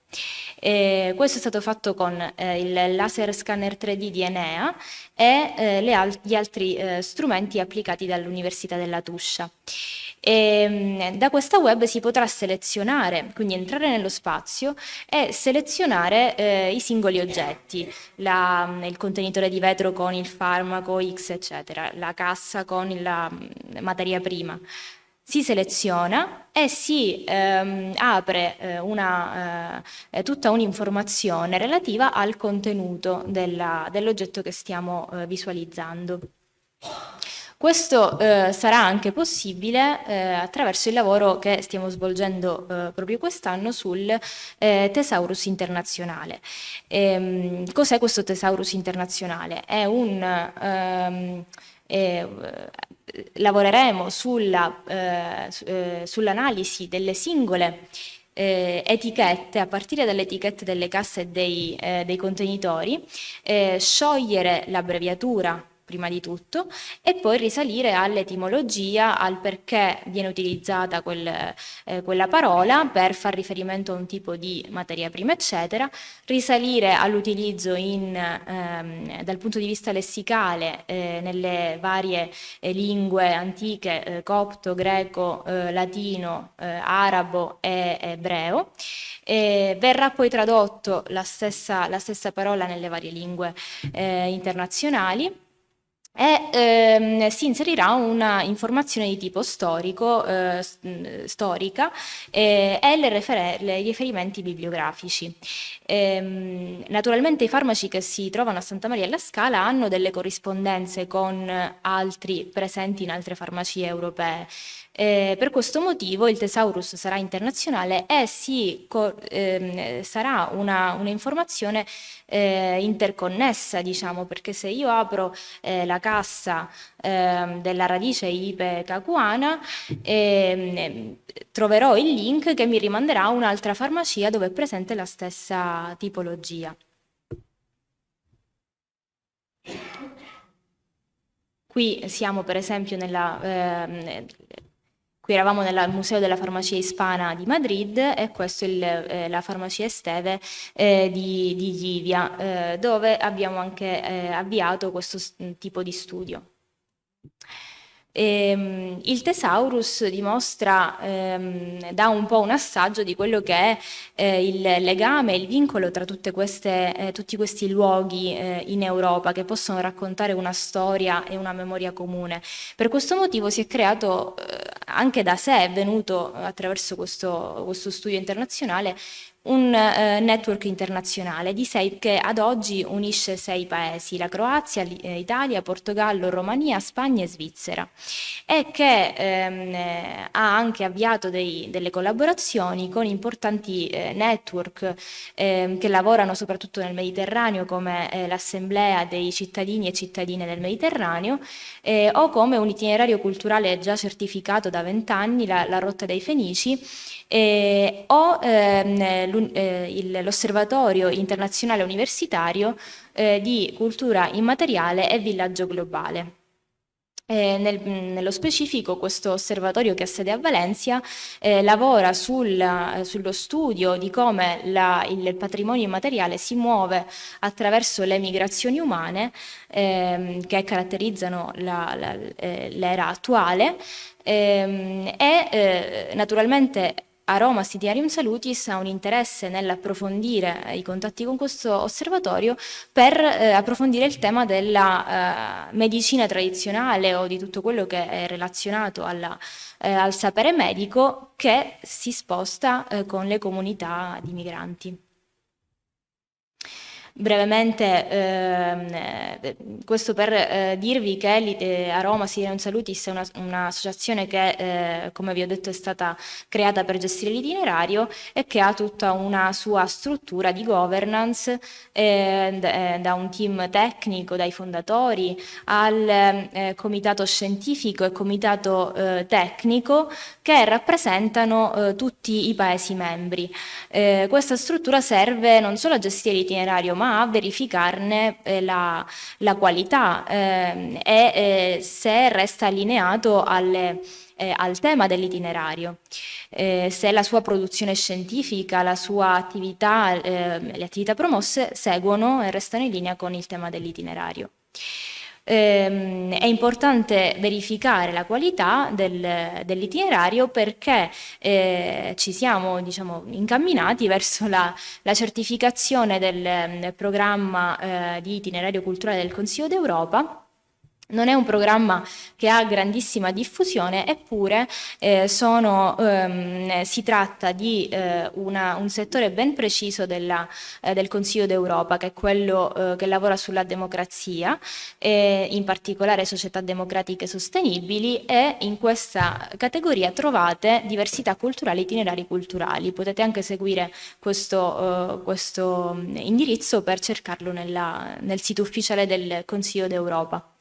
Il programma è definito dalla Dichiarazione di Santiago de Compostela, perché il primo itinerario certificato è quello di Santiago de Compostela, e poi da una Resolution CMRS 2013-67, che è proprio il documento ufficiale pubblico disponibile nel sito, che definisce tutti i criteri di come deve essere un itinerario culturale del Consiglio d'Europa.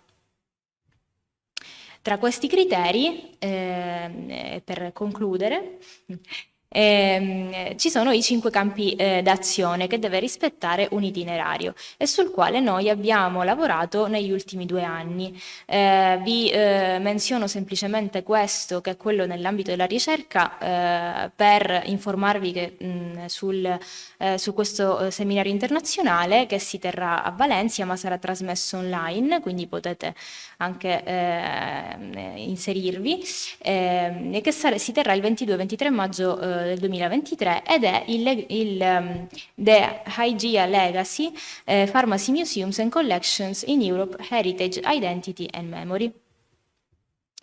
Non ho il tempo di parlarvi degli altri campi d'azione, semplicemente dirvi che l'itinerario dovete immaginarlo non come un itinerario solamente fisico, bensì come un network e come uno strumento di promozione di un turismo sostenibile e responsabile. Grazie per l'attenzione.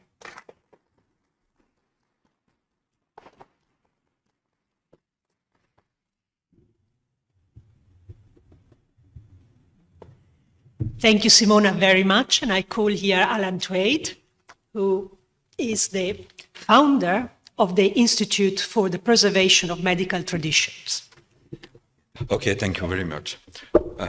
We are in late, so I'll be as brief as possible also because Sabrina gave me only 20 minutes to summarize 50 years of activity. But so, first of all, thank you very much, Sabrina, and congratulations for this wonderful conference in this exceptional site and the exhibition. I don't need to comment on it. Many people have already done so, both in person and online. It's a true honor to have been invited to participate in this conference, and even more, and thank you very much, Sabrina, to the exhibition. Sabrina asked me to create the first showcase, and you'll see why. The why is simply the fact that I work on the period which comes before what we've been working on here in this conference so far. I work on antiquity, but broad antiquity from, let's say, the most remote antiquity up to the people we have been talking about in this meeting thus far, so up to the 16th century. Originally, I am a classicist, but I have been doing research all over the world. And what I'll be presenting is the result of more than one team, a lot of teams, which have had their unity from the fact that these were laboratories and collaborators working with me on the idea of recreating the legacy of classical antiquity. And that's exactly what I would like to show to you now as quickly and as synthetically as possible. And I'll use the pronoun we, not plural of majesty, but because this is the result of a team, and one of the members of the team is here, my wife, Emanuela. So, what have I been doing with all the people who have worked with me over time? I have collected a lot of information, and here I'll show very quickly some slides about the archives and the material that we have collected over time or that we have created. And here we have one of the archives about the plants we have been talking about. And so you'll see that each plant has a folder, and that the folders are identified by the Greek name of the plants. When I think of plants, I think in Greek, and then possibly in linear terms, and finally in translation. And so we've collected original material in the folders there. We have also collected all the reference material that is needed to do this research. So recent publication, and I am constantly asked if we've digitized our library, and the answer is very clear. No. Copyright, does it ring a bell to you? So here we have a collection of 30,000 items, which is now in the sky somewhere, in boxes in the world, and in search for a new home. And this was the last pre-COVID home of the library, because of course COVID has changed everything, and now we are doing this research on the basis of the Institute for the Preservation of Medical Traditions that we have created, not for the pleasure of creating it, because it's quite something, let's say, to create a research center, but because we had the feeling that there was no place in the organization of the academia worldwide to do cross-disciplinary research. We were constantly in places to which we didn't pertain 100%, because we were doing things from classical philology, codicology, paleography, botany, history of botany, DNA sequencing, things that never are in one and the same place. And so we wanted to have a space to do this kind of thing, and this is why we've created the Institute. So what is exactly what we work on? And so here I have collected a certain number of slides to show the text we work on, which we haven't cited that much from yesterday up to today. Of course, Hippocrates, Aristotle, and my students are the only one in the world who know the year of the birth and death of Aristotle, by the way. Theophrastus, whom has not been frequently cited here, and Dioscorides, of course, on which I have worked quite a lot. Galen, he hasn't been mentioned very frequently here. And then we start with the documents, one of the most ancient papyrus with representation of a plant. The only illustrated Dioscorides manuscript here, there in the States, in New York. And then we shift also to the Arabic world, and we see here this splendid manuscript, the equivalent, the Arabic equivalent of Dioscorides, Ibn al-Baitar, and we arrive to the Renaissance, this herbal of Brunfeld's 1530, and as you have already seen, we have the indispensable Dioscorides. Even though this is considered to be the first, most important herbal to mark the shift toward a new botany, we have Dioscorides. We have Fuchs, of course, who is frequently mentioned in this kind of research. We have Bock also, and Mattioli. And we'll talk about Mattioli, and we'll see why it makes sense to connect antiquity and Mattioli, and Nardos will be significant here, Sabrina. We'll see something interesting, a surprise for you. And so here also, for example, Brassavola and Prospero Alpini. And here, a slide which summarizes what we do. We go from antiquity up to Renaissance. A key question is the question of the identification of the plants. And a question that has not been asked is whether it is possible to identify the plants, whether the plants in antiquity correspond to our plants, whether genetic modification might have created a different world, because we live now in a world in which we believe that genes mutate very quickly. And so we were lucky to be able to identify these tablets like that, something 2 centimeters diameter, from a shipwreck dated 140-120 BC. And we could have access to these tablets. We analyzed them, which never worked, because we had only plants of the New World. Then my geneticist, who is not mine, it was the Smithsonian, my geneticist changed the technique, because DNA identification changes quite quickly. And once he used what was called at that time next generation DNA sequencing or pyrosequencing, he came up with results which, when I saw them, I said, that's it, we have it. And it was very simple, a huge surprise. We had carrots, onion, leek, broccoli, which is in fact the Mediterranean diet. We haven't published this result apart from here, this announcement in our website. But the key question here was, we can identify the plants of antiquity when we have remains with the most advanced techniques for this kind of research. And so we collected all this material through time, and from 20 years ago, let's say almost, to now we've transferred all this kind of information from a traditional paper information into databases. And that's here the key.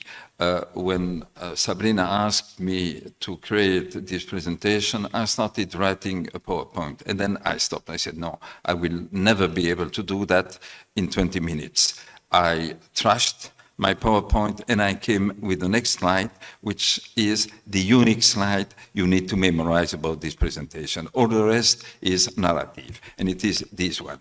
Here you have 50 years of research. And it's very simple, but it's extremely complicated. It summarizes everything. And so very simply here, I hope that you see the small arrow here. No, you don't see it. You have a pointer somewhere? Here we go. I'll work that way here. If it works, but it doesn't apparently. No, I put it on. Okay, here we go. No, still. Okay, bon, no, okay. Bon, let's go that way. Okay. I know what happened. So you have in the upper left part a roll of papyrus, a book, an open book, and a circle. These are my sources. The roll of papyrus to signify a manuscript. In the middle, a book with illustrations. And so here I want to symbolize the illustration of the plants. And the circle is about archaeobotany remains. And so I extract information about that. I create my data, and then I database that. The question is the interpretation of that, because it's not just a question of taking Dioscorides or Theophrastus or whoever and considering that the text says what it appears to say. So there is no face value interpretation here. We need to interpret that. And for example, in Dioscorides, we don't have all the key elements to identify the plants. We have only or mostly the most significant element of each plant to be able to say that that name corresponds to that species. So we shouldn't search for what Dioscorides doesn't deliver. We have to work with what he delivered. And so for the interpretation, we have on the extreme left, literature, and then archaeology, and you'll see what I intend by archaeology. I combined all these data and I obtained a database. And then we have the column in the center, which is the material I use for the interpretation. In the upper part, you have the book of plants, plant illustration, the semiotic of the illustration, but we also use the pharmacology. Let's say it might be useful to know what the plants really do to double check our botanical identifications. And so we have the literature, the flora also, database. We combine the database from the text and from this analysis. But that's only a first part, because the second part, which is my part on the right, this column, we include here all the technical elements about the plants. And so going from up to down, we have first the natural environment of the plants, exposition or not, the soil, second, climate, exposition to the sun or not, and also agricultural techniques, which is the hand sowing. Then we use the specimina of herbaria, that the leaf, distribution, that the world, and domestication, that the worker in the field, and also the floras of the countries which correspond to the area we work on, which is the Eastern Mediterranean. And so we check the information from the left part of my slide with the right part, and then we have a database. And so what I want to do now here, the next slide, is showing some of the elements we have created. And for your information, we started working, thinking in terms of digital when we were at the Smithsonian. In Washington, D.C., Natural History Museum Department of Botany. And at that time, the Smithsonian was creating the Encyclopedia of Life. And we suggested to create an ancient Encyclopedia of Life, and the idea was to put the two encyclopedias together. But at that time, these were the very first phases of the Encyclopedia of Life, and at the Smithsonian, they didn't have time to work on the ancient Encyclopedia of Life, and so we do it by yourself now. And so here you have, for example, the text which we have digitized, that Dioscorides, in a readable format, very simple. Archaeology here, you have these very famous statues, and archaeologists have been debating whether or not this is poppy or pomegranate. It's simply poppy. There is no doubt about that. Let's say the only problem is a mental problem. Antiquity using poppy? Yes, they did. But here, archaeology is clear. Another kind of archaeological document we use, the frescoes, for example, to have physical evidence. My point is to search for physical, solid evidence of the plants we are working on. The analytical instruments, what was the right part of my slide with all my icons. And so here, the specimina of herbarium. And Sabrina, I guess you've already recognized that this is Nardos. We'll return to it. So you see here the root, which is the drug. We work on the question of the native distribution of the plant, and so here the work of Vavilov, Takhtlajan, also with the centers of origin of the plant. Domestication, we use the literature, and this is a field which is constantly evolving with the DNA identification. And here is a sample of our databases. And so you have here, Sabrina, again for you, Nardos. We have all the identification which have been proposed in the literature for the Nardos. And so you see we have several fields. I have attributed numbers to the sources, that's my second field.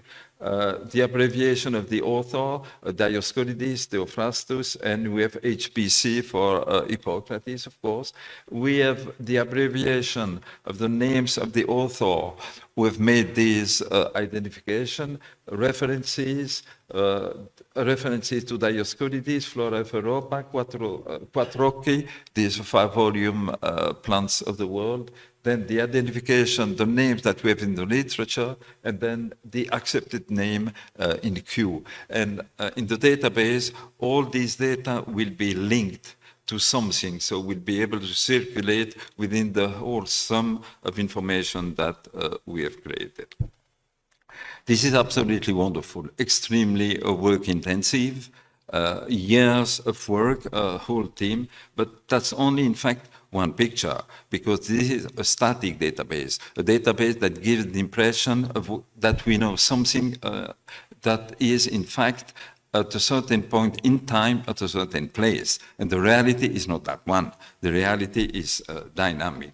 And so we go here through a revision of that. And that's the connection between the two fields I've been working on for my entire life. On the one hand, history of science, the plant, but on the other hand, the manuscripts and the tradition of the text. And my idea was that we need to connect, to intersect these two fields. And that's what I call my dynamic database. Not the database dynamic, but the reality the database referred to is dynamic. And so you see here, for example, different pages of manuscript of Dioscorides. They are all about Dioscorides, but as you can see, there isn't a single one which is similar to the other. And what I wanted to capture is that differentiation through time. And here we have an example, the representation of the same plant, which is pimpernel. You see it on the lower right corner, and you have the illustration in 3 manuscripts. And so there is a difference. And if we were not convinced about this mutability of reality, this trans-geographical reality, and also trans-chronological, here we have the history of pepper, for example, which is native to the Western Ghats of Kerala. We have it in the Hippocratic text, which is called the Indian plant, and you can see. But what is important here is that my third quotation, the Indian plant with the Persians called peppery. So we have a reference to a certain population and also a certain geography. And my last citation, the Median medicine. So if we put that on a map, we obtain that. And so through these citations, we have the itinerary of peppery in antiquity as early as Hippocrates, the Hippocratics. That's what I wanted to capture, this time dimension of the Materia medica. And so here I take a manuscript of the 11th century, and we have this plant representation of Malabatron, which is cinnamon, and we have an image in an Arabic manuscript in which we see the same elements, water, leaves floating on the water. We have this river in the Greek manuscript, and we see that the structure of the leaf is the same in the Greek and the Arabic manuscript. So here what I can capture is a cross-cultural concept. We have the same here in Latin manuscript, medieval manuscript, same structure of the leaf, so similarity, the presentation of the plant. In the same Greek manuscript, 11th century, we have cinnamon, cinnamon, of course, and a representation which seems strange. And so you need to have just a little bit of imagination to understand this representation. And we saw Guilandino criticizing Mattioli for his fake illustration. We have already that here. And so look well the trees of cinnamon and look where they came from. So the Byzantine knew the sticks of cinnamon, not the cinnamon itself. And here we come to Nardos, Sabrina. This is for you. We have here the source of the illustration of Mattioli. So we have the plant here, nothing to do with this. So look well at that one, nothing to do with that. And so here we have the determination by the Condol, the distribution which Sabrina has already showed to us, and here the drug, the rootlets with all this fiber.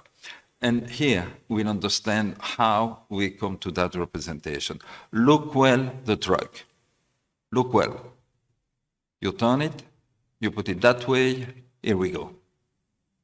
So the representation in the Greek manuscript is the rootlets which have been inverted and gives the impression to be a small conifer.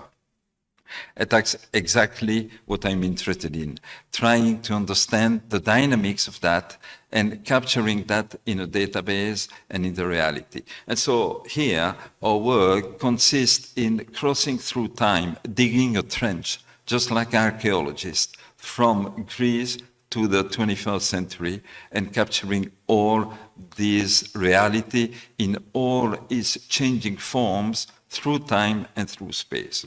We have to be extremely careful when we do that, because there was here, for example, that's just an example. There was here this work by Andrew Watson about the Arab agricultural revolution, claiming that the Arabic world innovated in agriculture and also medicine and nutrition by introducing plants which were unknown to the Western Mediterranean. But in fact, they were just reintroduced, which is not the same at all. And so the thesis by Watson have been harshly criticized, and now we are in a more equilibrated interpretation of that phenomenon. And so we understood that these plants were known, have been abandoned and reintroduced, reactivated, and more systematically. And so what I want to do is introducing into my databases this notion of geochronology. And so here, an overview on how I do that. And again, I had to summarize, that's my second important slide. The other one were the multiple icons, so this one here. I'm working with the historical documentation. So in the upper part, you'll see these books and the world.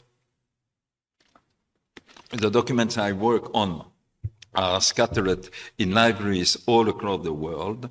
And I have a first division on the left hand with the material, with the writing of the books, the illustrations, and the magnifier to signify the ecological and paleographical analysis of the documents. On the right hand, or the literature, which is the library which we own and which I've shown in my very first slides. And from that, we extract the data, we merge them, and we can have chronological data on the left, geographical data on the right, and here I have my dynamic databases. And so some elements of that here, the manuscript we work on. So this is a real shelf in a real library at the end of the world in a Greek island. I didn't arrange the books to be that way. And so you see here that we personally analyze these documents. We have created a database, and so that was the original form of the database, which is now accessible on the website of our institute. And so you have here the sum of all the information about all the Greek medical manuscripts in libraries in the world. In 2016, I have published this census, which is the reference to find a Greek medical manuscript. We have digitized, or we harvest the digital versions of the manuscript we are interested in. And so here, for example, you see the one of Padova here, which I suggested Sabrina to have in the exhibition, but let's say the cost of insurance didn't make it possible, but you have it here complete in our manuscript, so you can browse it. And we accompany the pages with a transcription of the text, because these kind of things, or this here on the image on the right, you cannot read it. I can. This is one of the things I can do, paleography. And so we transcribe it in a way that everybody who knows Greek can read it. We follow also what is being done in the world in terms of paleographical ecology. And so you'll see here this manuscript, which seems to be Arabic, and it is Arabic. And you'll see that it's a manuscript of the 5th century, and you'll tell me, hey, there was no Arabic manuscript in that time. Correct. This is a palimpsest, a manuscript on parchment, which has been cleaned and reused. And so multispectral photography show that, in fact, this is a page of a Greek manuscript with a representation of a plant. And so you see also that the original size was vertical. And so this page has been turned horizontally and divided in two. So that's the kind of things we are following. We don't do that personally, but we know about that. What we do, for example, is analyzing, identifying the watermarks. We have done that at the library downstairs 2 days ago. And so we have a database of watermarks. And here, for example, I have summarized the diffusion of Greek Dioscorides into Arabic in the Arabic world. And so you see that my blue color is Baghdad, orange in the east of the Arabic world, and pinkish in the west. And so you see also that there is a chronology in that. So we have here all the life of the text. And that's what, as a philologist, I am personally interested in, and I can do. That's my business, doing that. And so I have already shown that we have a library, which has all the reference material that we need to do this kind of research. And so you see here about the history of the libraries. And so I return to my database, and here I have my dynamic database about Nardos. We have here all the chronology of the information of Nardos. And so you see that we start with Dioscorides, 1st century AD. I have included the chronology, which is that one, but also the geography. And so you see Dioscorides in Asia Minor.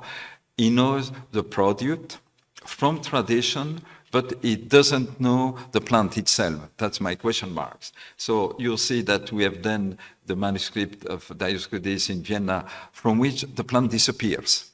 We don't have it, and not either in the Naples Dioscorides. And then we see it reappearing in Baghdad, 9th century, with the translation of Dioscorides, and so the source is in Greek. And then we continue. We have it in the manuscript of the 11th century Constantinople from the Athos, which is the one I have shown when we see Nardos as a small conifer. And so we continue through this database, and we see all the history and chronology of the knowledge about, and that's exactly what I want to capture.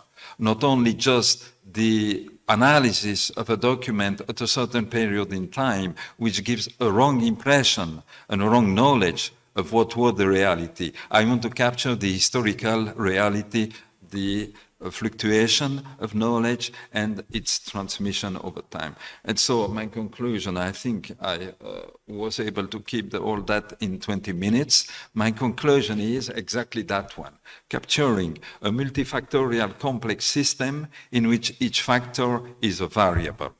That's what we want to do. That's the result of 50 years of activity, more recently 20 years in trying to transforming that into digital with the Institute for Preservation of Medical Traditions, of a team which in fact is at the level of the world, all the people who came to work in our laboratory from all over the world, really, that was all over the world. And so this is what we'll do in the future. And this is also what we want to introduce to a new place, because now the Institute is just virtual. It is myself and Emanuela. It is our collections, and we are looking for a new home. Thank you very much for your attention.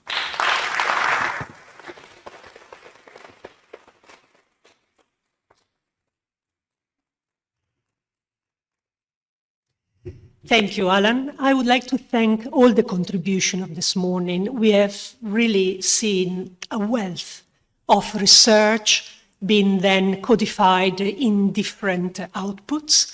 And my wish, I'm not an expert in this field, but I could see, a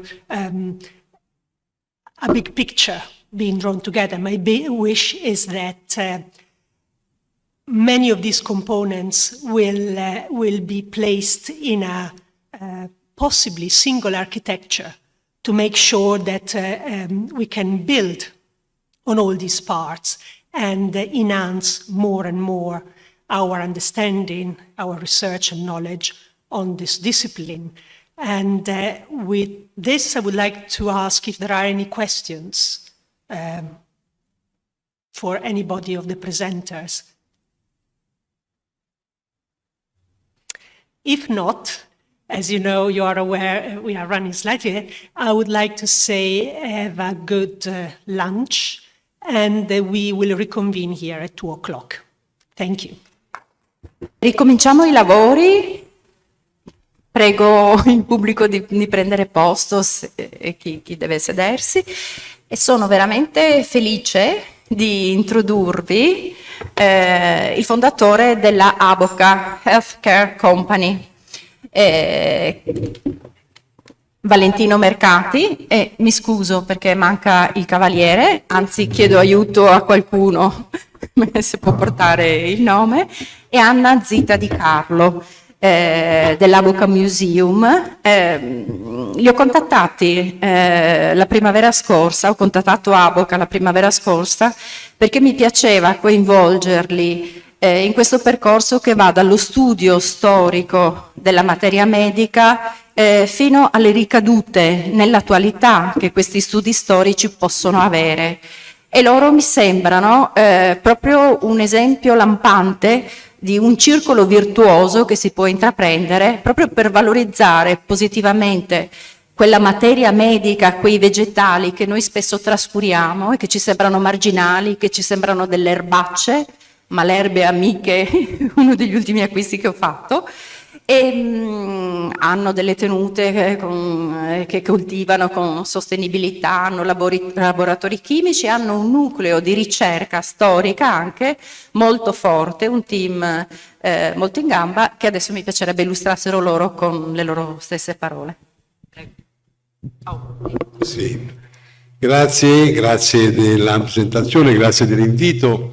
E niente, parlare in questo ambiente è già gratificante, già bello di per sé, poi tutto l'uditorio che abbiamo sentito fino adesso è stato, diciamo, interessante, e anche se quello che espongo io è un po' una visione un po' diversa, perché io sono imprenditore, faccio impresa da sempre e vivo di materia medica, l'ho vissuto fin da 40 anni fa, quando ho iniziato a interessarmi di cultura storica, diciamo, l'ho portata dentro il mondo imprenditoriale come una necessità. Avoca nasce, io ero imprenditore, avevo diverse imprese, tutte per fortuna di successo, e con quel successo dico apro qualcosa di nuovo, e fra le cose di nuovo ho aperto questa azienda agricola Avoca, perché era rivolta però fine anni 70 c'erano due movimenti emergenti. Il primo era quello dei verdi, cioè il fatto di ritrovare una naturalità, specialmente in Germania, ma anche in Italia. E un altro movimento un po' più nascosto, ma che a livello imprenditoriale era emergente, era quello della biotecnologie, cioè si riteneva che a un certo punto l'evoluzione, diciamo, principalmente chimica, non bastasse, che dovesse avere un'evoluzione, come poi ha riguardato tutto il sistema diciamo tecnologico, ha riguardato proprio la biologia, cioè biotech, sicché in qualche modo la mia che volevo il posizionamento di questa azienda agricola che doveva produrre piante medicinali, e l'avevo dentro il settore del biotech. Quando ho cominciato, dopo i primi 3 anni, o in 2 anni, 3 anni, ho cominciato con grandi investimenti, non è che avevo investito, all'epoca erano miliardi di investimenti, e poi mi sono accorto che tutto il mondo universitario, il mondo della scienza dell'epoca non capiva niente di come si poteva utilizzare la materia. Intendiamoci, la materia, bisogna questo di capire di che parliamo, perché quando parliamo di materia, se ci riferiamo fino al 500 forse, prima che cominciassero a diventare le pratiche alchemiche, diventassero di uso quasi comune da Paracelso in poi, direi dopo Leonardo da Vinci. Leonardo da Vinci è, direi, dell'ultimo scienziato che ancora si riferiva a cercare di capire i misteri della natura.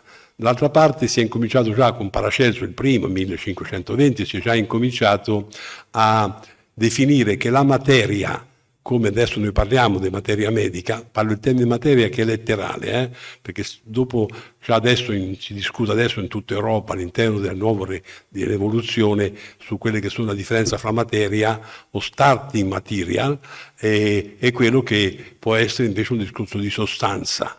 No? Sicché su queste due dizioni, materia o material e sostanza, c'è un dibattito adesso in tutta Europa, ma anche a livello internazionale, per capire di cosa parliamo.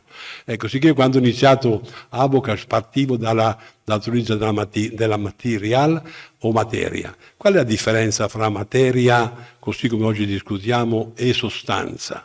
La differenza fondamentale è fra se la sostanza è artificiale o naturale. Non si parla mai di naturale o artificiale, anche se all'interno, se prendete il REACH, andate a vedere qual è la normativa su sostanze chimiche, il termine sostanza è definito solo sostanza, solo per la materia, per le molecole, chiamiamolo così, per le molecole che sono unite fra di loro e possibilmente determinabili. Se una materia è costituita in natura, autoassemblata, e oggi si chiama in una dimensione sopramolecolare, vuol dire una dimensione dove le molecole non sono determinabili almeno all'80%, il che vuol dire una sola molecola, l'80% della materia, deve essere costituita da una sola molecola e in quel modo diventa sostanza, cioè vuol dire che quella material è determinabile, allora diventa sostanza chimica, determinabile come chimica.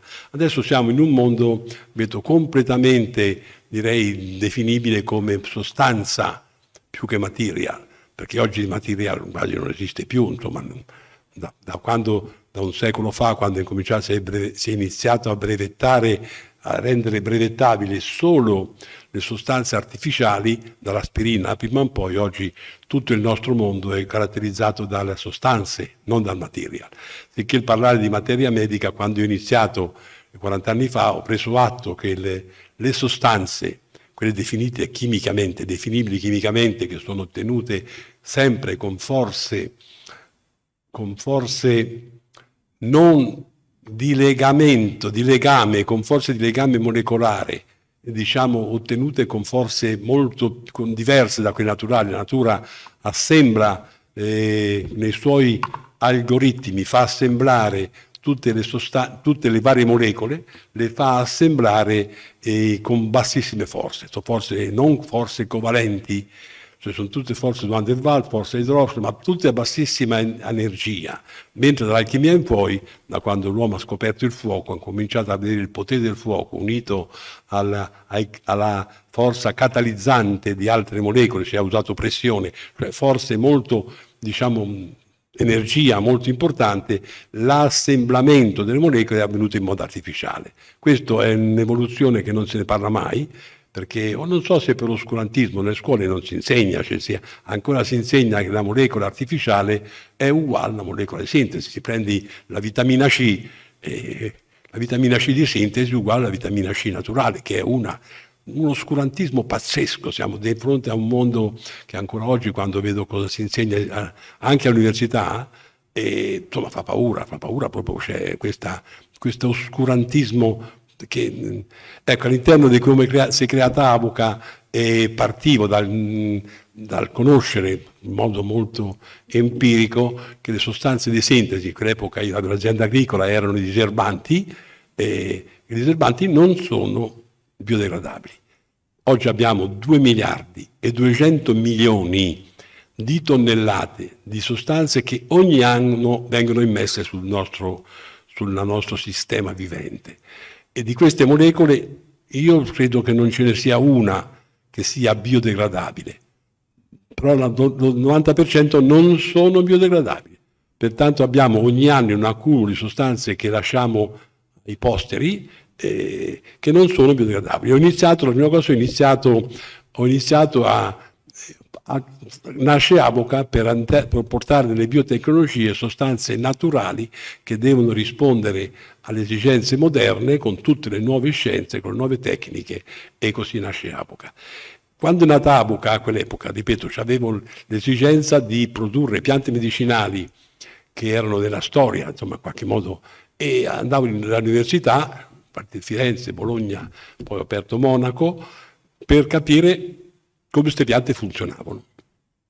Non ci capiva un tubo nessuno, perché tutta la botanica farmaceutica erano tutti sostanze derivate da, pensate alla morfina dal 1800, inizio 1200 è iniziata la morfina, dall'inizio dell'800 che si incomincia a cercare dentro le piante una razionalità per cercare di superare le difficoltà che sono insite nei processi viventi.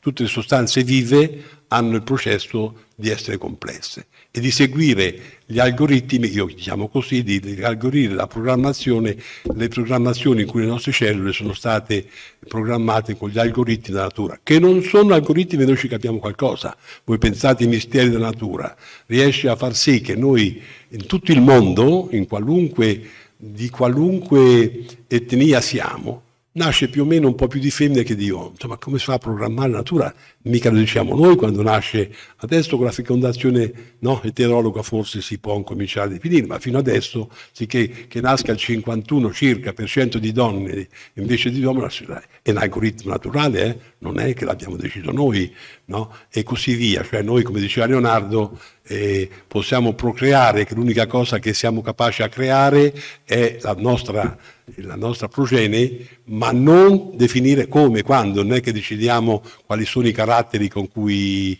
non lo possiamo decidere, il che vuol dire che siamo sottoposti, uso un termine forte, siamo un organismo animale, no? Lo dicevo poco fa, no?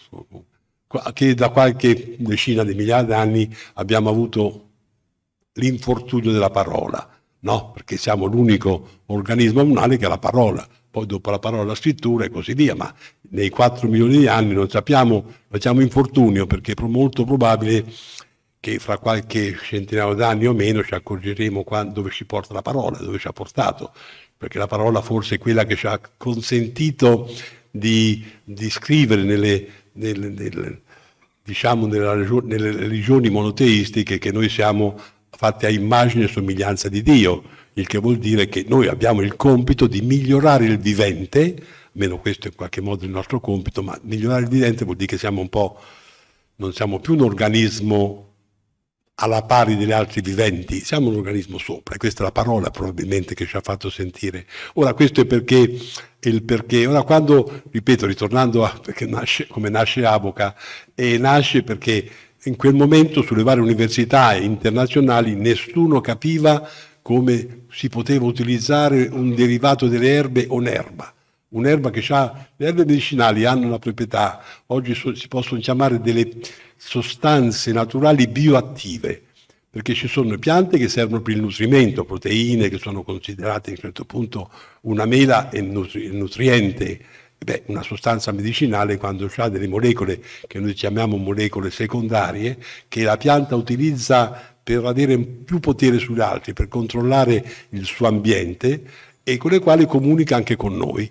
Ecco, questi metaboliti secondari che oggi vengono definiti come metaboliti bioattivi, cioè a un certo punto è un vivente che esprime sul nostro organismo, sul nostro metabolismo, una forza diversa che non solo quella dei nutrienti, proteine, lipidi e semplici. Su questo mondo non ci capiva niente nessuno, sicché ho cominciato, a parte mi divertivo con l'antichità perché la collezionavo all'epoca maiolica da scavo, maiolica arcaica, però non è che pensavo di poter portare la storia dentro il biotech, anzi pensavo fosse diverso. Poi mi sono accorto che era un mondo che per poter capire la complessità di queste sostanze avevo bisogno di capire la storia, sicché ho cominciato a raccogliere testi. Uno dei primi testi che ho comprato forse proprio il Mattioli, l'ho comprato, sicché ho cominciato a collezionare questi testi. Ho aperto il centro studi, perché prima del museo Avoca nasce il centro studi, e nasce il centro studi per formulare i prodotti, perché da queste erbe che già si produceva in modo importante, già con brevetti, con tecnologie molto avanzate, e dovevo portarle sul mercato, per la salute, prima per i profumi, poi per il vermouth, ma poi anche poi principalmente per la salute. Da che parte mi faceva? A un certo punto ho cominciato a leggere i testi antichi, cominciando il primo testo che ho letto, ho trovato dei specialisti su lettere antiche, gente che girava l'Italia per ricavare, per trovare da Fontavellana, da tutti i musei, i vari testi antichi, e a quel punto cercare di capire dai testi antichi come poter utilizzare. Il primo prodotto di Avoca è stato un unguento formulato, che ancora è sul mercato, tra l'altro, e formulato da papiro di Ebers, cioè che mia figlia, che insomma voleva prodotti cosmetici, un prodotto grasso che era veramente sotto un profilo cosmetico era schifoso, perché non aveva nessuna, capite che il papiro di Ebers e tutta la civiltà egizia era fondata sul grasso, perché il grasso era la materia prima e più importante per conservare la prima, direi materia che nasce per poter conservare sono i grassi. Tutti i profumi venivano presi con i grassi. Che da lì ho cominciato a raccogliere libri. Poi dopo, a forza mi divertivo anche, era anche il bello a comprare anche reperti, maiolica, ho cominciato dalla maiolica, testi, e poi tutti vari una serie di suppellettili che a un certo punto in casa, ho una casa in campagna, una casa mia in casa, e con mia moglie non c'è stato verso, o aprivo un museo o smettevo di comprare, no? Fra le due ho scelto di aprire il museo, ecco quando nasce il museo Aboca. Fai vedere cos'è Nazita, il nucleo di ricerca, ripeto, a cosa servono queste piante? Io lo ottengo, fammi vedere come la storia, pensate a cosa entrare al clinico, cioè il fatto di avere nei millenni, no? Non dico da Adamo ed Eva, ma un po' dopo, no? Da vedere dove specialmente delle civiltà ci hanno trasmette, prima quella egizia e poi quella indiana non d'America, non c'è niente, ma diciamo di tutto quello che ci è stato trasmesso nella storia si poteva, una volta che c'era una pianta definita e con modo di estrazione, si poteva definire, io la potevo come un trial clinico, perché era una ricetta che aveva sfidato diciamo tutta un'esperienza umana per secoli, e quella è stato un po' il successo dell'azienda, cioè aver messo sul mercato dei prodotti anche brevettati, perché nessuno poteva, lo stato dell'arte, il fatto che erano stati usati nei millenni nessuno sapeva, pertanto tutti i brevetti di Aboca sono tutti nati dal De Materia Medica. E questa...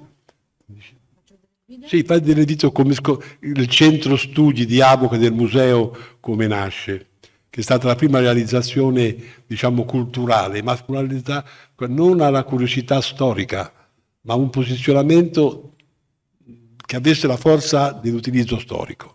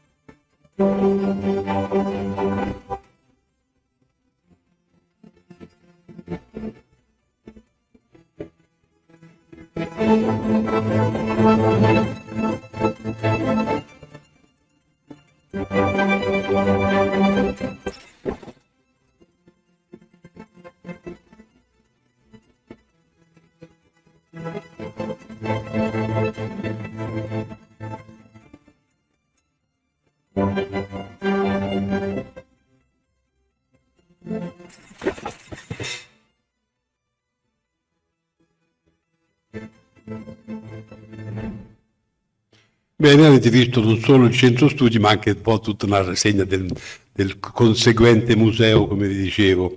Ora, in tutti questi, Aboca nasce da 45 anni, in l'esperienza che abbiamo fatto in questi 40 anni è stata sicuramente una della prima leva fondamentale è stata proprio la ricerca storica, cioè il capire questo, come dicevo poco fa, di avvalersi molti prodotti che noi funzionano e che oggi sono, non so se qualcuno conosce i nostri prodotti, dal bioanacide, che è la formula, diciamo, limone, diciamo, presa dai... E che è uno dei prodotti, lo sciroppo per la tosse col miele e tutto quanto, un lassativo, anche quello, mettere il miele nei sederini dei bambini, insomma non è stata una piccola cosa, sono tutti processi brevettati di successi in mezzo mondo, perché cediamo anche know-how alla Sanofi, alla GSK, insomma diciamo alle multinazionali cediamo proprio know-how e licenze, e pertanto oggi sono di successo. All'interno di questo nascono da quello che oggi, ancora oggi, adesso un po' meno, adesso ho ripreso l'ultimo anno, mi sto accorgendo che forse si sta ritornando all'utilizzo della ricerca storica, ma per tanti anni l'abbiamo abbandonato, ma fino a 8-10 anni fa tutta la ricerca Aboca sui nuovi prodotti era fondata sulla ricerca storica. Abbiamo un database che, ecco, questo si nasce da 30 anni fa, che all'inizio era gestito da due professori di università, il professor Menghini Perugia e la professoressa Pagiotti. La dottoressa Pagiotti è ancora con noi, che è nostra consulente, perché quando si fa un database che si consiste nel prendere dei volumi, prendere gli indici, prendere le ricette e metterle dentro in sistema, tutti catalogati in database, che se noi andiamo nel nostro database, se io dico l'ultimo che vi posso dire a curiosità, adesso abbiamo il diabete, ma c'è stato tanti altre malattie che sono ancora codificate nella storia, perché l'ultimo contributo è stato del Dioscoride. Noi abbiamo tradotto dal greco originale, si è tradotto un manoscritto del Dioscoride dell'VIII secolo che è alla Biblioteca Nazionale di Napoli, traducendo dal greco, questo con l'Università Federico II, e sul Dioscoride, il manoscritto originale, c'è, come anche sul Mattioli, ma sull'originale greco è ancora molto più pervasivo. Lì si è trovato anche dei termini che sono molto importanti, pertanto tutto questo bagaglio degli ultimi 40 anni, diciamo, di database era fino a 10 anni fa era fondamentale, perché lì si schiacciava un testo e veniva fuori con un grosso lavoro, perché, capite, insomma, ogni parola nei vari testi, sì, io mi ricordo la parola Ipericum, che ho studiato molto, e nei vari secoli, nei vari trattati ne avrà 30 termini, Ipericum, sicché tutti i sinonimi della parola andavano in qualche modo messi dentro il database, se no non si riesce a capirci qualcosa. E pertanto questo database è stato uno degli investimenti più proficui per tutto il gruppo. Perché l'abbiamo in qualche modo negli ultimi anni l'abbiamo abbandonato? Perché ci fidiamo poco, ancora adesso ci fidiamo poco del materia medica sui libri scritti, non solo perché diciamo ci sono dentro la stampa, si tende sempre a pubblicare sulla stampa notizie deformanti, perché erano segreti, pertanto chiunque aveva un segreto, però qualcosa ci è arrivato, ma insomma non erano più affidabili, per noi affidabili anche uso e consuetudini. Cioè, pensate che una pianta può diventare un veleno a secondo di come si ingerisce, nel tempo di ingerimento, nel come si estrae. Se un conto fa un estratto acquoso, un estratto in olio, un estratto in vino, e cambia completamente il sistema della pianta. Non ci si fidava più di questo database e l'abbiamo tuttora sostituito con tutto quello che è oggi i dati di biologia molecolare, tutte le scienze omiche degli ultimi 20 anni che noi abbiamo aperto come impresa, tutto un settore di biologia molecolare e cellulare, diciamo le scienze omiche.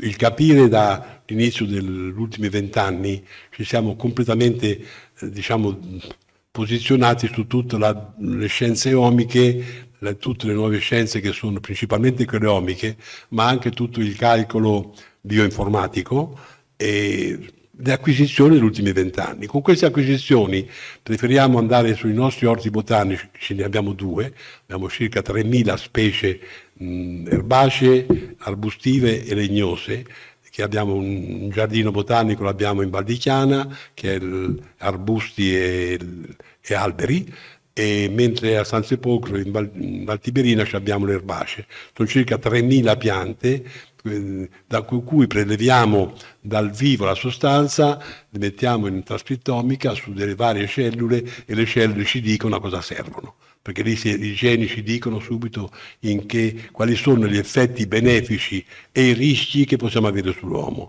Con questo bagaglio abbiamo quasi abbandonato la ricerca storica. La stiamo riprendendo perché piuttosto che andare a cercare, adesso stiamo lavorando, fate conto, sui tumori, andare a capire quali sono i meccanismi con cui noi combattiamo i tumori, che non è combattere il tumore. Noi lavorando su sostanze complesse lavoriamo su tutto il metabolismo umano. Noi combattiamo il tumore cercando oggi si chiamano influssi epigenetici, che lavorano su tutto il sistema metabolico organico, non più su un sintomo, né su un apparato, né su un organo, ma su tutto quello che è l'equilibrio per raggiungere l'omeostasi, per raggiungere uno stato in cui ci sia un equilibrio di tutto il metabolismo. Questo è il nostro lavoro e lo vediamo e lo possiamo vedere con tutte le scienze omiche. Questa è un po' l'evoluzione che c'è qua.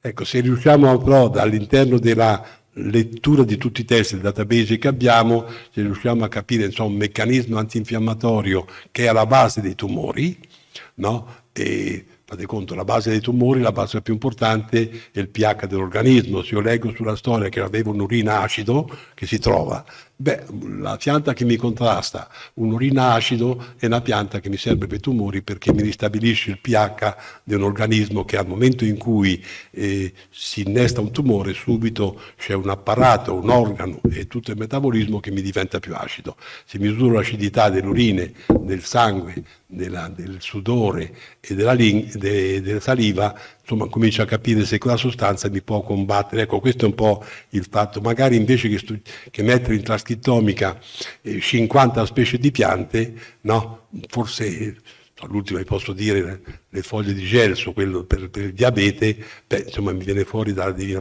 materia medica, che avessi portato le foglie di gelso trascrittomica era un po' più complicato, no? Sicché ecco pertanto è ritornata d'attualità il fatto di reinvestire su... Ora siamo di fronte, ecco questo, in un discorso di transizione, adesso non siamo in un momento di corso e ricorso storico, adesso siamo in un momento di ricorso epocale, oggi siamo in un discorso di ricorso degli ultimi 5 secoli. Diciamo, forse più importante degli ultimi 2 secoli, però partiamo tutti da un inizio di evoluzione riduzionistica che parte, ripeto, dall'inizio del Cinquecento, poi dopo con Cartesio e l'Illuminismo, però pensate che l'Illuminismo, sia Cartesio, il primo Cartesio, avevano rifiutato di capire i sistemi viventi, cioè troppo complicato, andiamo avanti, siamo al riduzionismo per questo. Illuminismo vuol dire illuminare e camminare con una torcia, non illuminando il percorso né l'intorno né il lungo termine, ma illuminando il metro davanti.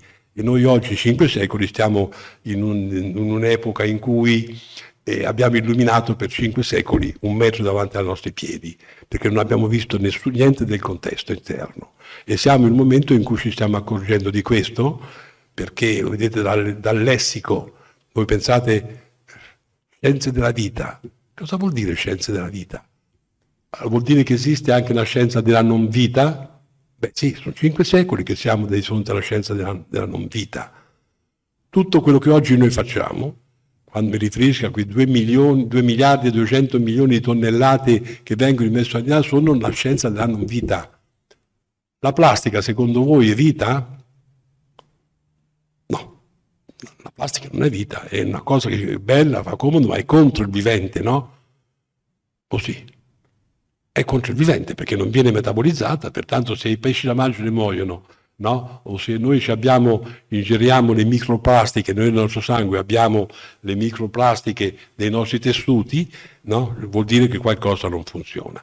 Ecco, all'interno di questa... c'è bisogno pertanto di un'evoluzione. Non l'abbiamo ancora capito, o perlomeno abbiamo capito, ma il nostro cervello si rifiuta di registrare una cosa del genere, cioè l'accantona. Come faccio? Non c'è alternative, vado avanti.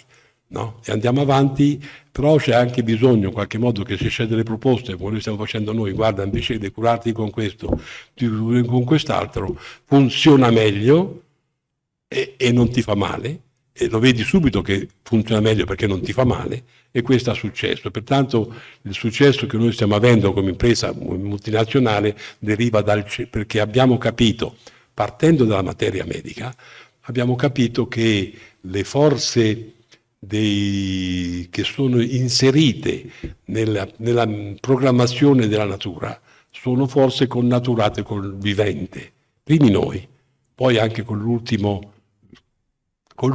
dei nostri coabitanti. Se pensate a quello che è il microbiota, tutti i nostri qualche chilo di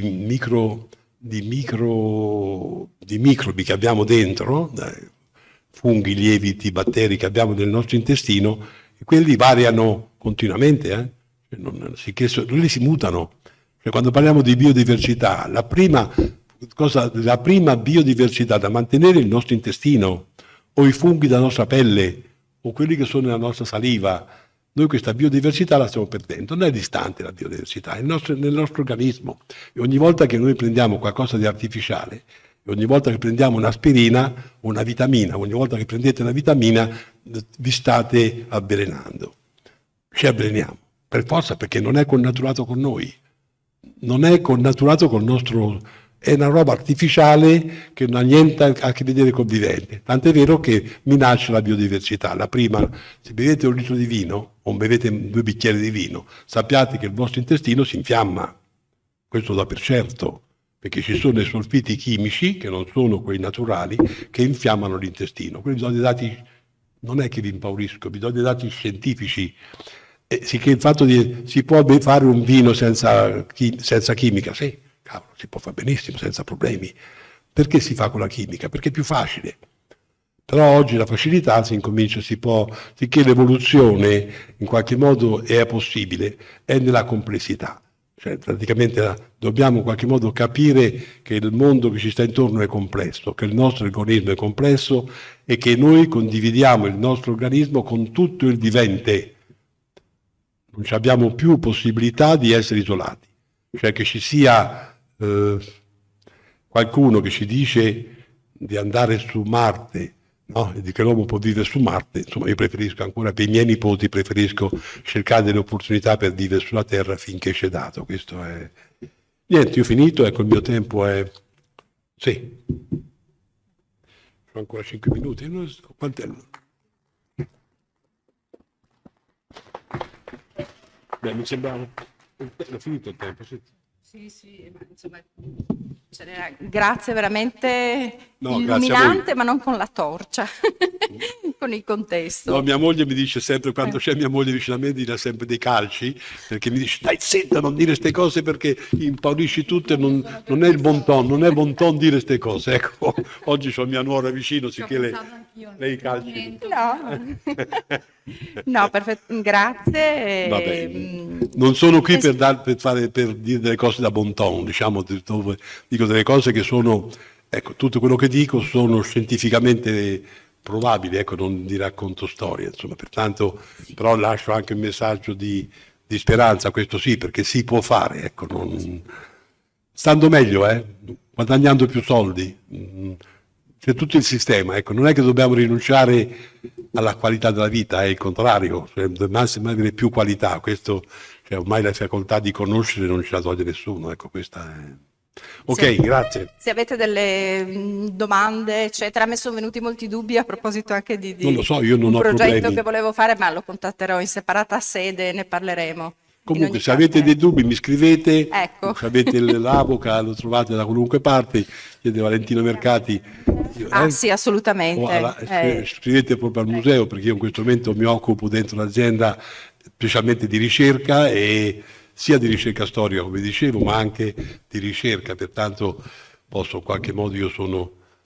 diciamo, mi hanno dato la laurea in biotecnologia, me l'hanno dato a Pisa come honoris causa, sicché qualcosa un po', diciamo, di che qualcosa ci capisco, insomma, ecco, pertanto se avete delle curiosità scrivete, è il momento di farlo, ecco, questo sicuramente, per approfondire, non chiudete il cervello, perché la tentazione è di chiudere il cervello, perlomeno per noi chi ha da 70 anni in su potete chiudere anche il cervello, ma insomma chi è un po' più giovane, che può avere, pensa ai nipoti, pensiamo ai nipoti, qui il tempo è dei nipoti, non è che andiamo oltre, 2050 non c'è più acqua bevibile sulla terra, che i nostri nipoti, io 2050 non ci sono più, ma i miei nipoti ci sono, se avete nipoti nel 2050 a livello matematico, facendo inquinamento, non c'è più acqua, poi fatevi pure la doccia con tanta acqua, tanto l'acqua non si degrada, l'acqua non si consuma,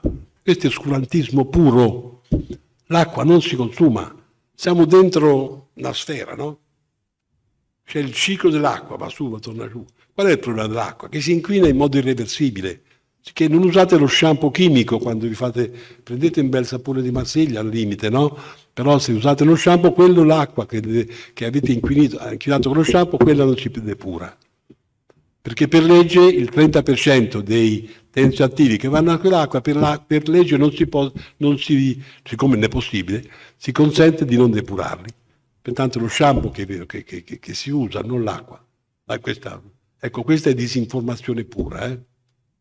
Tanto se avete insomma, io di sassi non lanciatisi. Ok, grazie. Vi invitiamo tutti a venire al museo. Sicuramente quel museo è, per quel poco che può offrirvi come spazio di riflessione. E anche la biblioteca, quando aveste voglia di approfondire o di venirci a trovare, la apriamo, è uno spazio chiuso al pubblico, ma la apriamo volentieri per ricerche storiche, se avete piacere di... La biblioteca è una bella biblioteca. Bellissima. Ok, grazie. Grazie, veramente. È un campione della biblioteca preziosissima, infatti l'abbiamo anche in 2 vetrine marciane. Allora, con altrettanto piacere chiamo Leonardo Punzi, il professor Leonardo Punzi dell'Istituto di Storia della Reumatologia a parlare. Qui con un approccio scientifico appunto diverso, però ci parlerà comunque sempre di materia medica o di sostanze, certo, a questo punto, relativamente in modo particolare alla colchicina, che è un concetto che mi è particolarmente caro e che infatti ritroverete poi anche nel gioco delle piante magiche, ma lasciamo lì. Intanto passo la parola a... Bene, buon pomeriggio e permettetemi innanzitutto di ringraziare il comitato organizzatore di questo interessantissimo convegno e in particolare la professoressa Minuzzi, non solo per avermi invitato, ma anche per aver scelto per me un argomento che mi è molto gradito. E la colchicina è un esempio di sostanze, attenzione adesso devo stare attento tra sostanze e materia, derivate dalle piante, è conosciuta sin dall'antichità e che tuttora non solo ancora attuale, ma per cui si prevede degli sviluppi interessantissimi per il futuro, come vedremo. A dimostrazione di ciò, io sono stato professore universitario, clinico e anche ricercatore, e il mio campo maggiore di interesse sono state le artriti da microcristalli, in particolare la gotta, e le malattie autoinfiammatorie. Volevo dire che in questi settori sarebbe impensabile poter curare la gente attualmente senza la colchicina. Quindi vediamo come l'attualità è molto cogente. La colchicina derivava dal colchicum autunnale, che è il maggior rappresentante della famiglia delle colchicacee. Colchicum autunnale, come dice il nome, fiorisce soprattutto in autunno, specialmente nei paesi dell'Europa centrale e anche dell'Italia settentrionale, e si deve distinguere proprio per il fatto che fiorisce in autunno dal crocco che invece fiorisce in primavera, ecco, anche perché la colchicina, come è già stato detto prima, è un esempio di una pianta che a basso dosaggio, a bassa, concentrazione può essere terapeutica e invece ad alta concentrazione può essere tossica, addirittura mortale. La colchicina, non la colchicina, il colchicum nei suoi vari elementi era già noto agli egiziani che l'avevano riportato tra i 1000 medicamenti contenuti nel papiro di Ebers ed era indicato anche per la cura dei reumatismi e diceva una cosa interessante, soprattutto quando associati a edema, quindi alludendo ai reumatismi infiammatori. Si dice che il nome di colchico derivi dalla Colchide, quella regione sul Mar Nero era molto fertile, in cui si sviluppava bene questa pianta e che corrisponde all'attuale Georgia. Bene, alla colchiche si associa anche la leggenda tragedia di Medea che quando arriva Giasone alla ricerca del vello d'oro, per opera di Afrodite, ci mette naturalmente la sua Afrodite, si innamora di Giasone, poi vanno insieme alla ricerca del velo d'oro in Grecia, vanno a Corinto Giasone però si innamora della figlia del re di Corinto e quindi Medea decide di avvelenare questa nuova innamorata di Giasone, ma anche i figli. E sapete con che cosa l'ha fatto? L'ha fatto con il colchicum. Lei lo conosceva bene perché era una maga e nelle sue pozioni magiche pare che vi fosse abitualmente il colchico.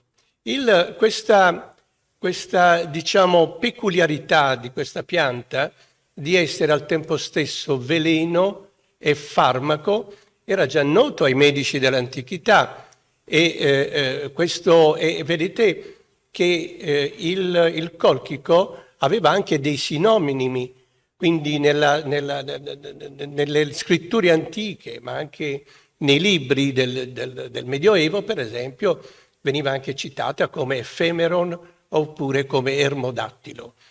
Nella storia antica è molto interessante, è già stato detto, l'ineffabile Dioscoride aveva anche dentro, rappresentava il colchicum, però il primo ad usarlo veramente per la gotta è stato Alessandro di Tralles, è un medico bizantino che ebbe una fortuna enorme a Roma, poi Paolo di Egina, ma anche Demetrio Pepagomeno, che addirittura aveva scritto un libretto sulla podagra. La podagra è la denominazione latina della gotta, perché colpiva soprattutto il piede. E quindi in questo libro di podagra accenna la possibilità di essere trattati con il colchico, ma a me piace citarvi il più grande umanista del meridionale, che è Antonio De Ferraris, un personaggio molto molto eclettico, detto il Galateo perché era nato a Galatone.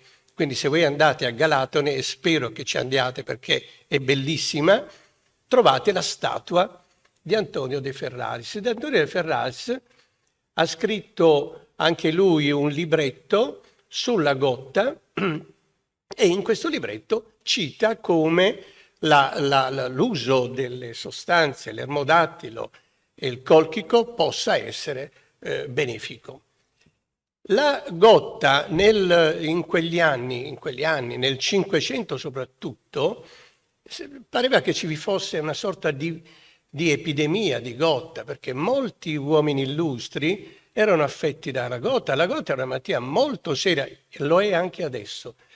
Pensate che, sebbene viene poco citata, trascurata, chi ha la gotta ha 1,5 volte più di probabilità di morire di qualsiasi cosa rispetto a chi non ce l'ha. Quindi bisogna curarsi e, se si vogliono evitare queste cose.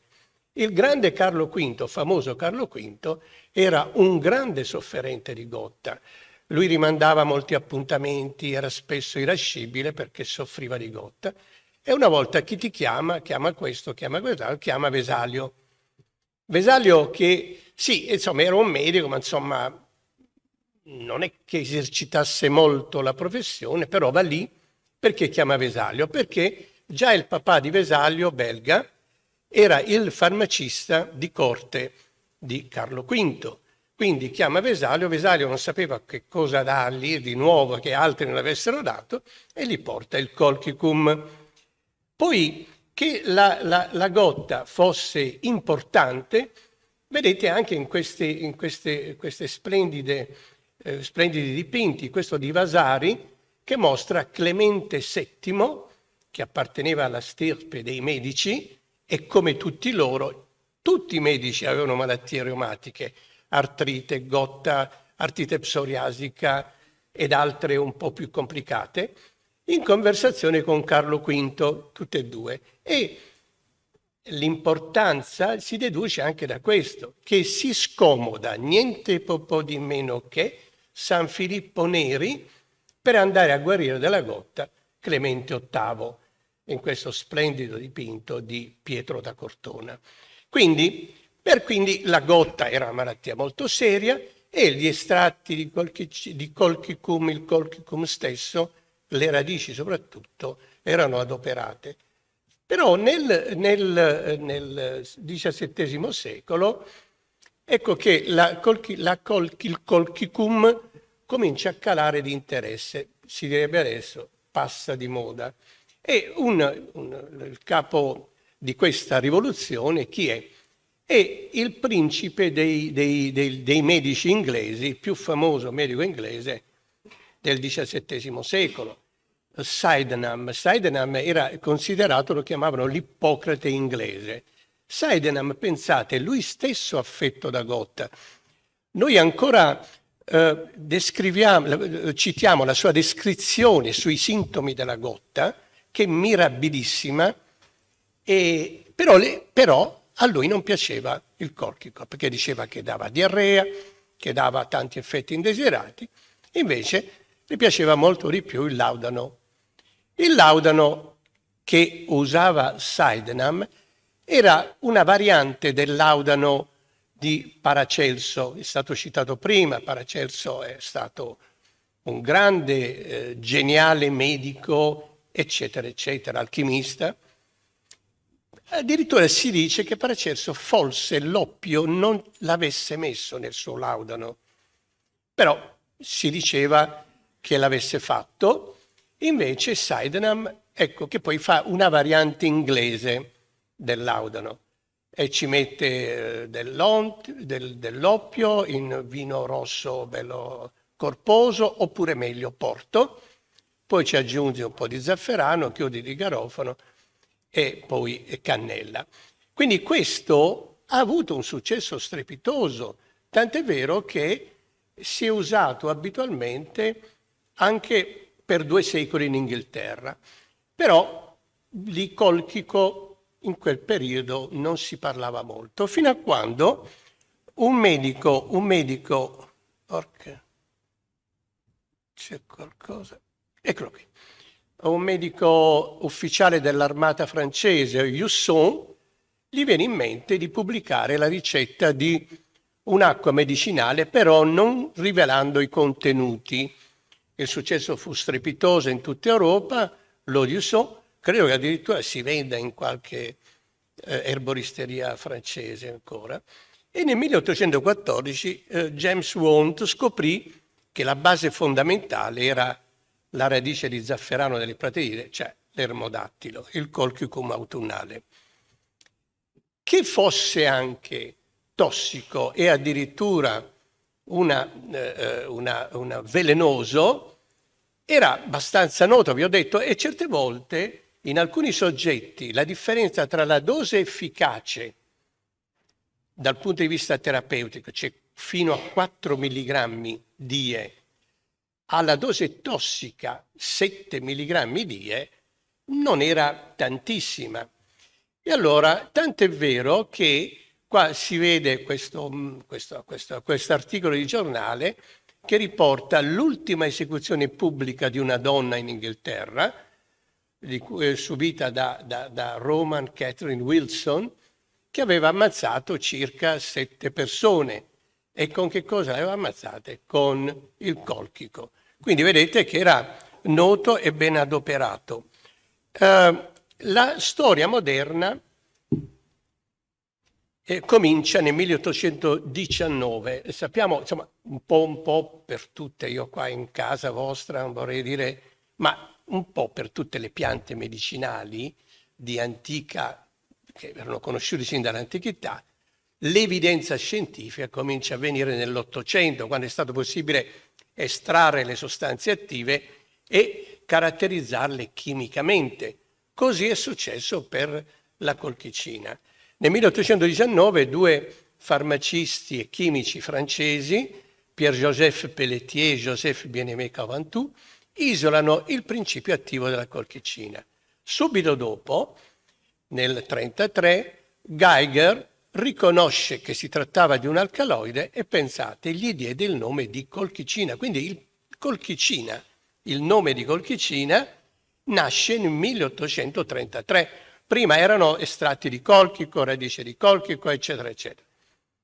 Poi il farmacista francese Alfred Judé ottenne colchicina pura in forma cristallizzata. In Francia esiste ancora la colchicina Odé per dire, e poi da allora veniva prescritta in dosi di 1 milligrammo al giorno a tempo indefinito, che era giusto, perché tuttora se c'è un paziente che non è controllato con l'inibitore dell'acido urico, 1 milligrammo al giorno di colchicina va bene. Qualcheduno le ha consigliato 1,5, qualcheduno 2, quindi tutto bene. La colchicina è entrata nella farmacopea, in tutte le linee guida, raccomandazioni per il trattamento della gotta.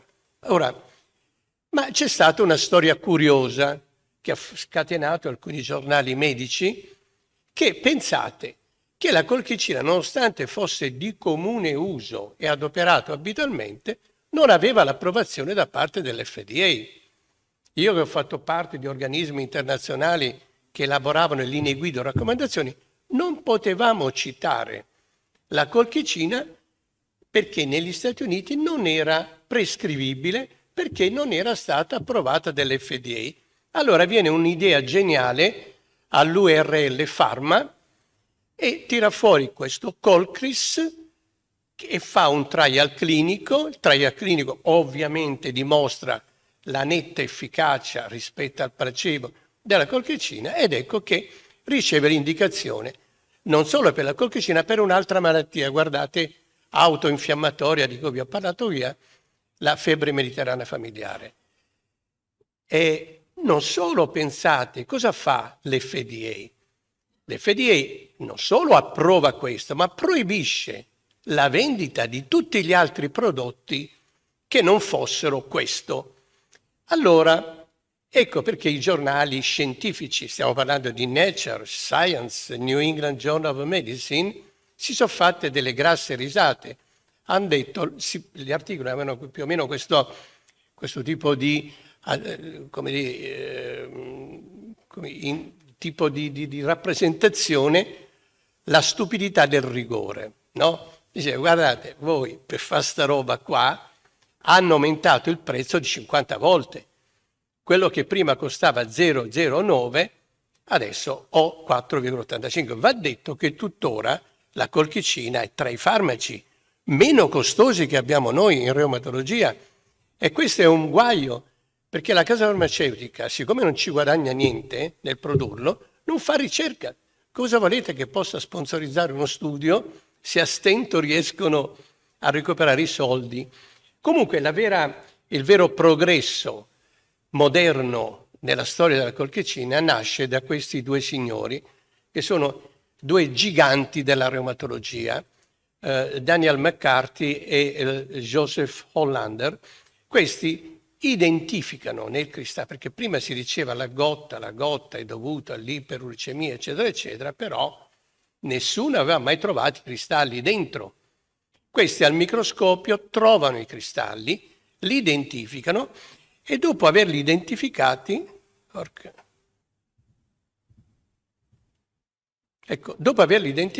cosa fanno? Li prendono, li sintetizzano in laboratorio o li estraggono, e per, diciamo, la prova sperimentale se li iniettano loro stessi, volontari, tra cui anche loro, in articolazione, e anche i cani. Bene, ottengono un attacco acuto importantissimo, uguale a quello della gotta. Ora, giova ricordare qui, se non si conosce, che l'attacco acuto di gotta è l'infiammazione più potente che è dato trovare nel genere umano, per cui è una cosa potentissima. La famosa tempesta citochinica che abbiamo conosciuto col Covid a livello alveolare aveva un precedente a livello articolare. Questa era una tempesta citochinica. Allora loro cosa fanno? Degli esperimenti, vedono che qui gli attori un po' di tutta cellulari erano i polimorfonucleati, cioè i neutrofili. Allora, quando deprivano un tessuto dei polimorfonucleati, la crisi non aveva luogo. A questo punto si comincia a capire che mannaggia, sono io che ho il dito. Vabbè, si comincia a capire che era essenziale ridurre l'afflusso delle cellule nel luogo dell'infiammazione, dove venivano attratte. Questo meccanismo si chiama chemiotassi. Bene, le cellule hanno un motore che li spinge a muoversi e il maggior motore sono i microtubuli. Quindi si è capito che la colchicina va sui microtubuli, li disassembla e li rende incapaci di muoversi. E questo è il meccanismo. Quando si è vista dell'importanza dei neutrofili, un attento clinico e ricercatore, Dinarello, professor Dinarello, ecco, Charles Dinarello, che è notissimo per essere uno dei padri dell'interleuchina 1, una delle scoperte più fantastiche che esistono nella storia della medicina. Bene, Dinarello, siccome si accorge che questa malattia autoinfiammatoria, la febbre mediterranea familiare, che dà delle febbri importantissime, nasce soprattutto nei bambini e si è scoperto poi che ha una mutazione genetica associata, bene, lui usa la colchicina, pensate nel 1974, in un trial clinico, la colchicina si dimostra efficacissima e si adopera tuttora in malattie importanti.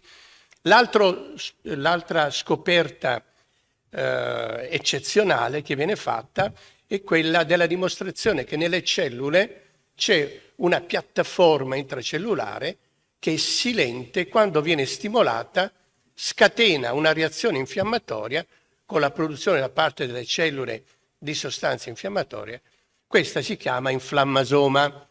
Bene, si accorgono così che la gotta e i cristalli della gotta provocano tutto quel po' di reazione agendo sull'inflammasoma. Tant'è vero che la gotta, da allora, da questa scoperta, si definisce anche la gotta una malattia autoinfiammatoria. E questo è più o meno il meccanismo. Qui si può vedere come, non riesco a farvelo vedere, insomma, in alto a sinistra ci sono dei cristalli di urato che stimolano a livello della parete cellulare, ci sono dei recettori che si chiamano toll-like receptor. Bene, vanno dentro, vedete l'inflammasoma qui, non so se riesco. Beh, vabbè, insomma, forse lo vedete. Eccolo qua. Questo è l'inflammasoma che questa volta in forma attiva, questo produce poi delle sostanze, la principale è l'interleuchina beta, ma c'è anche le prostaglandine. Ma la cosa che volevo farvi vedere, si scopre che inopinatamente, insomma, si sono detti, ma come mai la colchicina agisce così bene a livello dell'infiammazione? Si è scoperto che la colchicina agisce a questo livello. C'è un livello, una sorta di recettore o di una porta d'ingresso cellulare che fa passare l'ATP e anche il potassio, si chiama P2X7. Comunque, la colchicina, con un meccanismo diverso da quello degli altri, per esempio del cortisone, è capace di inibire l'inflammasoma. Quando hanno capito questo, apriti cielo. La colchicina ha cominciato a essere adoperata in tutta una serie di sistemi infiammatori che erano associati a tutta una serie di malattie che prima erano orfane. Quindi io qua vi ho fatto una lista che ovviamente vi risparmio del dettaglio sull'effetto pleiotrofico che ha la colchicina. E addirittura, come dicevo prima, non so con chi parlavo, la colchicina ha permesso addirittura di scoprire dei meccanismi patogenetici che non si conoscevano. Cioè, seguendo gli effetti della colchicina, sono andati a brincare delle sostanze che prima non si sapevano che esistessero, come questo ormone che viene rilasciato dalle cellule epatiche. Quindi è aumentato a dismisura il numero di malattie curabili con la colchicina. Vedete qua la lista, partiamo dalla gotta e c'è tutta si è visto che agisce in una molteplicità di situazioni patogenetiche cardiologiche, per cui poi ci sono degli studi controllati, dei trial, tutti positivi, che dimostrano come, uno, è una sostanza abitualmente adoperata per le pericarditi. Addirittura quando si passa ad altre sostanze si dice colchicina resistente, per dire, no? Poi per la prevenzione del reinfarto, per la prevenzione del rischio cardiovascolare nell'aterosclerosi. E poi è stato anche adoperato nel Covid-19, giusto per non farci mancare niente. Per cui, vedete adesso, tutte queste azioni multiple della colchicina che vengono sempre più identificate, e qua per finire, questa è una sostanza che si sta adoperando con con effetti molto promettenti nel cancro, prendendo delle sostanze che hanno effetti colchicino simili. Per finire vi mostro, questo è il premio dell'esposizione di Parigi del 1900, Colchisal, che conteneva cannabis, colchicina, metilsalicilato, questo per dire che bei tempi, no? Arrivederci e grazie.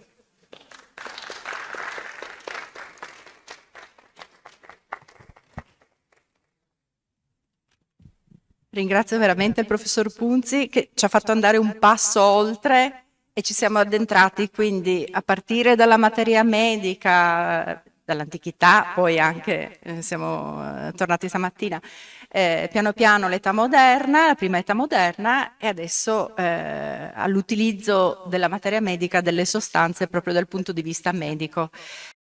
She will introduce herself. Anyway, she's Sean Bowen, an artist and a professor at University. Arts University Bournemouth. Yes. She will speak about a project of hers about Hortus Malabaricus. Okay? Yeah. Please. Okay. Thank you so much, Sabrina.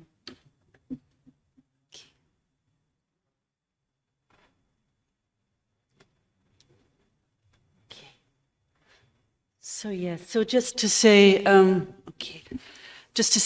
first of all, what a great pleasure it is to be able to participate in this wonderful conference and extraordinary exhibition. Is it okay, Sabrina? In particular, I'd like to extend sincere thanks to Sabrina for bringing everything together in such a meaningful way, and to Claudia Benvestito for her meticulous installation of the exhibition. And of course, for all the invaluable support from Biblioteca Marciana and Foscari University.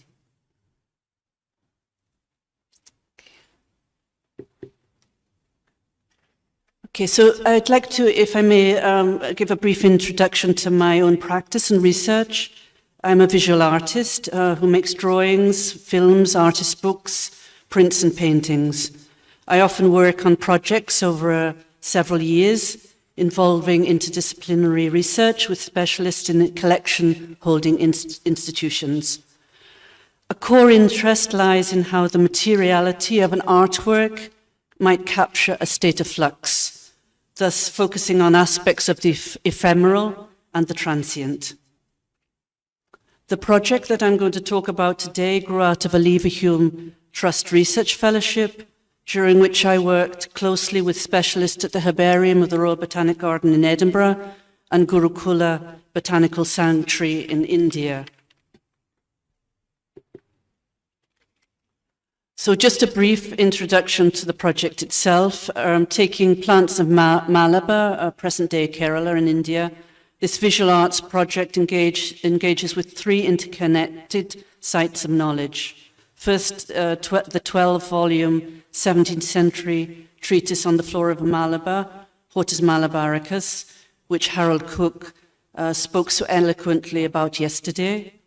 Secondly, historical herbaria housing examples of specimens described in Hortus Malabaricus. And thirdly, remote, moist, deciduous rainforests of former Malabar, where some of the rarest plants discussed in Hortus Malabaricus have survived.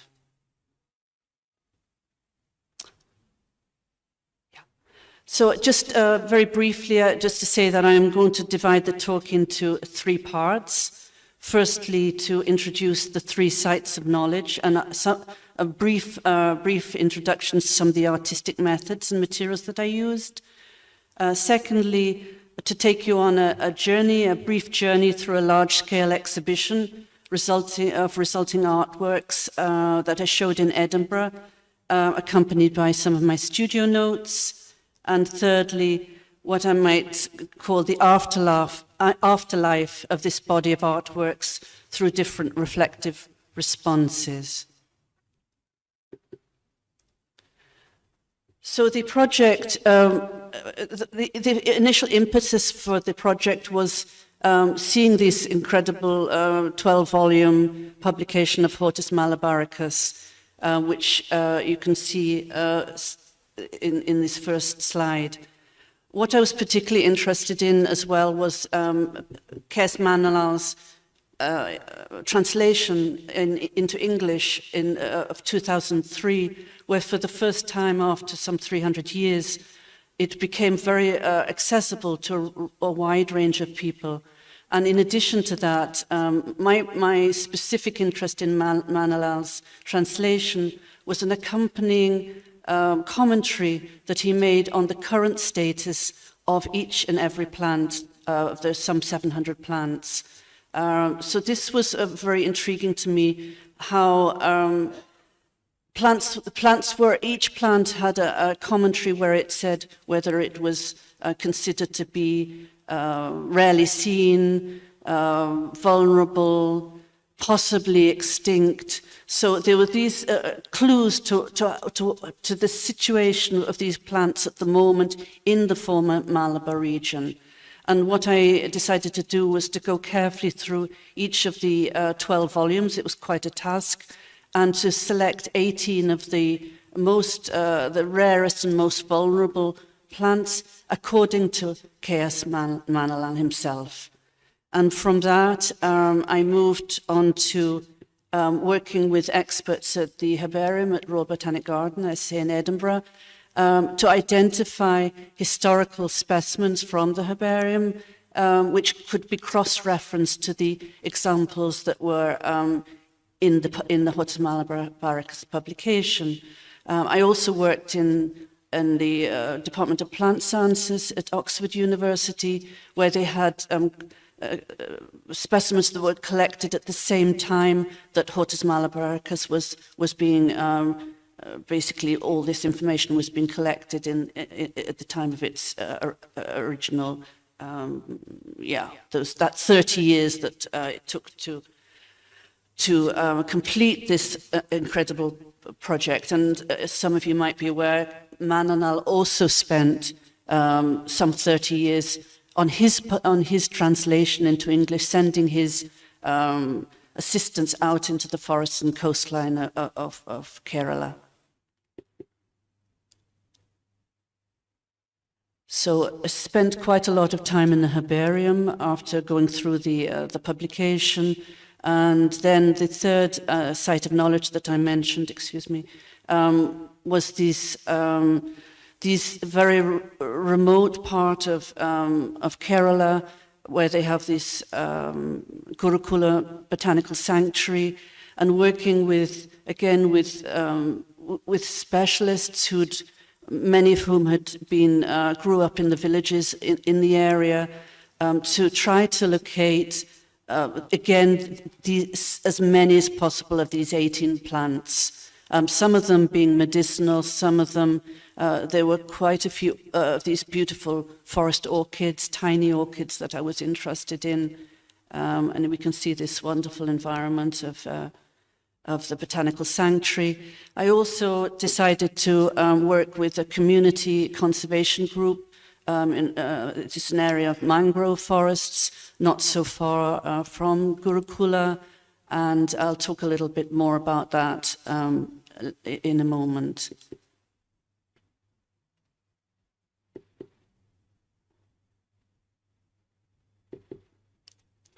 So at the core of the investigation, shall I say, was this question: how to make present through the language of visual art the imperceptible nature of the vulnerabilities and resilience of plant life.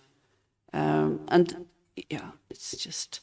So I just wanted to show just a tiny glimpse about some of the processes. I know quite a few people have asked me about the de-embossing and about the different techniques that I've used. But again, quite labor-intensive. I made these models, quite intricate models from the herbarium specimens, and these were cast using a range of different techniques, which led to, my intention had been these should be just tools, but I very much like them as objects as well. And again, I'll talk about that relationship between the tool and the consolidated artwork in a moment. And then some of these casts we used for de-embossing processes. Sorry, I'm touching this. I'm not used to it, excuse me. De-embossing, I was casting the handmade paper that I was making myself and casting them onto these casts that had been made following this line from the models, the original models that I'd been spending some time on.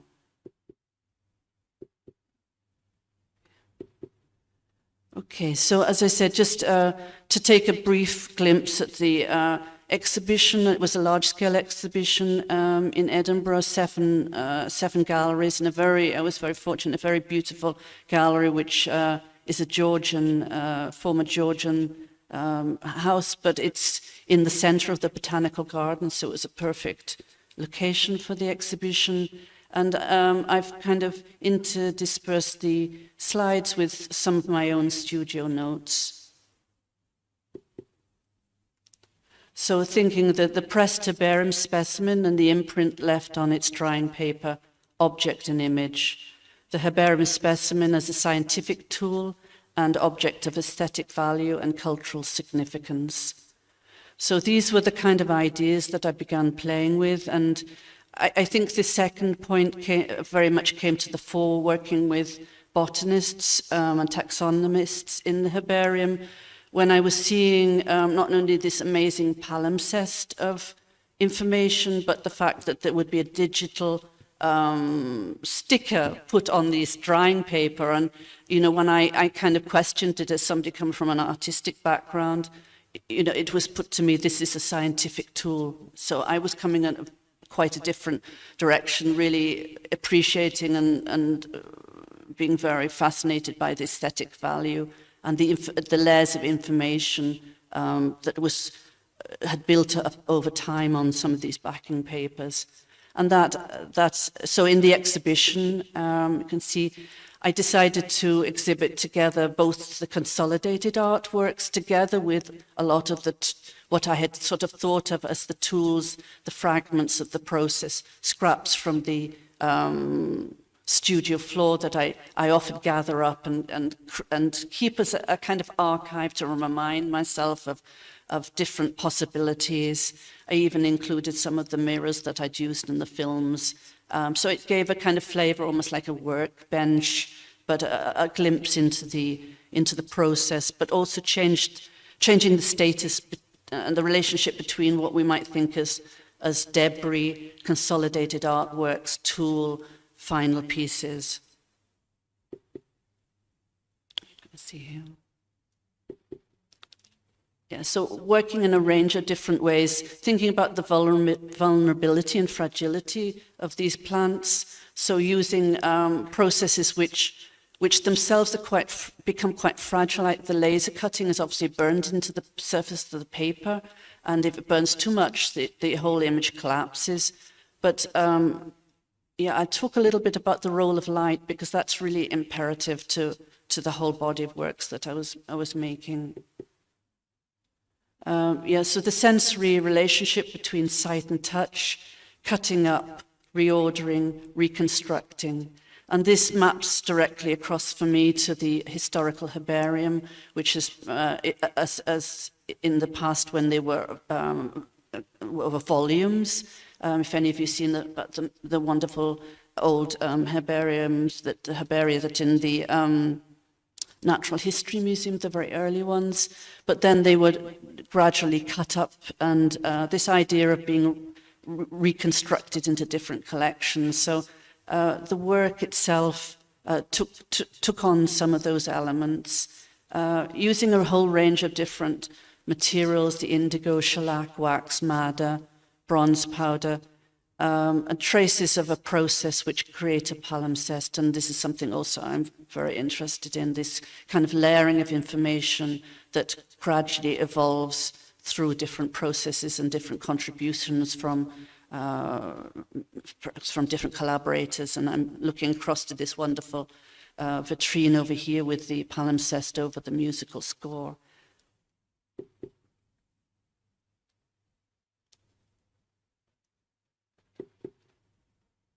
And yeah, so, you know, I mentioned I'm sometimes making artist books. This was a very particular 2 artist books where I was interlacing the pages with different fragments that I'd collected and kept quite carefully, which give kind of clues to the specific plants. Maybe they were little drawings or little rubbings, or and yeah, almost like creating some kind of archive that accompanies the book itself. So I mentioned briefly about the idea of light being important. You know, one writer sometime wrote of another project of mine saying when the light was switched off, my work ceased to exist. But I really like that idea, that the importance of light, the way that light can reveal and change the meaning of a work in such a radical way. So going from the herbarium and the way that the specimens are protected, you know, from further damage, so the darkened herbarium and these light-filled forests in India, swamps and sacred groves of Kerala. And I know there's a lot of interest at the moment and has been for the last few years in these sacred groves, these areas which have been protected for centuries, and not only in India and many other countries I'm sure you're aware of, protected, and so finding plants that you wouldn't find anywhere else because they have, you know, had this particular status within that culture. So yeah, so light, some works were backlit. We have some of these engraved circular pieces in the vitrine here, but in the exhibition in Edinburgh, they were actually backlit on a light box, and you could kind of move them around. You know, they form a whole different sense of dialogue. Excuse me, a different sense of dialogue when they're stacked up all together, or just 2 or 3 different kind of reference points. And I like the idea that I'm so sorry because I'm not used to this technical thing. Okay. Yeah, so yeah, that idea that you could create a different narrative in the same way that in the forest, when you go into the forest or through a sort of forest grove, you're seeing this kind of layering of different plants, and these discs, for me, engraved discs, created the same kind of situation and referenced across to the circular mirrors that I was using a lot in the films that I was making. So also working very much only not on a small scale, but on a large scale. And these were a series of 8 large-scale drawings using a paper, piecing together a paper that was made in India by the last family, making and burnishing paper in the way that's been used historically for Indian miniatures, so it has a very smooth surface.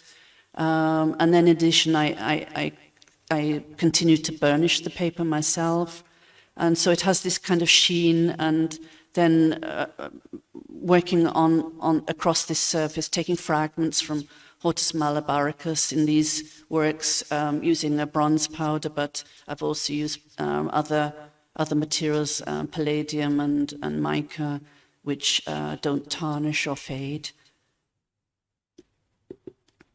You can see the scale of them there.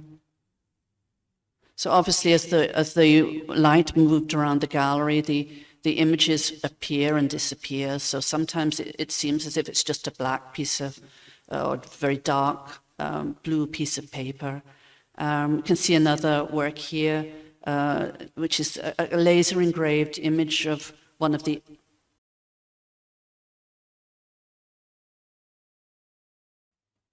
Okay, so I think I mentioned a couple of times about mirrors. When I was working in Gurukula, I was using a set of Victorian hand mirrors, and I wanted to film the reflection of these very beautiful rare forest orchids. I felt for me, I've written echoing both historical plant hunting and the ephemeral and elusive nature of the plants themselves.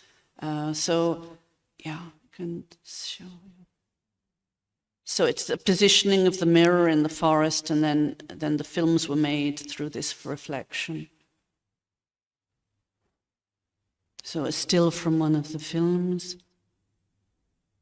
and then installed in the space.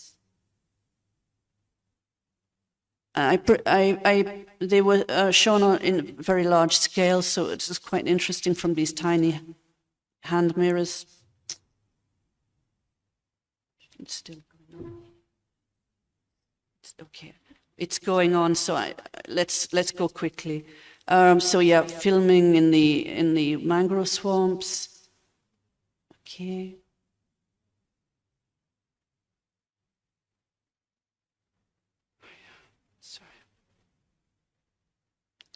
Okay, so I'm going to conclude soon. So two reflective phases, one during lockdown, during which I considered the different possibilities that I'd explored through this large body of works, and made this series of 4 sets of, I think, 20 books altogether. We have Susanne Padberg has traveled from Vienna to kindly, and I should say, leading artist book specialist, has brought these books. So if any of you'd like to see them or discuss anything before we conclude today, and you can see some of the images and techniques used here.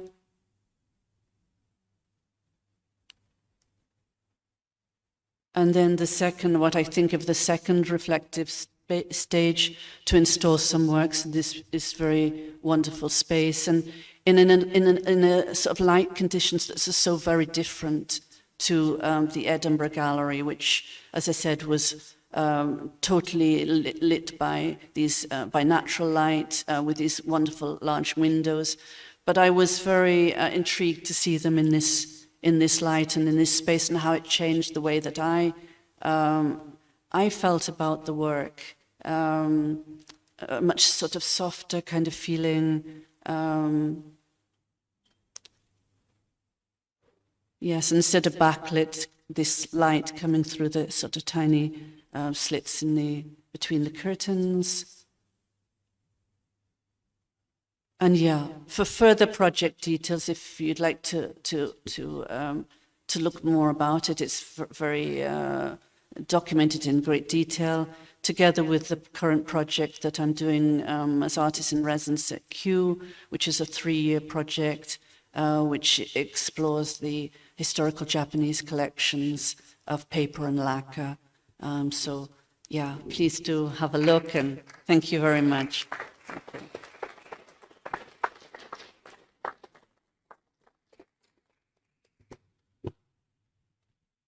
Thank you, Shams, for your wonderful work. If you want to have a look to the final creation, you can find them come ha detto lei, li potete vedere tranquillamente e sfogliare. Adesso, dulcis in fundo, torniamo alla materia medica, dall'arte, dalla rielaborazione anche artistica, dalle ricadute, che è l'osservazione della natura, un'osservazione comunque sempre consapevole e mai fine a se stessa, consapevole e che conosce, diciamo, che cosa si trova davanti. Dall'osservazione consapevole della natura, della creazione artistica, passiamo alla vicenda di una persona che è un caro amico ormai, Lamberto Bernardini, prego, vieni, che oltre ad essere imprenditore è un appassionato cultore di studi storici relativamente all'amaro orvietan. Nel senso che nell'ambito delle ricadute positive che uno studio consapevole della materia medica può avere, secondo me il suo esempio è molto importante, molto bello. Potete vedere la vetrina del materiale che ha collezionato relativo a questo amaro, che in origine era un antidoto di Orvieto, nella vetrina marciana, e l'ho chiamato Lamberto proprio perché ci raccontasse la sua storia, il modo in cui si è avvicinato anche alla riscoperta di questo antico antidoto. Grazie Sabrina, grazie per l'introduzione, anche troppi complimenti. Allora, grazie, scusate l'interruzione. Allora, provo a spiegarvi un po' la storia di questo prodotto. È un momento più ludico perché è una cosa da bere, per cui è meno accademico, diciamo, però nasce in realtà da una ricerca storica, perché io mi sono avvicinato a questo mondo polveroso delle biblioteche, come diceva Sabrina, per caso, perché per una passione che è nata appunto da un'esigenza commerciale, perché io ho usato il nome dell'orvietano, l'Orvietan nell'accezione francese, per costituire una mia nuova società molti anni fa. Alla domanda successiva, perché io non sapevo nulla di questa cosa, mi piaceva il suono della parola e sapevo solamente che era un'antica medicina orvietana. Successivamente, pochi giorni dopo in realtà, mi sono trovato di fronte a un problema grosso, rispondere alla domanda perché mi chiamavo in quella maniera. E non avendo, diciamo, una risposta esaustiva, perché dicevo che era un'antica medicina orvietana senza sapere cosa faceva. Allora, tornando a casa mi sono dovuto documentare per non avere, diciamo, delle risposte poco apprezzate. Nel documentarmi mi sono accorto lentamente, giorno dopo giorno, che questo prodotto, questo antico antidoto orvietano, era in realtà una cosa incredibile. Dappertutto lo trovavo, in documenti, farmacopee, letteratura, nella musica addirittura, nell'arte. E piano piano ho cominciato a raccogliere documenti e andavo avanti nella ricerca. Mi sono così appassionato che ho cominciato a girare gli antiquari d'Europa, a raccogliere. Sono riuscito a comprare molti documenti originali, la maggior parte sono ancora conservati per fortuna nelle biblioteche d'Europa, e alla fine di questa ricerca ho avuto la tentazione di provare a riprodurre questo famoso antidoto nella versione ovviamente leggera, perché l'antidoto orvietano veniva dispensato in due soluzioni, una concentrata al momento dell'intossicazione e una leggera subito dopo l'intossicazione, diciamo dopo che l'effetto dell'antidoto aveva fatto il suo corso. La persona era abbastanza, diciamo, confusa nel fisico, per cui davano la stessa dose in una concentrazione più bassa. Allora ho pensato così, ma solo per una maniera ludica per me e per i miei amici, che venivano ovviamente vessati da tutti i miei racconti al ritorno di queste imprese di raccolta documenti, ho provato a dire, vabbè, proviamo a rifarlo. Nel frattempo di questa mia lunga ricerca ho incontrato tante persone, tra cui anche Sabrina, che mi ha aiutato nella storia veneziana, ha scoperto tutti i documenti dell'orvietano qui a Venezia, e molti farmacisti ed erboristi nel frattempo avevo contattato, per cui, diciamo, messi tutti insieme siamo riusciti con molta fatica e molte complicazioni, a riprodurre quello che era l'antidoto nella versione leggera. E questo, diciamo, con nostra sorpresa, è piaciuto a più di una persona.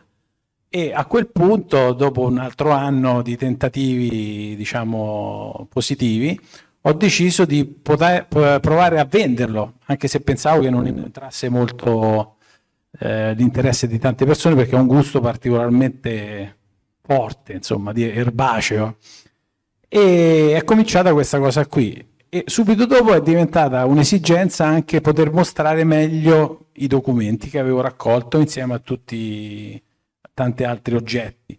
Allora ho realizzato, ispirandomi anche al Museo dell'Abboca, infatti prima con Valentino Mercati si parlava di questo, col mio budget molto più limitato di quello dell'Abboca, ho ricostruito un piccolo laboratorio.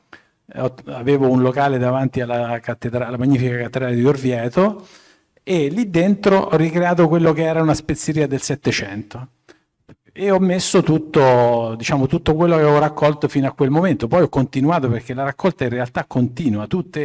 Non vi dico, non è un'esagerazione se vi dico che io tutti i mesi trovo un documento nuovo, perché veramente è incredibile la contaminazione di questa cosa qui.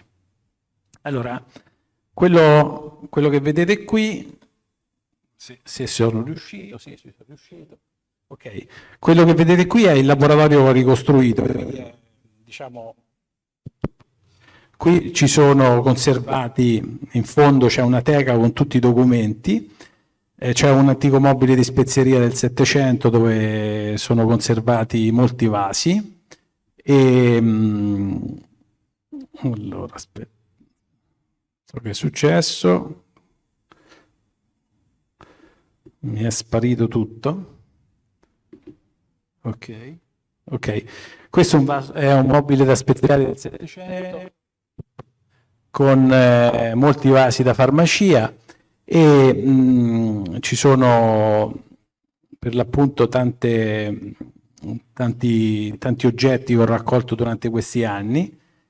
E nella parte laterale ho ricostruito, ho costruito il nuovo laboratorio dove viene prodotto l'orvietano. Allora, in questo caso mi sono affidato all'esperienza appunto di questi farmacisti che avevano già studiato l'orvietano. C'è uno studio importantissimo fatto da 2 farmacisti di Modena, che praticamente riusciva a individuare quali erano i veri componenti dell'orvietano, perché l'orvietano è stato così prodotto e imitato per 250 anni che si spazia dai 26 componenti, diciamo, originali fino a 54 e passa elementi. Questo studio fatto da questi 2 farmacisti individua con esattezza, che poi è stata certificata dai documenti che abbiamo riscontrato, ritrovato all'archivio sia a Roma che a Venezia, di questi 26 elementi, che sono per l'appunto 24 erbe, una resina che è la mirra, più la famosa carne di vipera, che voi sapete che veniva usata a tonnellate tra teriaca e mitridato per secoli. E diciamo, questa composizione è stata poi certificata dai documenti che sono stati appunto trovati sia a Roma che a Venezia, che hanno confermato questo studio dei farmacisti, per cui insieme a loro abbiamo trovato la maniera di poterlo riprodurre. Abbiamo ovviamente tolto la carne di vipera, perché c'è un problema di reperibilità, oltre che sappiamo con certezza che non fa assolutamente nulla. Questo è interessante perché l'hanno consumata per l'appunto a chili fino al 1845 e qui a Venezia la spezieria del d'Oro ha prodotto teriaca e venduto teriaca fino a qualche anno fa, insomma, con carne di vipera, insomma. E per cui diciamo in questa parte del laboratorio io faccio prima una tintura, per cui c'è un'immersione, queste erbe vengono passate al mortaio, poi si immergono in alcol puro a 96 gradi e mezzo e dopo 20 giorni si estrae questo sacco di erbe, viene spremuto bene e a quel punto abbiamo la tintura. Questo già è un prodotto finito, perché in teoria potevo vendere la tintura direttamente in erboristeria, magari 10 gocce in un bicchiere si faceva l'orvietano. Ho deciso di optare per un liquore, intanto perché era una cosa più pratica, più facile, e poi perché questa è una cosa che magari a voi che siete più nel settore accademico vi sfugge, però ci sono delle diatribe commerciali importanti dentro i prodotti da farmacia, per cui quando uno si avvicina, soprattutto inesperto come me, a questi settori, diciamo è facile che insomma c'hai delle reazioni strane, perché arriva uno nuovo e tutte le industrie farmaceutiche, quelli che gestiscono i farmaci da banco, insomma sono molto sospettosi, per cui mettono un sacco di barriere, mentre se uno sceglie la liquoristica, diciamo, ha meno problemi anche burocratici. Comunque, diciamo, siamo arrivati a produrre questo orvietano.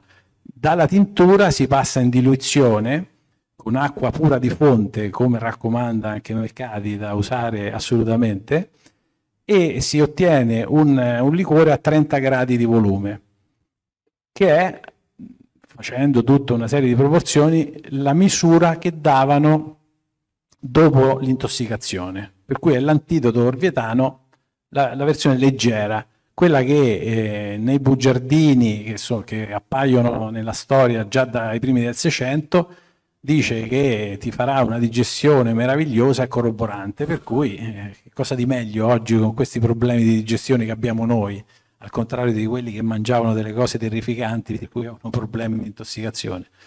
E per cui diciamo la mia storia più o meno è questa. Siamo arrivati a questa produzione partendo appunto da uno studio, mi sono improvvisato storico, certamente non sono al vostro livello, però ho imparato a conoscere molti archivi di Stato, ecco, ho frequentato i vostri ambienti e devo dire che sono un immenso giacimento di idee, perché oggettivamente la cosa che più mi ha stupito, questo ve lo devo dire proprio in maniera sincera, la cosa che mi ha più stupito è questa distanza che c'è tra chi studia negli archivi e la vita reale. Non so se è una cosa che ho sentito solo io, però cioè voi, gli studiosi degli archivi sono molto lontani da quello che succede normalmente, e il contatto tra quello che voi studiate e quello che succede abitualmente è proprio separato completamente, mentre questo tipo la mia esperienza che porto in questa situazione in realtà è il collegamento tra questo mondo che riguarda il passato, che certamente è importante, ma rimane comunque lontano. In questa maniera si riesce a fare un collegamento, perché da una vecchia storia abbandonata, relativamente abbandonata, perché molti di voi hanno scritto sull'orvietano nel frattempo, però diciamo non era collegata con il presente. In questa maniera riusciamo a riportarla ad oggi e in vita, e soprattutto è una cosa che io diciamo vivo nella mia pelle quotidianamente. Quando le persone vengono al laboratorio, che faccio vedere questo collegamento storico per arrivare poi al prodotto finale, devo dire che sorprende quasi tutti, come ha sorpreso me alla fine, perché raccontare che c'è tutto un filo che parte da un'origine lontanissima e arriva fino ad oggi è una cosa che sorprende, perché è come se noi oggi avessimo un distacco tra quello che era la storia della materia medica, per l'appunto, ai farmaci che sono arrivati oggi. Oggi c'è questa distanza lontana tra il banco della farmacia e da dove arriva quel prodotto come storia. Oggi sembra che siano tutti arrivati adesso i prodotti da farmacia, mentre dietro c'è tutto uno studio, c'è tutto veramente un immenso patrimonio da rivalutare.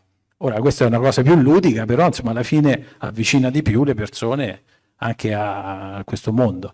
Allora, se riesco vi volevo raccontare quello che è diciamo, questi sono i componenti dell'orvietano, quello che è la storia la storia che io sono riuscito a mettere insieme, pescando molto su tutti gli articoli che sono stati scritti prima di me, prima del mio arrivo, e poi mettendo insieme le connessioni e scoprendone degli altri. Allora, praticamente vi faccio vedere, ecco, alcuni documenti, ma molti sono nella vetrina. Questo che vediamo qua è il primo documento, il più antico documento dell'Orvietano, che devo dire con soddisfazione non era stato mai citato da nessuno, perché moltissime persone hanno scritto sull'Orvietano, ma nessuno è venuto a Orvieto. Questa è una cosa un po' buffa, perché, e cioè, ho capito anche perché c'è talmente tante cose fuori di Orvieto che non c'è necessità di arrivare a Orvieto. Però in questo caso specifico il documento più antico è in città, è conservato all'Archivio di Stato di Orvieto. In questa che è diciamo, è il registro delle suppliche del comune, per cui qui abbiamo nella parte in alto a sinistra questo che si chiama Mastro Girolamo, detto l'Orvietano, che nel 9 giugno del 1603 va in comune e chiede di poter vendere il suo composito già sperimentato buono contro i veleni. L'efficienza burocratica della città di Orvieto nel 600 era perfetta, non come adesso. Il giorno dopo viene autorizzato. Insomma, nella pagina successiva c'è l'autorizzazione, che questa non è una cosa da poco, insomma. Però il dato storico per voi che siete studiosi, qual è? In questo momento della storia, lui si chiama solo Mastro Girolamo l'Orvietano e il prodotto non ha un nome, è un composito. Successivamente, molto velocemente, lui stesso, perché tutte le persone comprano l'Orvietano da lui, il composito da lui, per cui diciamo la parola Orvietano subito diventa la stessa cosa che indica sia il prodotto che il venditore. E da qualche anno dopo questo documento lui stesso chiamerà il mio Orvietano, cioè anche lui appellerà il prodotto con lo stesso nome, perché è una cosa che gli è successa a lui direttamente con le persone intorno. E diciamo, questo successo è così immediato e così potente che la distribuzione del farmaco parte veramente in maniera velocissima, perché ci sono molti di queste suppliche negli archivi di Stato intorno a Orvieto, a Siena, a Firenze, a Roma, e dopo pochissimi anni Girolamo Ferrante è così famoso che addirittura perché in quel momento, diciamo, subito dopo i primi anni del 600, Ferrante si trasferisce a Roma, seguendo la corte papale che era di casa da Orvieto, stazionava a Orvieto già molti mesi all'anno. Quando arriva a Roma apre una bottega a Piazza Navona, una casa bottega a Piazza Navona, e il suo successo sulla piazza è così potente che Francesco Bracciolini, che è il poeta che descriverà le lezioni di Maffeo Barberini a Roma, Urbano VIII, perde tempo a fare una poesia su di lui. E questa è la prima contaminazione letteraria, diciamo, dell'Orvietano, e gli dedica una poesia a Girolamo Orvietano che è il rimedio contro i veleni, e lo colloca all'inferno in mezzo ai diavoli a vendere il suo Orvietano. È una cosa ironica come molte poesie del Bracciolini di quel periodo. Per cui questo però vi dà la misura di quanto era popolare lui ed il prodotto, perché lui era Mastro Girolamo, era un empirico, un popolano, diciamo così, non è che era un dottore. E il suo prodotto, che era poi di fatto la copia leggera della teriaca o del mitridato, è diventato così potente e diffuso che è nel linguaggio parlato, va a finire anche nelle poesie. Allora cosa succede poi dopo, diciamo, questo effetto qua? Questo signore aveva delle peculiarità interessanti dal punto di vista commerciale, perché oltre a creare tutta una serie di rete commerciale intorno nella città, nello Stato Vaticano e anche in Toscana, girava all'Europa, consideriamo che siamo nel 600, lo troviamo a Parigi, a Venezia, a Roma, a Firenze, a Napoli, che non ho capito, non sono riuscito a capire come faceva a muoversi così velocemente, diciamo. Questa raffigurazione qui è una stampa che lo ritrae a Parigi già nei primi anni del Seicento. Sì, solo 5 minuti? Ah, allora andiamo. Per cui, diciamo, dopo di lui, allora vado di corsa, taglio qualche cosa, dopo di lui, la sua morte, il figlio che aveva aperto una bottega a Venezia, nella quale Sabrina appunto ha trovato tutta la documentazione, continuerà a fare la vendita, ma diciamo il clou in più grande avverrà quando vado avanti nelle slide, quando il terzo marito della signora Ferrante, che nel frattempo aveva avuto un altro marito per breve tempo, che è Cristoforo Contugi, arriva a Parigi e venderà il suo orvietano direttamente a Re Sole. E da qui in poi diciamo, il successo è inarrestabile, perché Luigi XIV dichiara di possedere l'orvietano, per cui non teme di essere avvelenato. Lui, come tutte le altre corti d'Europa, questi sono i documenti, per esempio, della vendita dell'orvietan in Inghilterra. Questa è un'altra situazione, per cui tutte le corti d'Europa hanno l'orvietano e il successo è inarrestabile. I farmacisti lo metteranno, lo inseriranno dentro le farmacopee ufficiali, per cui in tutta Europa è possibile produrre e vendere l'orvietano. Questa ascesa continuerà con la famiglia Contugi a Parigi fino alla fine dell'Ottocento, fino all'inizio dell'Ottocento, e questo prodotto, che da popolare diventa codificato, rimane come uno dei più interessanti fenomeni di costume, perché in Francia avrà questo grande successo, finirà nei quadri, nelle tappezzerie, dappertutto. Insomma, è un prodotto che continua oggi ancora a stupire. Ci vorrebbero molto più tempo per raccontarlo, ma il tempo passa veloce anche per me. Ho finito. Vi passo alla musica.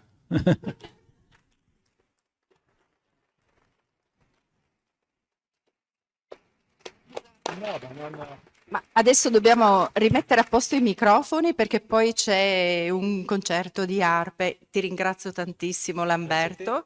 Hai detto proprio le cose essenziali, fondamentali. Tra l'altro, Lamberto fa delle confezioni di orvietano e all'interno c'è un libretto con testimonianze storiche con cui ogni settimana, più o meno ogni 15 giorni, viene fuori e dice: ah, sai, ho trovato qui un tappo di orvietano negli Stati Uniti, in una città statunitense, l'ultima è venuta fuori. E quindi e anche le erbe che entrano nella composizione con una piccola descrizione. Allora, vi ringrazio tutti per la partecipazione e in modo particolare quanti hanno contribuito parlando. Veramente mi avete dato moltissimo, per me è stato estremamente interessante. Scusate se chiudo in italiano, ma è più agile. Thank you so much for all of your contributions. Thank you.